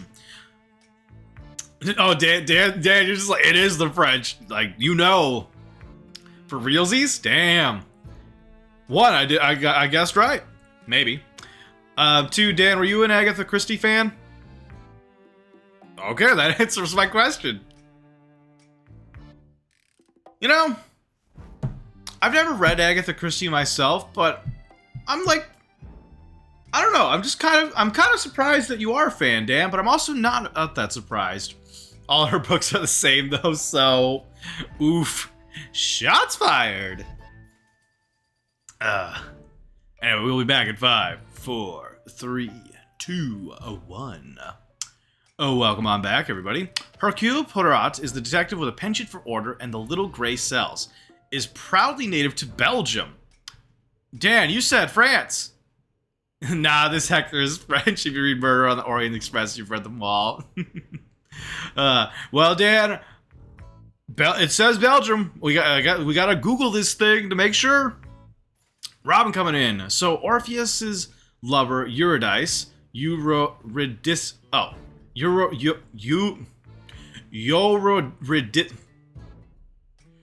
I'm struggling so hardcore right now. Eurydice died from snakebite. Orpheus journeyed through the underworld to get her back. Okay, I do know that. When Hades saw him, he said he was in big trouble. But Hades' wife Persephone said, "Oh, give him a chance. So Hades said you can take your lover back with you, but only if you don't look back at her until you both reach the surface. Orpheus gave into his doubt right before she crossed the threshold. She was pulled back to the afterlife. Rip. Okay. So Eurydice. Okay. I'm sorry, I'm bad at pronouncing things. But okay, so that is, like, I didn't know the full ding ding, yay, I got it right. I didn't know that was like the rule that they were under. Last time was 100. Yes, I did it. I did it.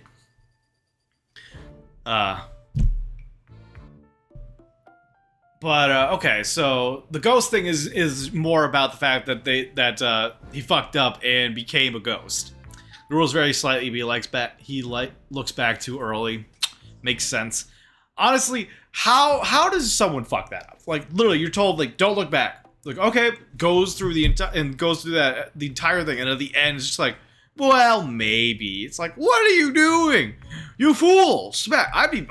Honestly, you know, now that you've told me the story, Eurydice, 100% is justified in being pissed at Orpheus. Like, I would be pissed. Be like, you absolute idiot.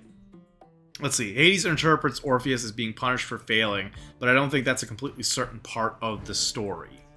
Okay. I mean, honestly, he's being punished for being dumb. That's how I see it. Like, bro, you couldn't have made it to the end. Yo, you were so close. You almost made it. To the vault of paved heaven. Our performances were legend. They came from many rooms away to watch us, to applaud us. And joy filled me as wine in a glass overflowed. I could listen to this guy all day. In Hades 1, he is also dead because Hades punished him, which is certainly in character for Greek gods, let alone Hades. Yeah, I mean, Hades' whole shtick is if you piss him off, he's gonna make your life a living hell. But if you're nice to him and respectful, you know, you can usually get away with some shit. That's why Zagreus is constantly at the getting the short end of the stick, because he's a sassy little teen, and I'm proud of him for it. Past tense. But the physical connection between him and me, it is like nothing I have ever known before or since. Did you have to go that deep? Like, god damn. Like, I wish I could do, like, that low of a voice. Like, I tried being a bass. I faked being a bass in choir all the time. But I'm a tenor through and through. I can't do deep voices. Like, it's so, like, I can't even do it anymore. Like, I've tried. I am such a tenor voice, you know. And so I could really go for a glass of wine right now. Beverly, where are you? I no longer partake. Wine was something I shared only with him. Like so many other things. Damn, now that's a special thing. He does not need poetry like I do. When he talks, it is a breeze to my tempest. And to him my tempest seems but a suggestion. A rumor of rain in another man's country. I say this with the most respect. This is pretty gay. And I am here for it. Let's see. You had your art, didn't you? Until we didn't. Until he was too busy to perform. Too occupied with other things to tumble with me. Tumble with you? Oh, yeah, yo. I think you're a true baritone. Isn't baritone like the in-between? Like, you're like, it's like, you're not a full, like, high-pitched tenor, but you're nowhere near a bass. So, like, I'm like a deep tenor. Is that what a baritone is? It's been so long since I've been in choir. If so, I accept it. The bond was broken. The bright cord severed. He abandoned me. That bastard. And when he was finally ready again, I was unreachable. Locked in my own Sheol. Trying to claw my way back to a friend who could not hear me. What do you mean you were locked in something? The wall between us has been impenetrable ever since. Is it? Wait, is it because they're stacked on top of you now? Whoa. Yes, it's been years. As I said, traveler, a long and solitary bad mood. Well, I'm sorry to hear that. All moving things come to an end. A knotted willow. I miss him every day. I'm sorry, buddy. You have been a rather dismissive and flippant creature. I find I am still charmed. I didn't know I could still feel that way. Still charmed? What did I do? I didn't do anything. I mean, I'm charmed by you. Like, I don't doubt it. But like, what did I do? It just doesn't sound like you guys are good for each other right now. Don't worry, these things have a way of working out. They do. You're asking me to have faith. I would be hard-pressed to acquiesce if not for, well, I've tried everything else. Baritone is a high bass. You think of it as an in-between because composers love giving baritones high notes that stretch their low range up as far as it can go, because a low voice singing high can be amazing. Oh, okay, so I was the opposite. I went low tenor, but it's high. Okay, high bass. Okay, fair enough. I accept it. Like, I swear, I probably would have been good at choir if my teacher had actually noticed that I was not singing properly. But obviously, you know, high school, there's so many fucking students, they don't fucking pay attention to that shit unless you're like, I don't know.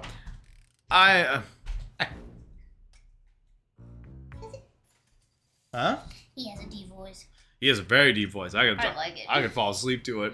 Did you hear what he growled? Like, he was like, fucking like I was like, whoa. I put more on. I think I'm supposed to do 4 clicks. Okay. But even if I'm not supposed to, I'm supposed to do 2 clicks a day anyway, so yeah. I just did 2 clicks tonight. I mean, I'll message Link later tomorrow and be like, Yeah, just make sure. But he's got a fucking deep voice. He does. I can't wait to see what the drive is. Oh, the drive. We did get to see a snippet of it. I know it's a broken. Yeah, they're another beefcake. Definite smash. Smash! Robin and Dan are in.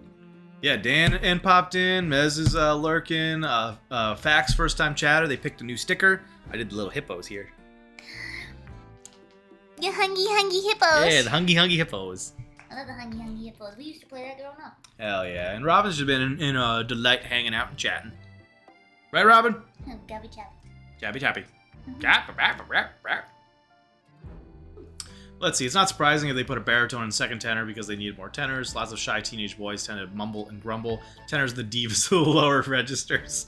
Oh, believe me, there was this kid at my high school as a tenor.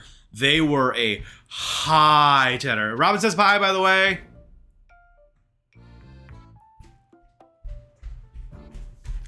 Hi.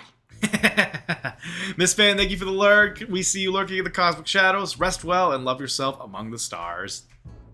I'll give everybody my voice. Everyone loves your voice. I love it.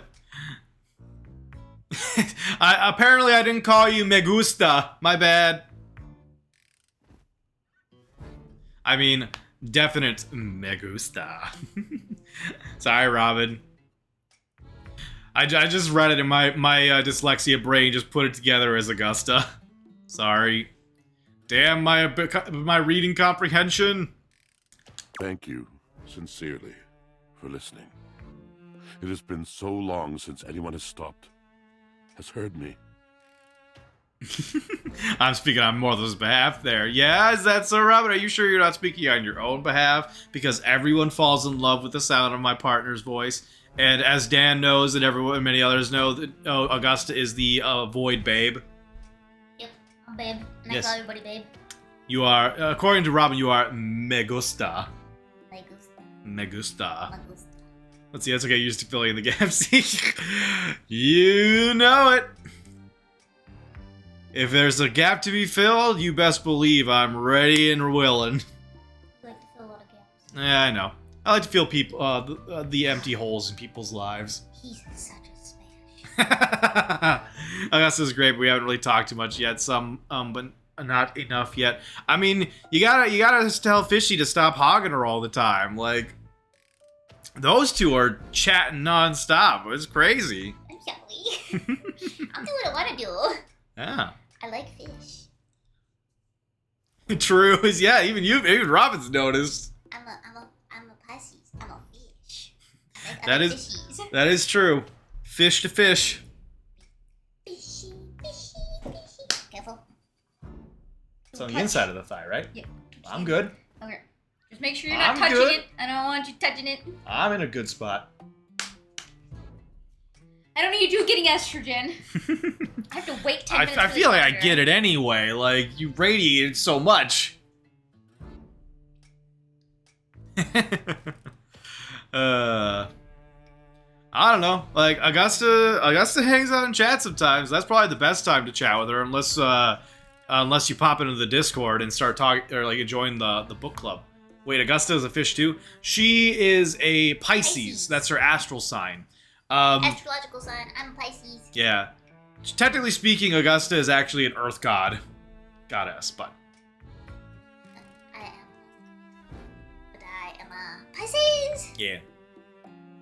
And a fish. Yeah. Y'all better wish me a happy birthday, because my birthday is on Saturday. That is true, everyone. The 28th is Augusta's birthday, so we better see a bunch of happy birthday wishes in the chat. Let's see. Oh, it'll happen. I just happen to have caught you alone once or twice, and it hasn't been long. Oh my. Trying Oh to catch my. me alone, Robin. Oh, like if you wanted me alone, you just had to ask. Damn.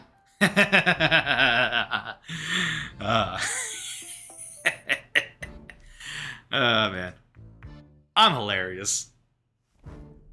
You are. Thank you. I appreciate I wouldn't date you if you weren't. that. Pisces gas pervert. A play I saw once. What? Is that like a reference to a play? Pisces a pervert? I'm always a pervert. I'm a little fucking... I'm full in the fucking gutters. I am it, sitting there floating down in the trash of all trash. Augusta says if it consumed pervertedness and horniness on a mental level. Yeah? Like, not a physical level, but a mental level. We all read smut down here, Georgie. Oh, we all like to fuck down here, Georgie.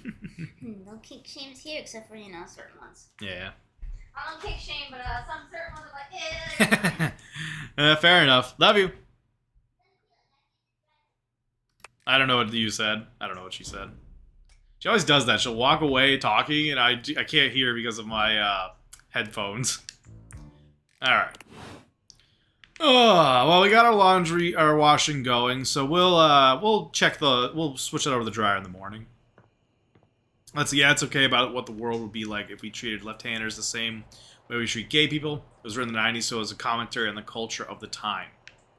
Okay, interesting. Come and give me a little snuggle, lover.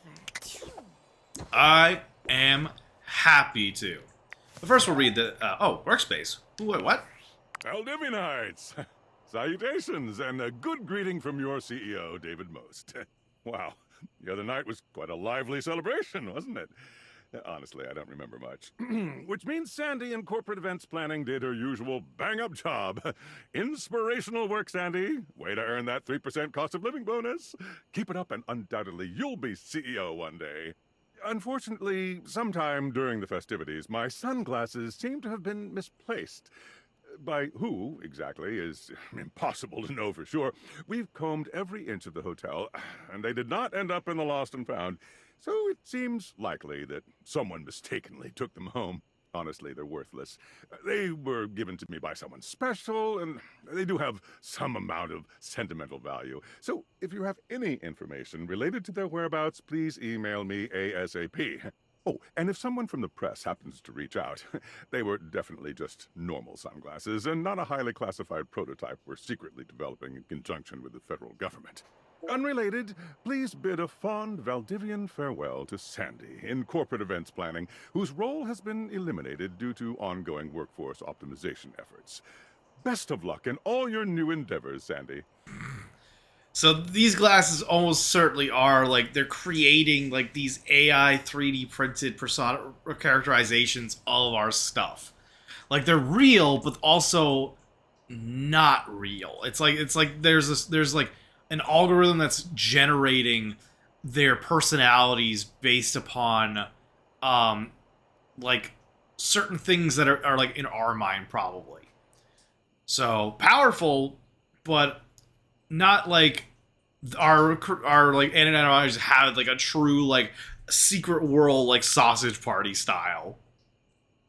But let's see, it was hilarious, much younger me at least, in no small part because I'm a lefty.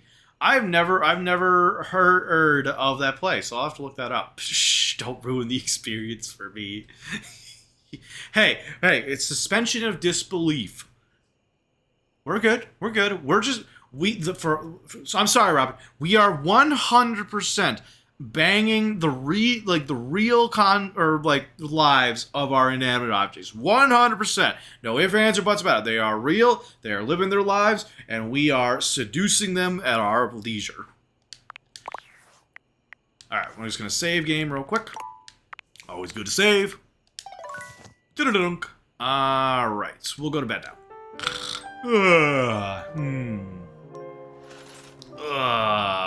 Let's see. Okay, the title is Removing the Glove, but since the script is up for licensing, you probably won't be able to read the whole thing.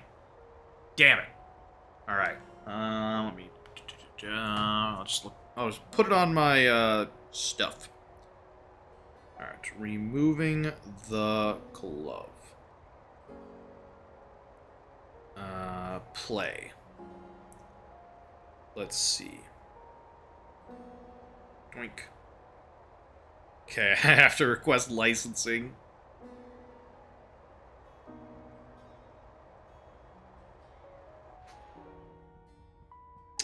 Okay, good to know. I'll have to see if I can find like a video of it or something so I can see.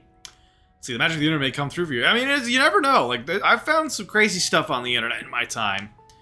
All right, real quick. Data decks. Sort. So Timothy, your last lesson with Timothy timepieces on the value of scheduling. He'd like you to return at exactly 9 p.m. Okay, so we have to talk to him at 9. Beverly. Hello, Beverly. You help Beverly design a specialty cocktail for her bar. She asks you to help her by doing some word-of-mouth advertising if you can. I don't know who I would talk to. Freddy Yeti. You met Freddy, the big lovable monster of a fridge. He's packed with leftovers. Come around and see him next time you're feeling peckish. You might think of this monstrous giant as a big ice meanie, but he's anything but. Freddy welcomes all comers to sample his wares, whether leftovers, fresh veggies, or even just to stare blankly at his insides, several times a day. Ayo. He thinks you're the coolest of cool kids. Thank you, Freddy.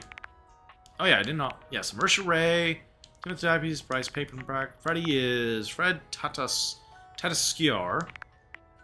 Johnny Splash. Johnny shared his great dream of becoming a professional musician with you. He quit his job and is planning to compete on American Maestro. You agreed to come back the next day and help him record his audition. Okay, so we have to go talk to Johnny Splash. Diana. Diana seems to understand that she and you share a mind, and she wants to find a way to set her jumbled thoughts at ease. She blames you for her condition. I mean, that's valid. I'm sorry. Washford. Excuse me. You met Washford, a poetic and melancholy acrobat, and former part of a duo act with Drysdale. He revealed his troubled past, a tragic tale of betrayal and woe, in which he and Drysdale were separated. It's clear that he misses his former partner.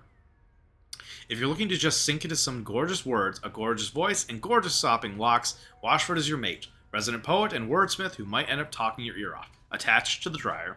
The written word, the thrill of performance, the sad yet sweet suffering of the intelligent appliance of washing clothes. David Sabulov. Damn. David Sabulov's got a nice voice. I haven't talked to Skylar in a while. Wait, it was 9 p.m., right, for Timothy? Sorry. Go down. Timothy! Wait, we still have to talk to Dasha again.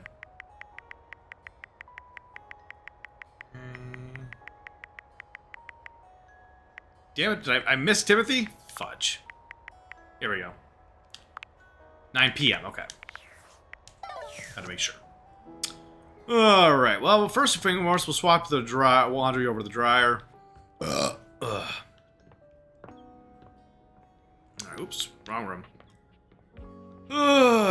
Alright, good morning, Washford. Sorry, I just need to switch the clothes over. I'll talk to Drysdale for you in a second. Oh, look. A fantastic red shirt. I imagine you want me to swoon. I mean, a few people have swooned over it. You may have wandered with mad disquietude into a world which will overwhelm you. I must confess, there is a part of me which longs to see you drowned in it. I am both sickened, or I'm both terrified and interested. Drowned in the darkness and the sorrow, if only so that I will be understood in the eyes of one who is drowned like me. So you want me to experience the things you've experienced so we can have a more intimate connection, is what I'm hearing. Hi, Washford, how's it going? You look nice and moist today. Yes! I'm positively sopping. Hey, yo, I knew it! I was. My God, I was. And the light and the darkness consumed us both. And time crept in this penitent crawl moment to night, and I didn't notice.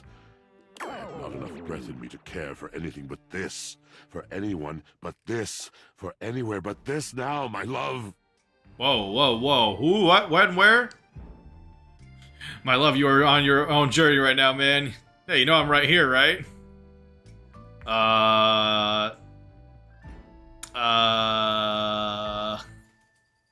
You are on your own journey right now, man. Come with me. Okay. Come before me, with a look so piteous as if we had been loosed out of hell to revel in horrors. Oh, I don't know how to feel about this. You know only a heap of broken images. A casual forgetting of even the shallow breath you're shackled to. You are a poor, marionetted hanged man, dripping from his cobweb strings. Come with me. Come into the deep water. I cannot deny that I am curious. I will give you lustful abandon under a salted rage of stars. Okay. Wow, he has a Shakespearean voice. I know, right? Like, if anything, the voice is what's really drawing me in. I'm a little uncertain right now. Was Drysdale to this stuff? Please don't stop talking. That sounds super dangerous. I'm sure. I'm sorry. I don't know. Please don't stop talking. Have I captured you? A little bit, yeah. A little bit. Love comes in so many forms, you see. It does not have to last forever to be true. We can be shattered in a moment as easily as in a lifetime. It doesn't cause vibrations in your trousers. I mean, that voice definitely is vibrating something. Let's put it that way. Like, I will say this just kind of put cards on the table. I am not voice activated like some people are. Like, a voice alone does not make me buckle. But it does get my attention. If we were talking this guy, if this guy legitimately existed and was trying to get me to get on my knees, as they say, they would need to exist physically, in the space. I would need to hear I would need to experience all aspects of them, like sight, sound, smell, touch. I need all the senses to be activated for me to truly take an interest. So yes, this voice definitely makes me go if I heard this IRL, 100%. I just want to make it clear, if people think I'm so easily taken by a voice alone, it's not the case. I know people that are voice activated. On your knees, I know what I said. I don't regret it.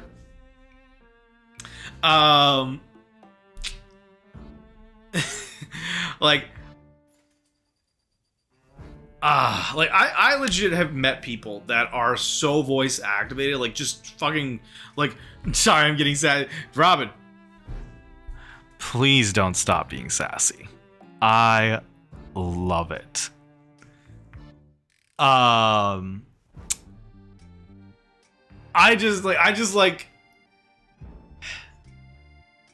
it's not very often I get hit with something that surprises me. Okay. Woo! Let's check that out. Let's just see what you got. Hell yeah.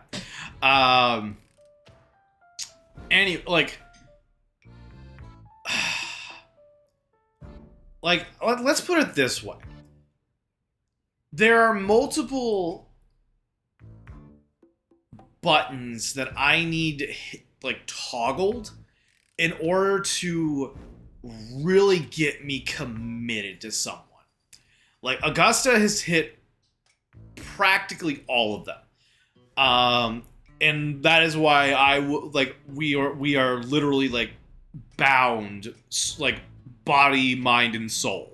We are so in sync. We literally know what each other's thinking half the time. We are so comfortable with each other that we share energy easily. If one of us is in a bad mood, the other will siphon some of that, and it'll ease the load a little bit, as they say. Or if one of us is in a good mood, we can improve the other. And whether you believe in this or not, we fundamentally believe that we have spent past lives together, and we'll spend every future life together. So me and her are something special, and we have been validated on that from many people that have experienced us in our relationship, whether that be couples therapists, personal therapists, friends that we've gotten to know. It's crazy. So many times we've heard people say that we're their favorite couple ever because of the level of dedication we have to each other and just our relationship as a whole. So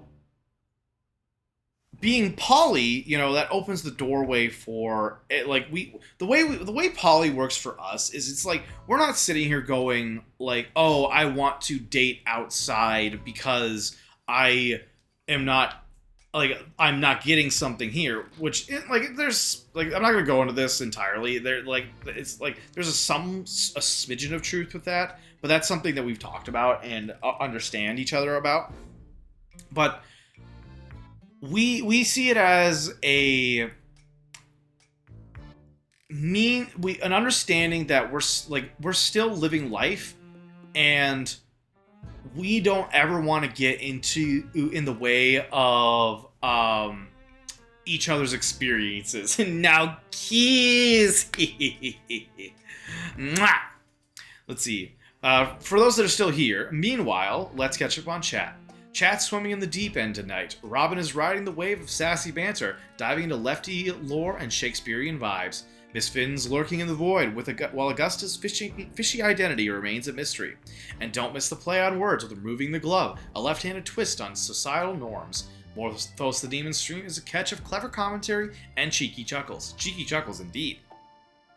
But so, there are people I have met that have surprised me. It's that I've connected with, and I won't deny I do get lost in the sauce sometimes, and I don't always see red flags, which is something I have Augusta for. She keeps me in check. She's that me and her are the exterior watcher of each other's lives to ensure we're always is not doing something that'll hurt ourselves. But I have had conversations with people who have referred to me in other ways, and it's definitely turned some gears, and it's that I'm interested in that. And so there are definitely things about people that make me interested, even if they're only one compared to all of them. Example being Augusta's voice. I love her voice. It is the most hearing her talk. It makes me happy. I love hearing her chat. And Washford is another example. He has a very appealing voice. I would love to hear this voice for the rest of my life. And so right now, like as a character concept, yes, this is something I would be like. This is appealing. They are an appealing character. But as much as I'll sit here and like play the part and be like, oh, like haha, like yes, this is making me a little flustered. Unless I would meet them in person, and they checked off every other box. So like having a very neutral smell that I like, because I don't like very perfumey smells. I don't like things that overwhelm my senses. I like neutral. It's one of the reasons why I like my buddy Ring. He has a neutral smell. Let's say, hey, we saw you two across the bar and just wanted to say we really like your vibe. 100% a possibility, but not very likely. Like I think definitely Augusta and I have like we're not opposed to the idea of developing a relationship with each other as like potential other partners. But we're also aware of the fact that might not be the case. Like Augusta might never be romantically interested in another partner of mine, as much as I might not be interested in a partner of hers. And that's okay. Like, we want to be friends. We want to ensure that everyone gets along, obviously. Yeah. But at the end of the day, we don't have to be bestest friends either. We yeah, just gotta get along. Yeah, it's like For the sake of everybody. Yeah, if Augusta's like, and Augusta's done this before. I did like. It was only a week, so it wasn't like something super serious, but like Augusta literally like put it down with someone that I was potentially, I was potentially gonna date, and she was like, nope, they're showing red flags. Here's why. I'm feeling this way. I don't think this is a good idea. Yeah, they really pissed me off. Yeah, they crossed a boundary that I reiterated so many times, and they literally did it the next day after we talked about it. Yeah. They literally did it the next day after we talked about it, and I'm like, fuck that. Mm-hmm. And so, like, right there, that's an example of if my partner, who I am, like, forever bound to, says, I'm gonna believe her. I'm gonna take her at her word. Even if it's hard. That was, like, let me just say this. And yes, I am aware of the fact that it was only a week. So, compared to some people who have done, like, this in, like, year-long relationships, I understand the disparity. But for me, this was the first time I ever had to break up with someone. And I hated it.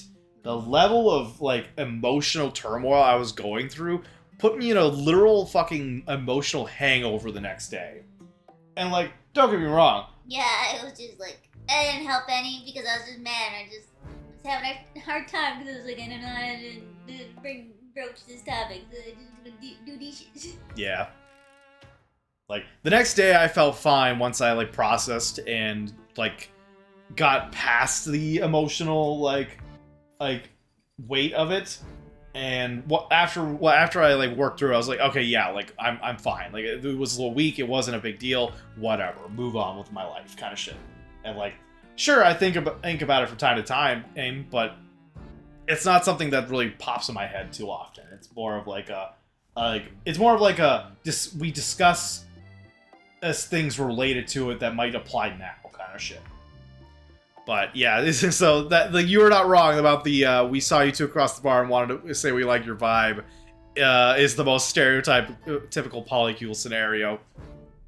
That's not our style. Like Augusta, I don't think we would ever probably do that. It's like it's not like a zero chance, but it's not likely. I have a lot of trauma and trust issues. Yeah, I think the only time it would happen is if, like, Augusta just had, like, an intuition sense and was just like, yeah, those two. And I do get that with people. Sometimes, yes. I do get that with people. But if it was me, if I was like, hey, I think I like those two, I doubt she would ever be like, yeah, sounds like a great idea. I like to tread the water a little bit before I go fully in. I like to dip my toes. I trust too easily. I'm a kick dog when it comes to how many times I've been burned. You're just neurodivergent. I know. Nothing wrong with that. Yeah. You're just neurodivergent. You love deeply. I do love deeply. I want to assume the best in people, and people take advantage of that. Mm-hmm. And me as your protector, because of that reason, gets a little... yeah. Be careful. Careful who you try to fuck over. You might be contending with Augusta, who will kill. I'll kill. It's not worth killing, but I'm gonna make your life a living hell. Close enough. Sorry, let me clarify. She's almost killed. She's almost killed me. Respected her for it. She almost killed someone else, too. They punched her in the face. Not punched. They slapped me. Sorry, slapped in the face. Red was seen that day. Red was seen that day. Yep. It's funny because me and that person have talked, and they tell me every time, they're just like, you scared the shit out of me. They're like, I have checked my anger since then. Like, they had anger issues, and after that day, no more. you put the fear of the gods in them. They're like, I'm so angry, and I'm like, wait a minute. Yeah, she's like, I thought I could kick your scrawny ass, and she goes, I should have known. Let me put it to y'all this way. I'm not like a huge person, but I'm like stocky and like got some muscle to me.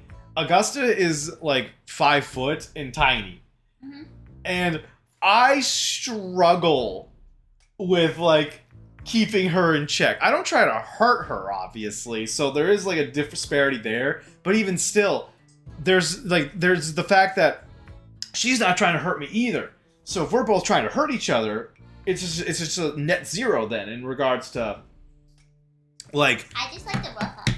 She does, but she's very slippery. She's always sneaking out and getting out of my. You know, a lot of people have said that. They're always trying to hold on to me. When people think you're small and you're very capable of, like, they want to pick you up and stuff all the time, you learn how to be the hardest shit to hold on to. You like it when I pick you up. Princess style. Yes. But yeah, let's just put it this way.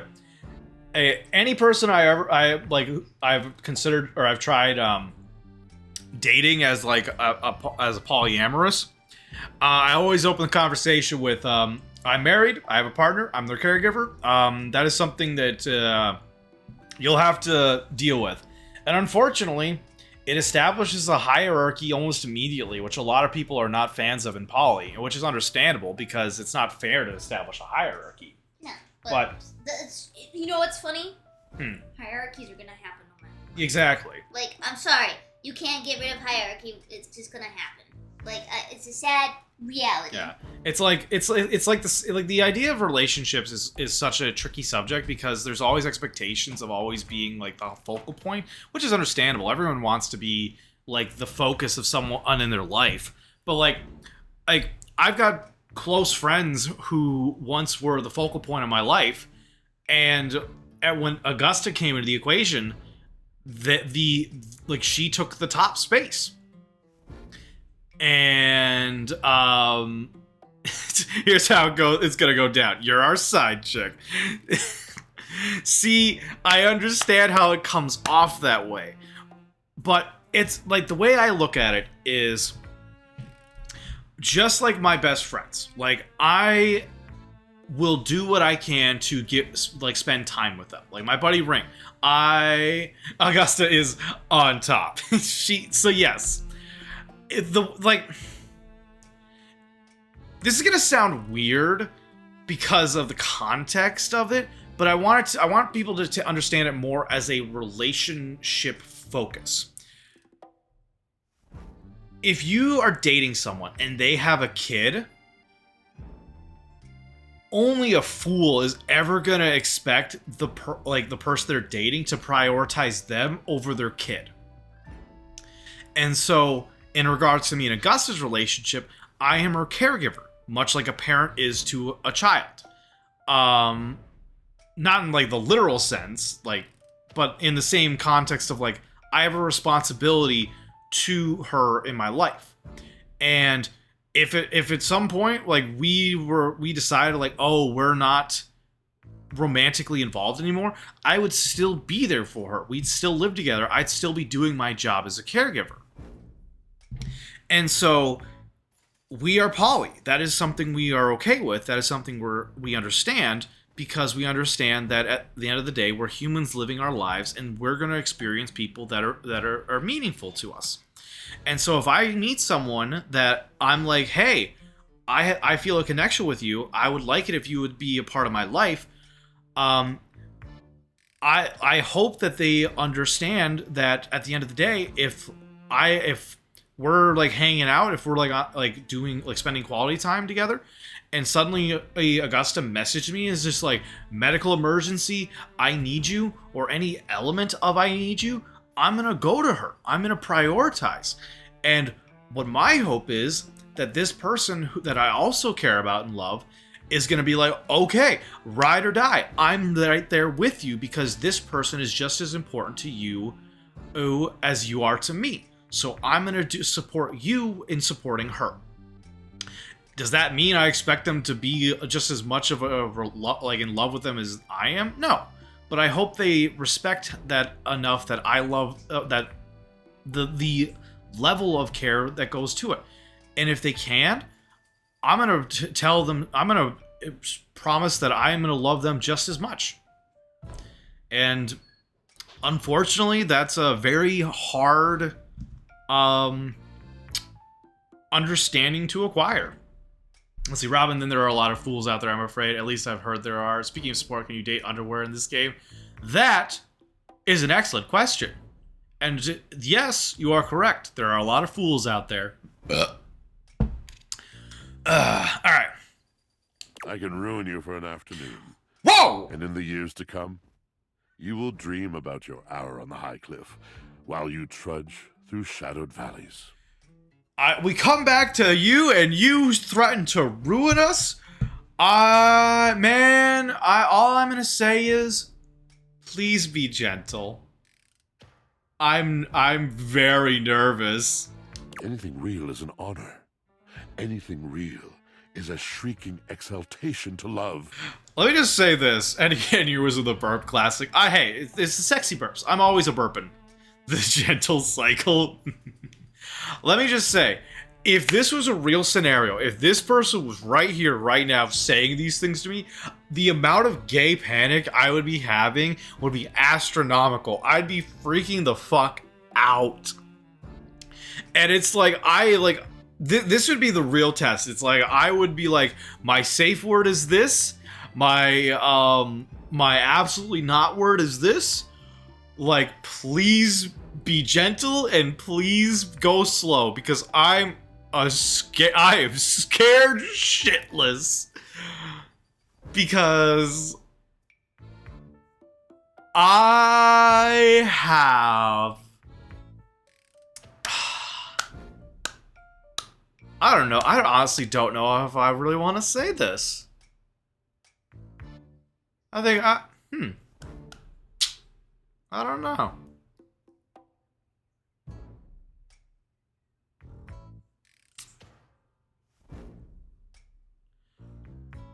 I've never been truly dominated. And as a power bottom, I would really like to be. But it's a scary ass thing to do. Just saying. Like, so this guy, he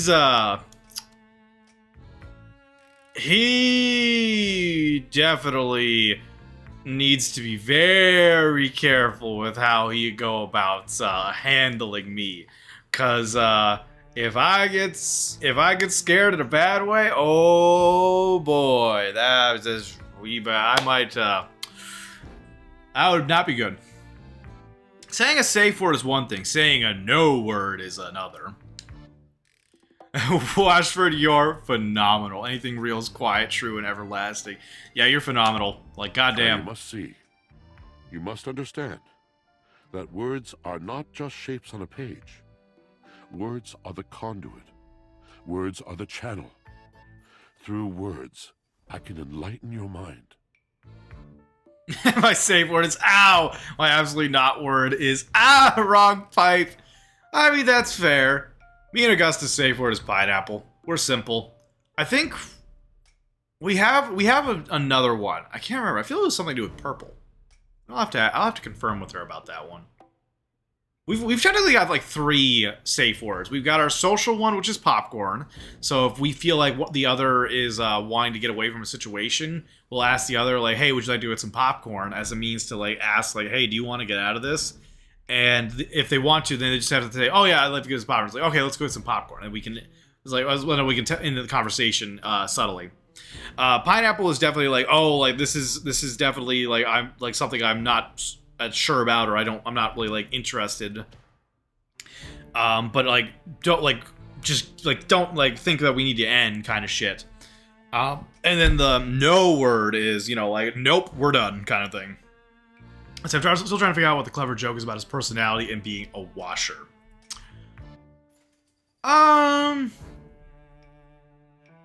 That's a good question. I don't know. Though I strongly suspect he has a reputation for being turbulent with the ladies. I think he has a strong reputation for being turbulent with anyone. Because, I mean, right now he's trying to seduce me. And I'm no lady. Like, damn, he literally said he wanted to ruin me. I'm not gonna say no. I can challenge your perception. I can touch your heart. Okay, like I said, I just go, be nice, be gentle, go slow. Don't throw me into the deep end, please. I suppose in human form there are no limitations. Yeah, very true. Let's see, can you touch anything else? I am a poet, dear one. I can touch anything I want. Okay. I mean, yeah. Okay. Bet. Go right. And he no voice actor. He didn't say I can touch your heart. He said I can touch your heart. Wait, what? Hey, no voice act. Wait, hold on. Where's the hey supposed to go?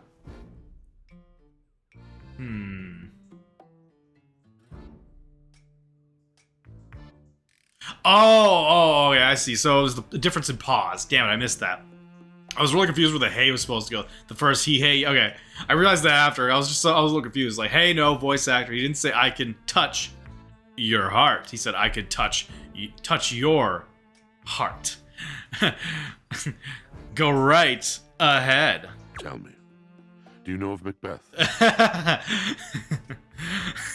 I have read Macbeth, but all I can think about is the Dropout bit where the one guy did like the McDonald's Macbeth ad, which was fucking hilarious. He paused before what he's touching in the text. Shakespeare, I knew it. Eyebrows. Wait, do you mean like McDesk or something like that? I mean nothing of the sort. Okay. I do not dabble in that trouble. Wait, so y'all are making puns for the fun of it? Are you actually referring to the real people? I speak of the tragedy of Macbeth by William Shakespeare, circa 1606. Honestly, it's an interesting play. Ouch. Ah, man, I've read it though. It's like it's not one of my favorites. It's like we read that in school. And you sat in the back, spoke when spoken to, etc. How disappointing. I did not. Like, I talked about it. I liked English class. I think the joke is that he's turbulent personality and thus enjoys the tragedies. That's fair. I mean, his whole existence is like the bumps and bruises of life. Like what? Like our clothes carry with us the weight of our experiences. So. I mean, I'm sorry. I enjoyed it. Dude, it just what? Yeah, disappointing is kind of a harsh word. The first human I've had to converse with in God knows how long, and you turn out to be less engaging than that damn sock Drysdale used to spend his days losing. What? Yep, and he likes to draw. Who, me or the Washford? Yeah, that's rude. You don't know anything about me. Oh, don't I? No, you don't. Actually, I know, right? Like, I admit I read it in school. Like, I'm sorry. No, you don't get to pass dead people just because they don't read the same books as you. I read the book! What is this? Now who knows nothing? That isn't why. It isn't that you don't read the same books as I. It's that you had a chance to read anything, any luminary from the canon of the human soul. Something that could have illuminated and burst open and changed you, and you chose to skim through the cliff notes in the back of the room. I did not. I actually read the book. I liked it. I read English. I enjoyed English class. Some books I wanted spark notes on, but others I didn't. I loved The Giver. Handmaid's Tale was really interesting.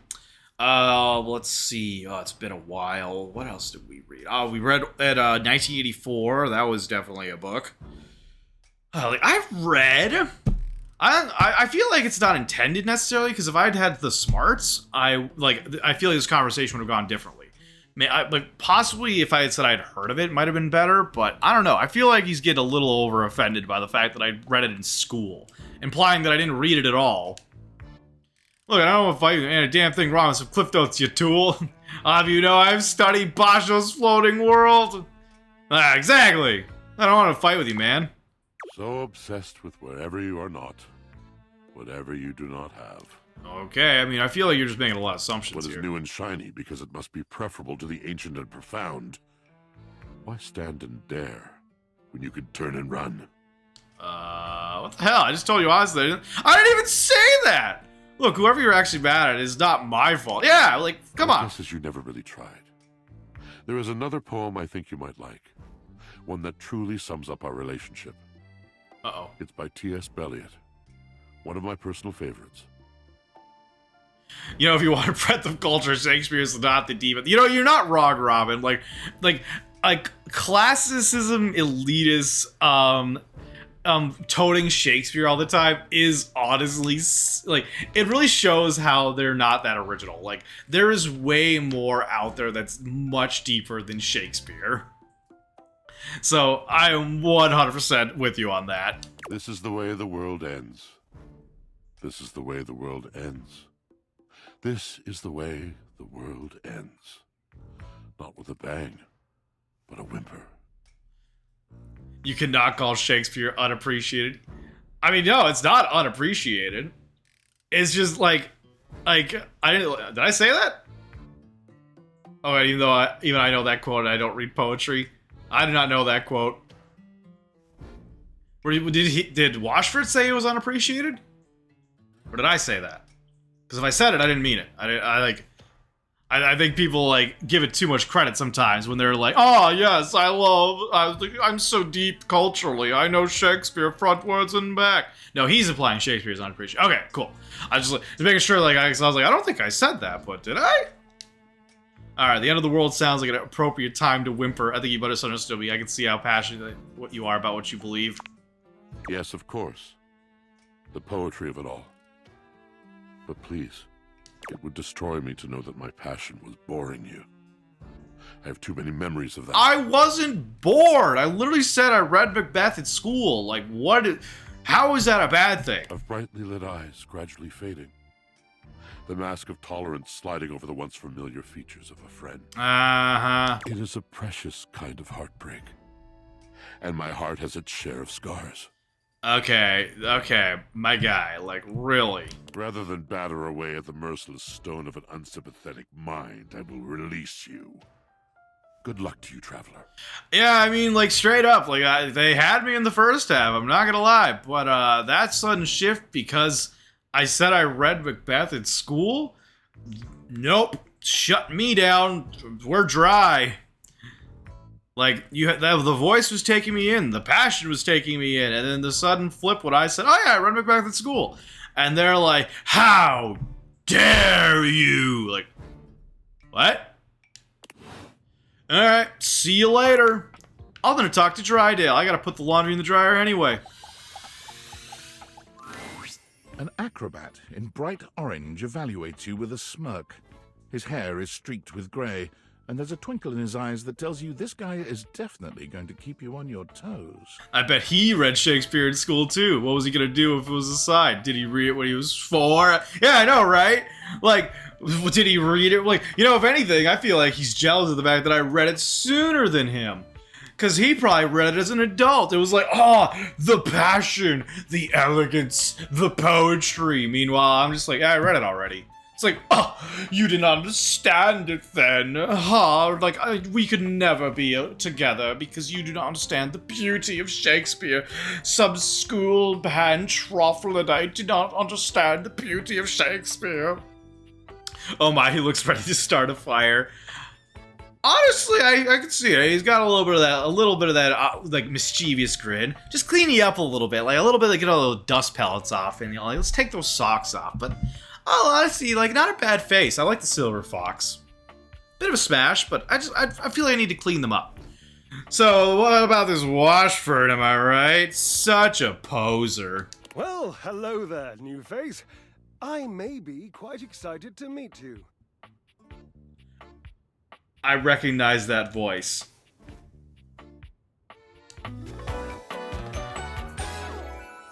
Yes. Where have I heard that voice before? Let's see. Yeah, very intentional chest bearing and the pot filly collar too. Yeah.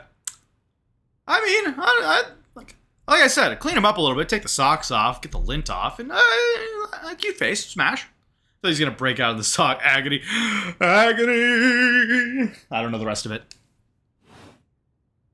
I recognize that voice, though. Who are you? I may be quite excited to see you later. Pretty basic. You may be excited? I have a voluptuous suspicion that may be the emotion I'm experiencing. Yes. I can't pin it. I recognize that voice, though. Babe, do you recognize it? Oh! It's Astarion! It's Astarion's voice actor! Let's see. Let's see. I'd say be excited. I'm pretty cool. Freddy said I was cool. Well, how can I know for sure? You might turn out to be fabulously interesting, in which case, yes, I am thrilled. Pass the champagne. I just hear Astarion now. These two guys totally met at Shakespeare in the Park production. Washford may have been the stage manager. I dated a stage manager once. Oh boy, I feel like he's gonna break out the song. I promise. Apparently, Robin wants you to break out into a song of Agony, Augusta, or we all just want to hear Astarion sing Agony. Which, honestly, I'd be down for. Someone should get on that. Someone should tell their voice actor to sing that song. Or you might, in reality, be a dud. A wet blanket. A ball. Well, I guess we'll find out. What do you think about Washford? That happens. And I've already committed to excitement. I'd look like a bit of a moron now, wouldn't I? Fair enough. Definitely can't risk me looking like a moron. Can't, shan't, won't.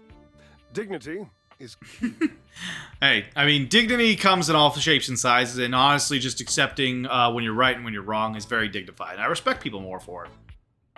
For us coming on in for our fun fact this ad break, in backgammon, each player aims to bear off their entire army of game pieces for their opponent. How many pieces comprise this army? I feel like we had that question already. Wasn't it like 24 or something? Let's see, Robin, I wouldn't mind that at all, but a melodramatic pretty boy in tight clothing singing Agony is the gold standard. I would love to hear it. I mean, I feel like everyone's in agreement now. So, tell me. Oops. Am I excited? Or am I already sorry I asked? I mean, what do you want from me? Do you want me to... Hey, Dwarf Lord, welcome on in. We'll get you a shout out there, buddy. You're up late, man. And doink.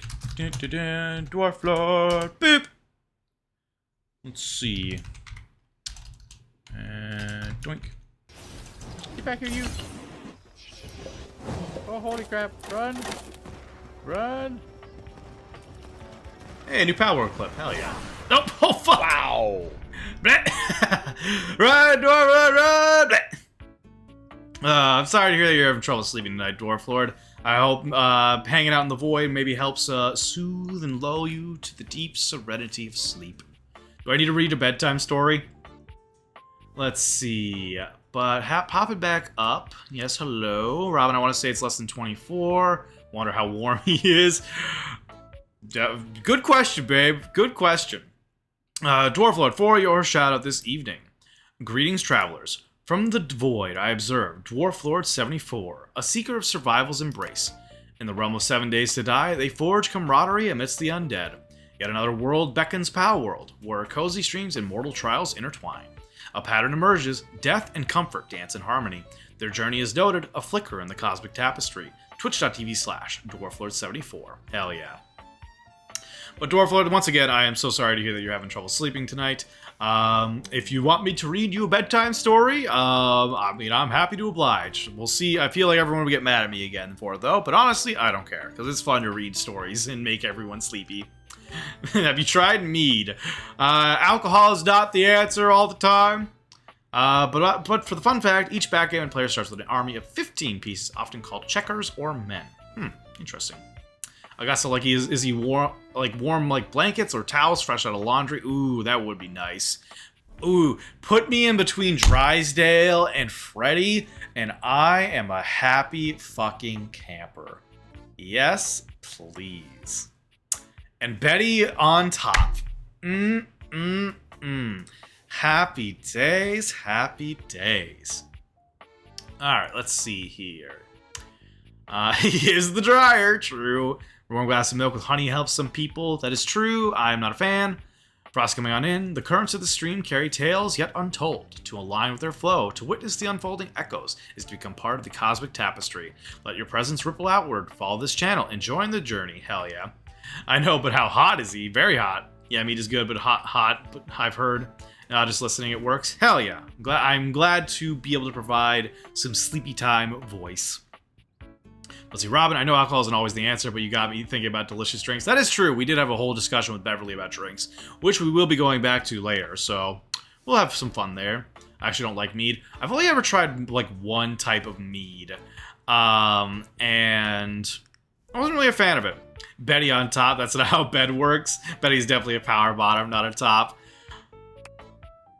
I mean, okay, we opened this can of worms. Now we gotta figure this out. So,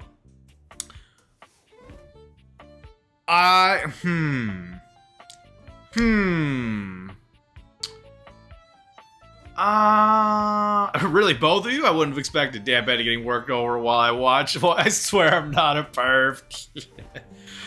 I've only had one type of mead, so I definitely need to try other ones to really get a determination. The one I had just was very, like, meh. But, I'm just trying to think, like, what would the best way... So this is a foursome with, Drysdale, Freddy, Betty, and I. So... I'm just trying to think about the layout for the best temperature.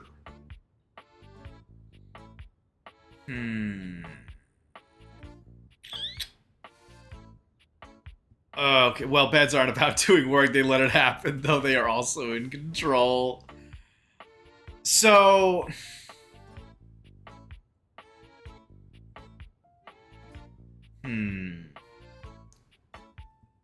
Okay, so this is what I'm thinking. This is how I'm imagining this foursome to go. So Betty is power bottoming, while we are tapping from behind, and then I think, I don't know, who do y'all think could be better, or hitting me from behind? Do you think cold Freddy or warm Drysdale would be better? I feel like Drysdale would be better, so I'm in between Drysdale and Betty. And then I imagine Freddy is hippity hopping around doing whatever they feel like in the moment, whether that be to me, whether that be to Betty, whether that be to Drysdale. I don't know. I feel like Freddy could just have fun doing what they want, keeping the overall temperature like at a nice even keel, hitting Morthos from behind.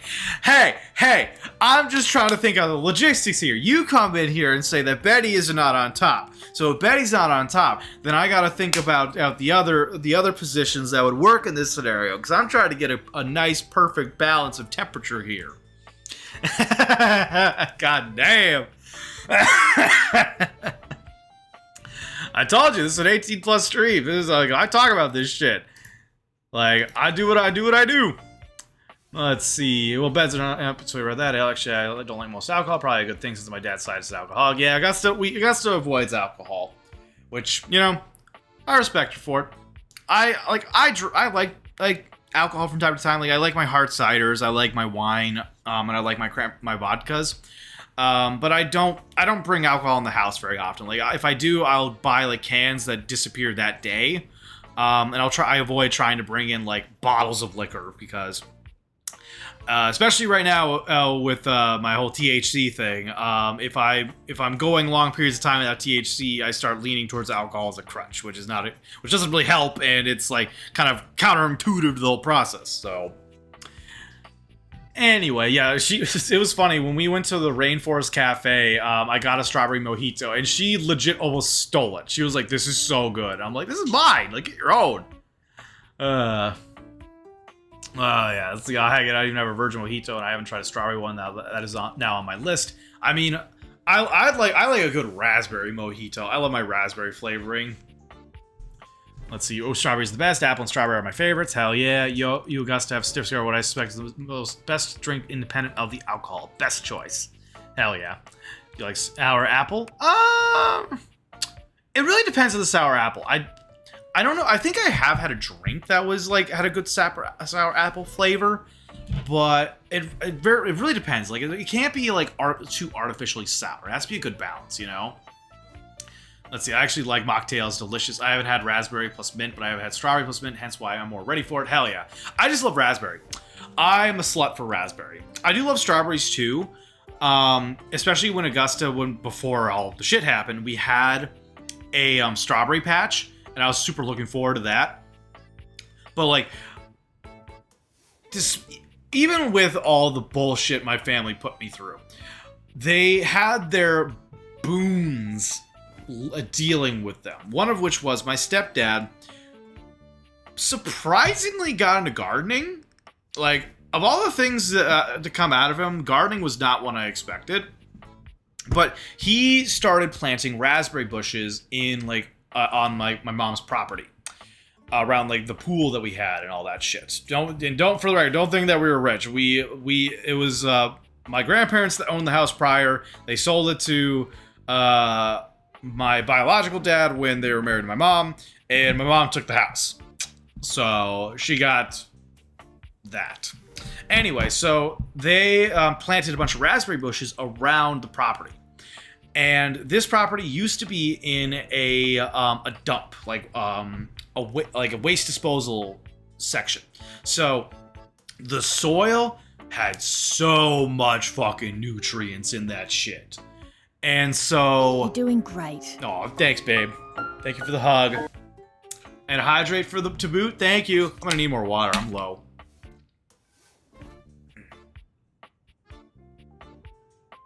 And now I'm out. Where's that sound clip from? You're doing great. It's from Bluey. It's a scene. Can I get a hi? Hell yeah. Yeah, it's from Bluey. It's from the episode Baby Race. I still haven't ever seen that. Robin, you need to watch Bluey. It is such a good show. It heals you. It heals the inner child. Let yourself be healed.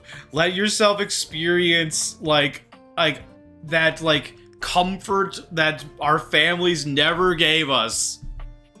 The sound effect notification panel looks like a hat for him to wear. What? Hat for him to wear. Okay, close that. Future Soul still streaming? No, they're not. Okay. Boink, doink, doink. And keep in mind, when I'm disappointed, my finely toned trapezii tend to flare unexpectedly. Hey, okay, good to know. Okay, channel. Sound alerts thing. What is it referring to? Let's see. Oh, I don't want to hear myself.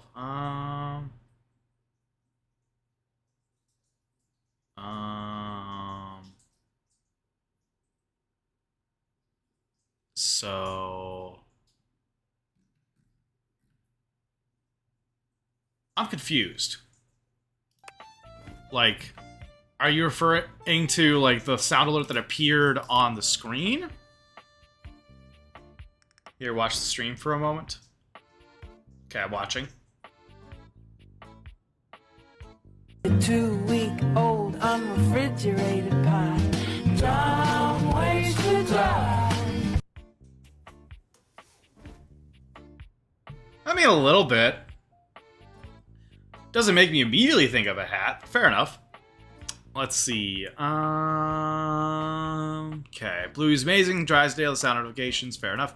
That's funny. You describing Bluey exactly the same way last year. That makes people realize what they were missing.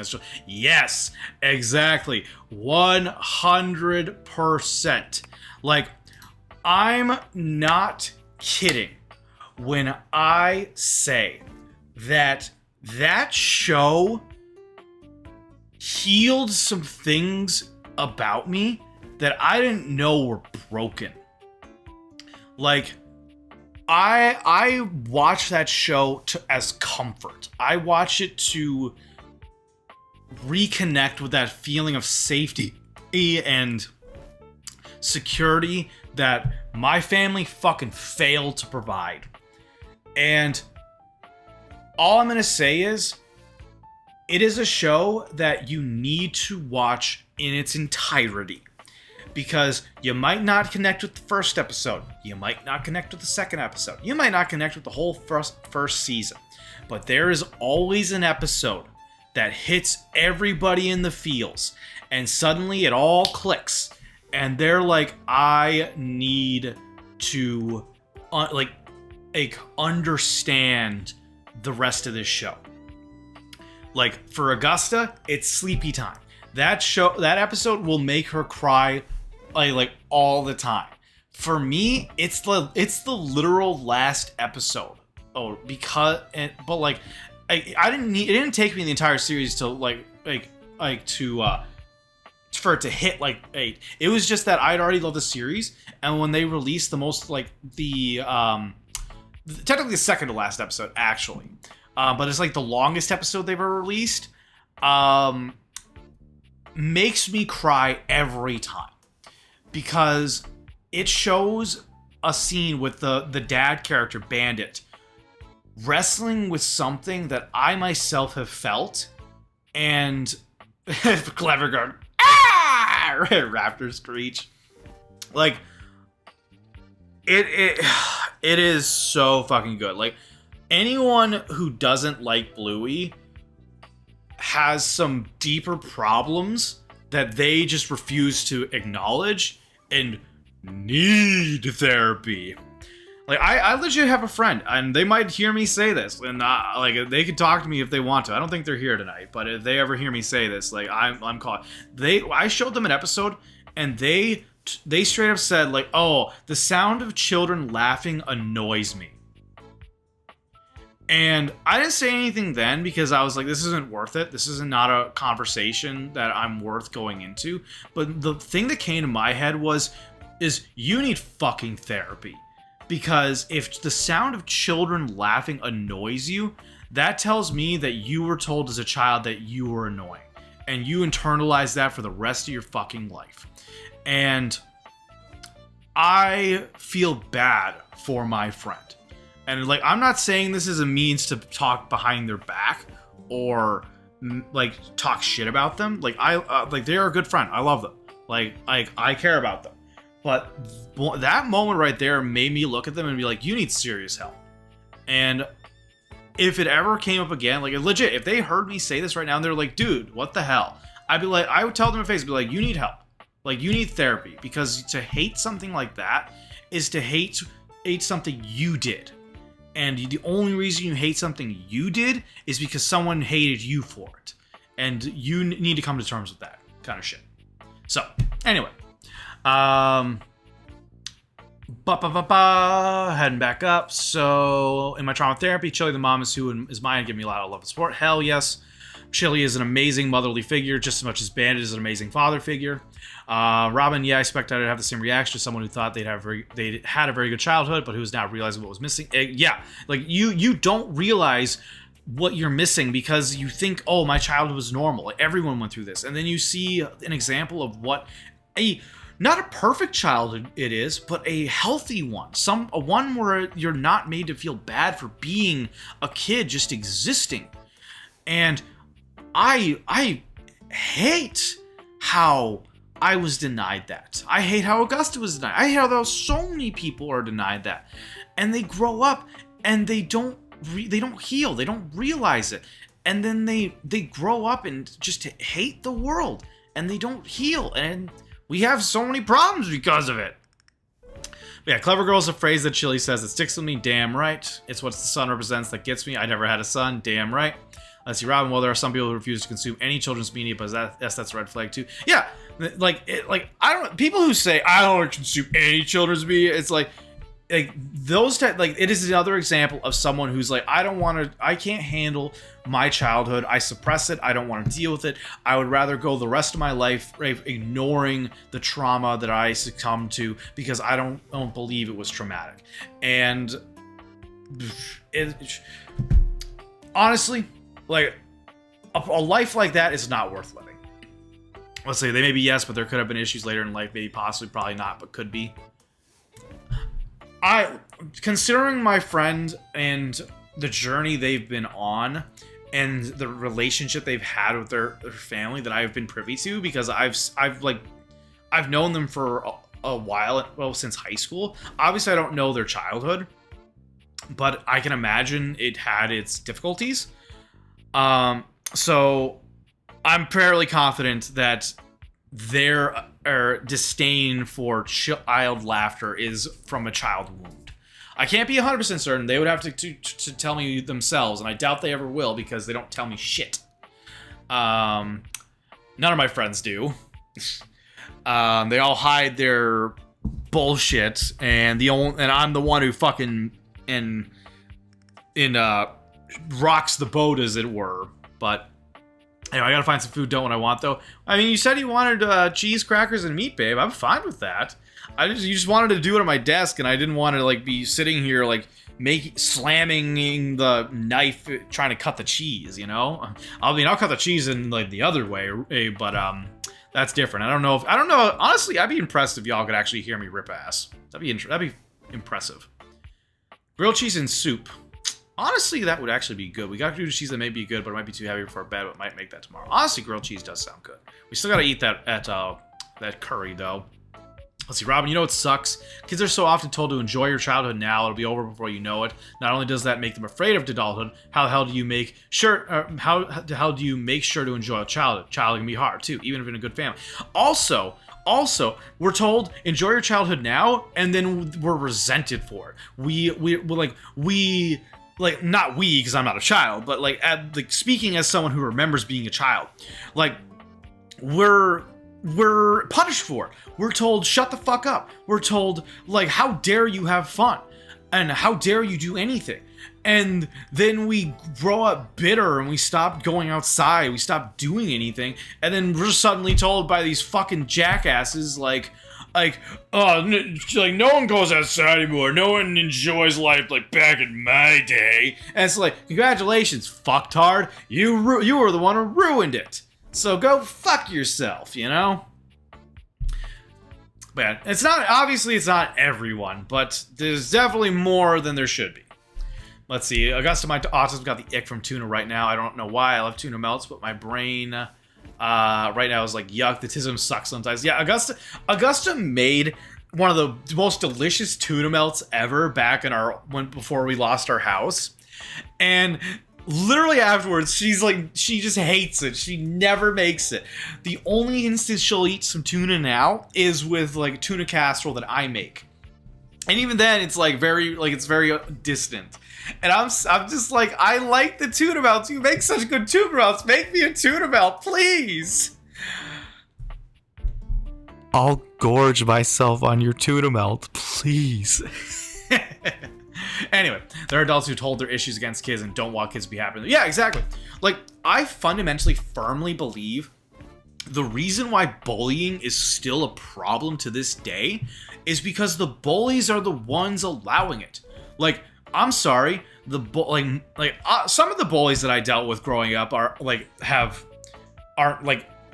my friends now, which is weird, but I don't know. Either A, I stood up to them and they checked themselves, or they got stood up to by someone else and they checked themselves. I'm not sure. But like, a bully is often going to be a bully the rest of their life. They're going to be a bully as an adult. If you were a bully as a kid and you never got checked, you're going to be a bully as an adult. And then you're going to be the ones perpetuating the bully culture, saying, oh, that's just how life is. When it's like, no, you could stop it if you really tried. But you don't, because you want it to continue, because you don't want to be held accountable for it. And I'm going to even say this.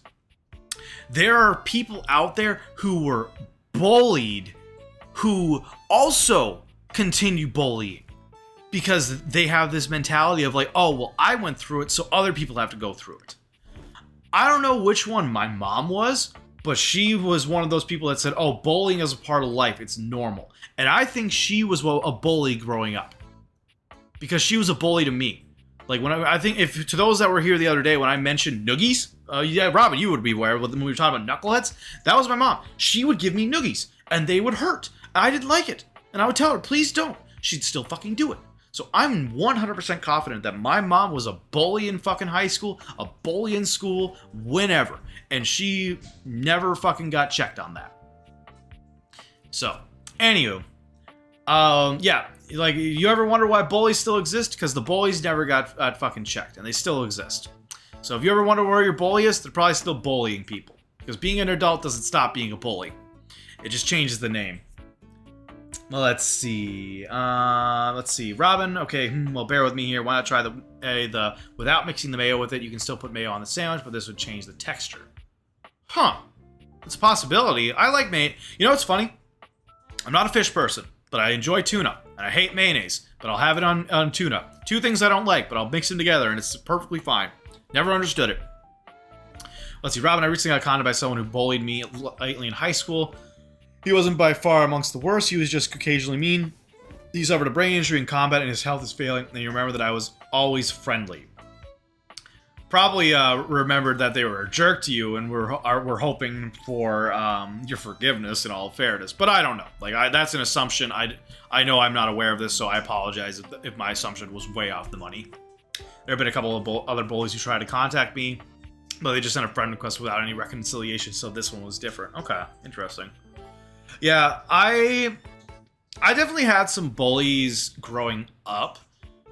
Weirdly enough, a lot of them, air quotes, became my friends because for one reason or another, we came to an understanding that we hated our home life and realized that it was better just like being friends than being adversaries. Though some adults were a part of that process, hard to say. One of them, they were a jerk and they would kick me in the shins all the time, and I kicked them square in the shins and considered breaking their leg, and they stopped bullying me after that. And then they joined our friend group and we became friends. They're still they still have some mental health issues and can be kind of a jerk sometimes, but I mean like they're still a good friend. Hell, they support the stream, and honestly, I'll even take back being the jerk sometime. That was more of a statement of like when we were still in high school together. So I'll correct. They haven't been a jerk as of late. I don't talk to them too often, but like I appreciate the fact that they support the stream. Hell, I just talked to the other one the other day. I was hanging out with Chungus and Daedalus, and they happened to be part of us playing Magic together. And it was really weird because I got to hear their kid, and it always blows my mind that he has a kid now. And honestly, he sounded like he was being a good dad, so props to him. Let's see. Oh, hey, babe. Your hands ain't that cold. Yeah. Think you can fill my water bottle, please? Please.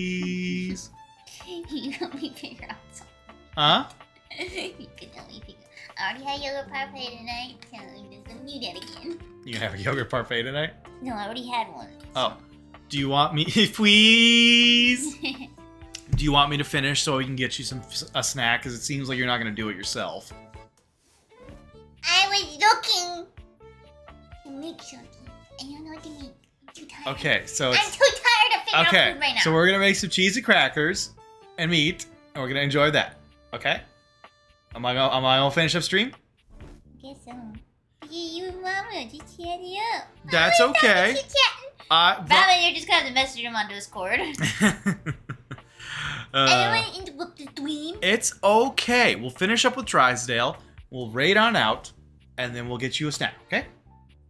Ow!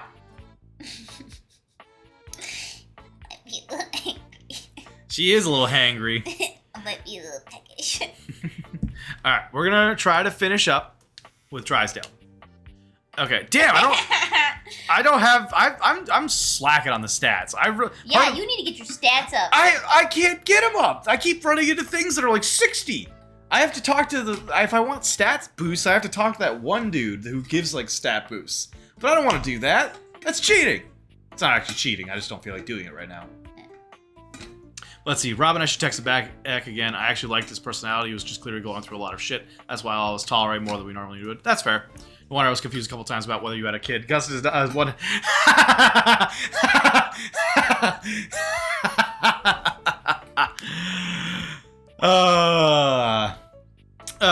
Between Washford and Drysdale, Drysdale's on top. This says so much that we barely. That's because Washford is a fucking bitch boy. He went down a rabbit hole just because. He's a bottom through and through. That's why he's on the bottom. Yeah. Drysdale is. Those are quite toned. Naturally, as an energetic equilibrist, I must keep my body in tip-top shape. Huh? I can do one hell of a baby talk if I want to. She does do some baby talk. I do a little baby talk too, but it's more of like a response. Airport? I'm not going to the airport. That is like the greatest what is the word? Rendition? Yeah. Of Bingo's voice when she says airport. I'm not going to the airport. I'm not going to the airport. He's a gloomy, temperamental bottom. I can see that. He was a smash, and then he got a little bit temperamental about you reading Megadeth, and I'm like, oh, don't be a prude. I know, right? I'm like, don't be a prude. I hate when people are prudish about their books. Yep, I sure don't. I hate working out. You hate the tireless pursuit of physical excellence. I hate working out. I hate it. I don't want to deal with my body. If I could discard Please don't be a gym bro. If I could discard my body, I would. I'm gonna pass on both of you if you're gonna be a gym bro. I know, right? Anyway, we got an ad break going on. Newscast update from Morthos the Demon's chat room. Baked sour apples versus sour apple flavoring. Debate rages on. Hugs and Amorthos' hi. Sound alerts fill in the air, while Bluey sparks nostalgia and healing vibes. Culinary suggestions fly, grilled cheese, tuna melts, sans mayo, but autism's ick factor complicates things. A tale of high school bullies turn friends unfolds, and Drysdale, a gloomy bottom with unexpected depth. I think the other one was the gloomy bottom. Own that, Morthos. Screw those two guys, as in don't screw them. Damn right! Wow, that ad break wasn't even long to finish the last post. Oh man, I swear, I don't know what is going on with the ad breaks. It's so weird that like people are not being affected by them. I get affected by them all the time, and it sucks. And I have an ad blocker. Ad blocker doesn't work anymore. I hate it. Thank you. I appreciate you.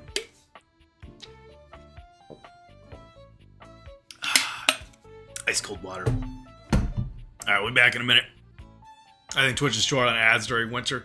It's so weird though, like when I'm in other people's streams, I get hit with a full minute 20s. Like all the time. Sometimes I get hit with 2. Are they like skimping on my ads? They ain't gonna air them for free.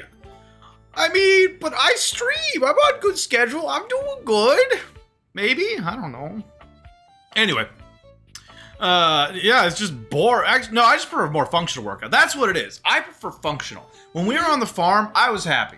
When I was working as a janitor, why do you think I want to go back to why I want to garden again? Because it gives you physical activity without being physical activity. Yeah. Like, I hate the idea of going to a gym. That is so boring. It is. Ha, indeed. I am an enthusiast for anything that challenges all sides of my glorious vessel. Okay, glad you at least understand. Like, hey, it's not about like the working out part. It's about how we're doing it. I like to do stuff. I like to be active. I'm fine with like doing hard labor outside with the like power tools and like axe and shit. That's fine. I just don't want to sit in a gym all day long lifting weights. And Robin, to answer your question, it's like literally the small streamers, like Chef Dan, I get hit with it. Let's see, who else have I been watching recently? Mihaly, I get hit with it. Although Mihaly's a bit bigger, but yeah, like, I don't know. It's weird. How do you work out exactly? Jared, I cannot even begin to tell you, but I am nothing if not inventive, fearless, indefatigable. I have no idea what that word means.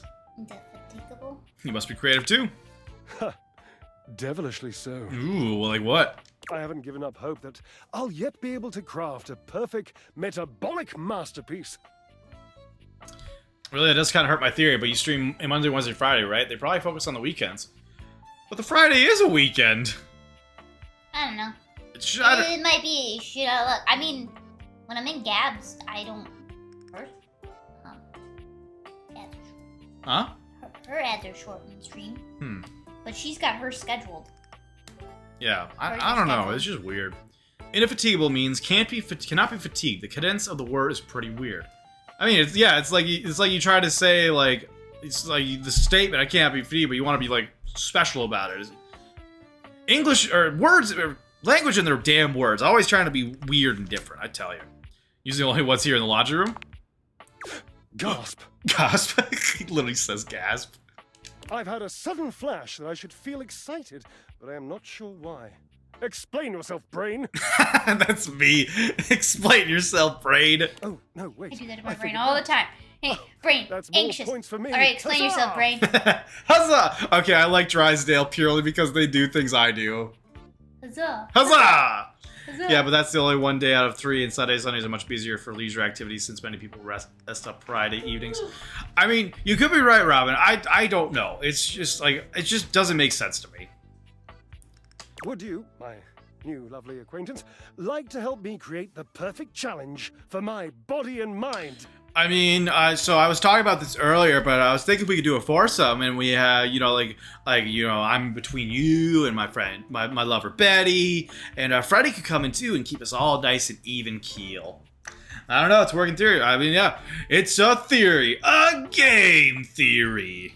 Would you help me invent a tango for the triceps, a conga for the core, a quick step for the quadriceps? Oh, we're gonna dance? I'm not very good at dancing.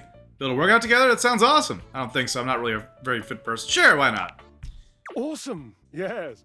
As incapable of inspiring awe. Just like my obliques. Yes? Yes. I saw Washford and Drysdale cross the laundry too, but I'm not impressed by their vibe. I mean, Drysdale, Washford had me in the first half, but then their sudden shift to being like a fucking like Shakespearean elitist just dried me the fuck up. Drysdale, I like the spunkiness. I always loved Astarian's voice and sassiness.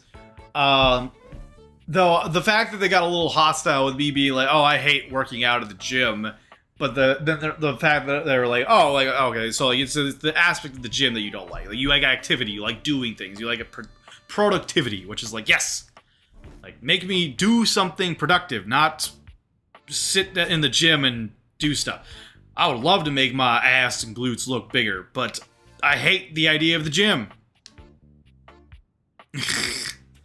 Alright, love the Op of the X, we'll start there. I know. I can lie down with Florence, grasp Titus by her intimidating epaulettes, and Russian twist her for 3 sets of 20. I'm sorry, what are we doing? Let's see, I'd probably like Drysdale on his own, but the idea that he has an on-again, off-again relation with Washington makes you really suspicious that he might be a charismatic, toxic partner. That is a valid point. Like, the element of their relationship would definitely determine whether or not I would be interested. If Washford is always going to be an on and off thing, then definitely not. Because Washford just like, nope, They came in, they dried up the factory. What do you think? I have no idea what you said. Yeah, who's Florence? Titus? What is that? Rolling on Titus is gonna like me too. How about a knee raise instead? How about hanging knee raise instead? That sounds more understandable. Of course, Washford might just have been like that from the start. Who knows? Good question. Oh dear, no. I don't think that's a good idea. Oh, okay. Why? Darling, where would I hang from? This dick. The door frame? Dorian? Oh yeah. Sorry. Have you seen him? A slice a la mode. How could I ever focus on form with that form before me? Oh no, no more temptations. I must keep my movement pure. Well, you don't want to hang off Dorian like a coat hanger? I mean, Dorian I'm still on the fence with.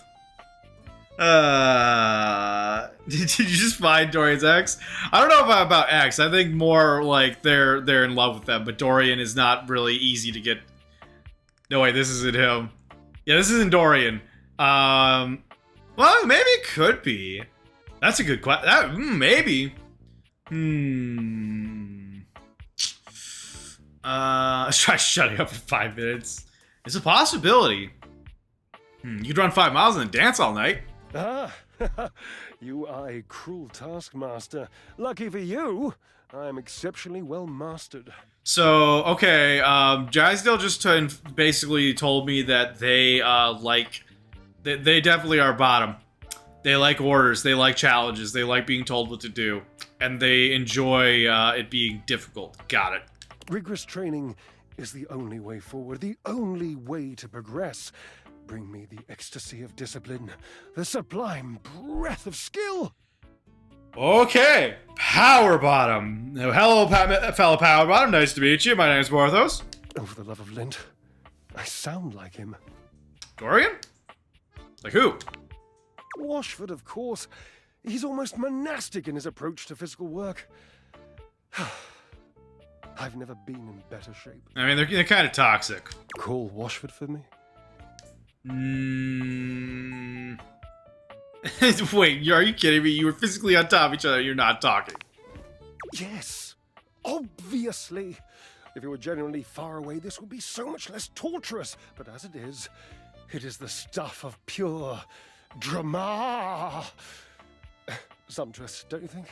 Night, Dan. Thank you for hanging out. I hope you got plenty of stuff done for your secret project. Appreciate you, buddy. Love you. Let's see. I thought we established he's on top, but I guess they could both be bottoms, and Drysdale just like slightly less so. See, we assumed before, but considering the way he's been talking about or responding to our telling him to go take a 5-mile run and then dance all night, and then being like the rigorousness and skill of discipline, that is major Power Bottom energy right there. So, honestly, the foursome setup works because Freddy is definitely going to be taking them on. It's like I'm the one in the middle this time. That's where I want to be. Okay, I can't believe I'm doing this. Washford! Just wait a moment. He should be here. I guess I'm not really an expert past this. So, Robert, are you trying to tell me that you're not a bottom? Implying that you are, in fact, a top?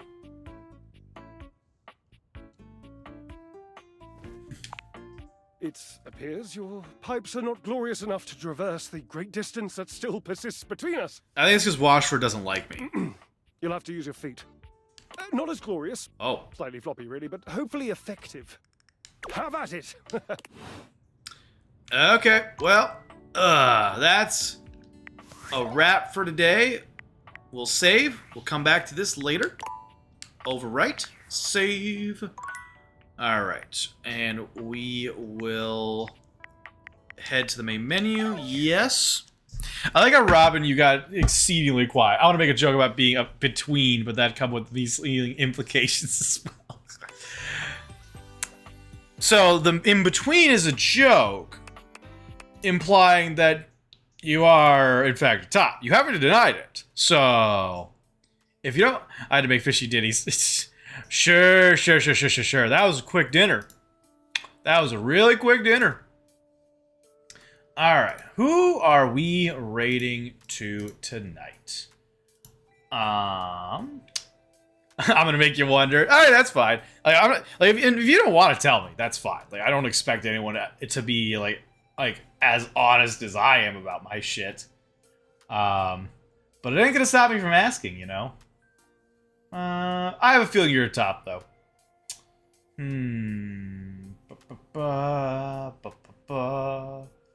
Ba-da-da.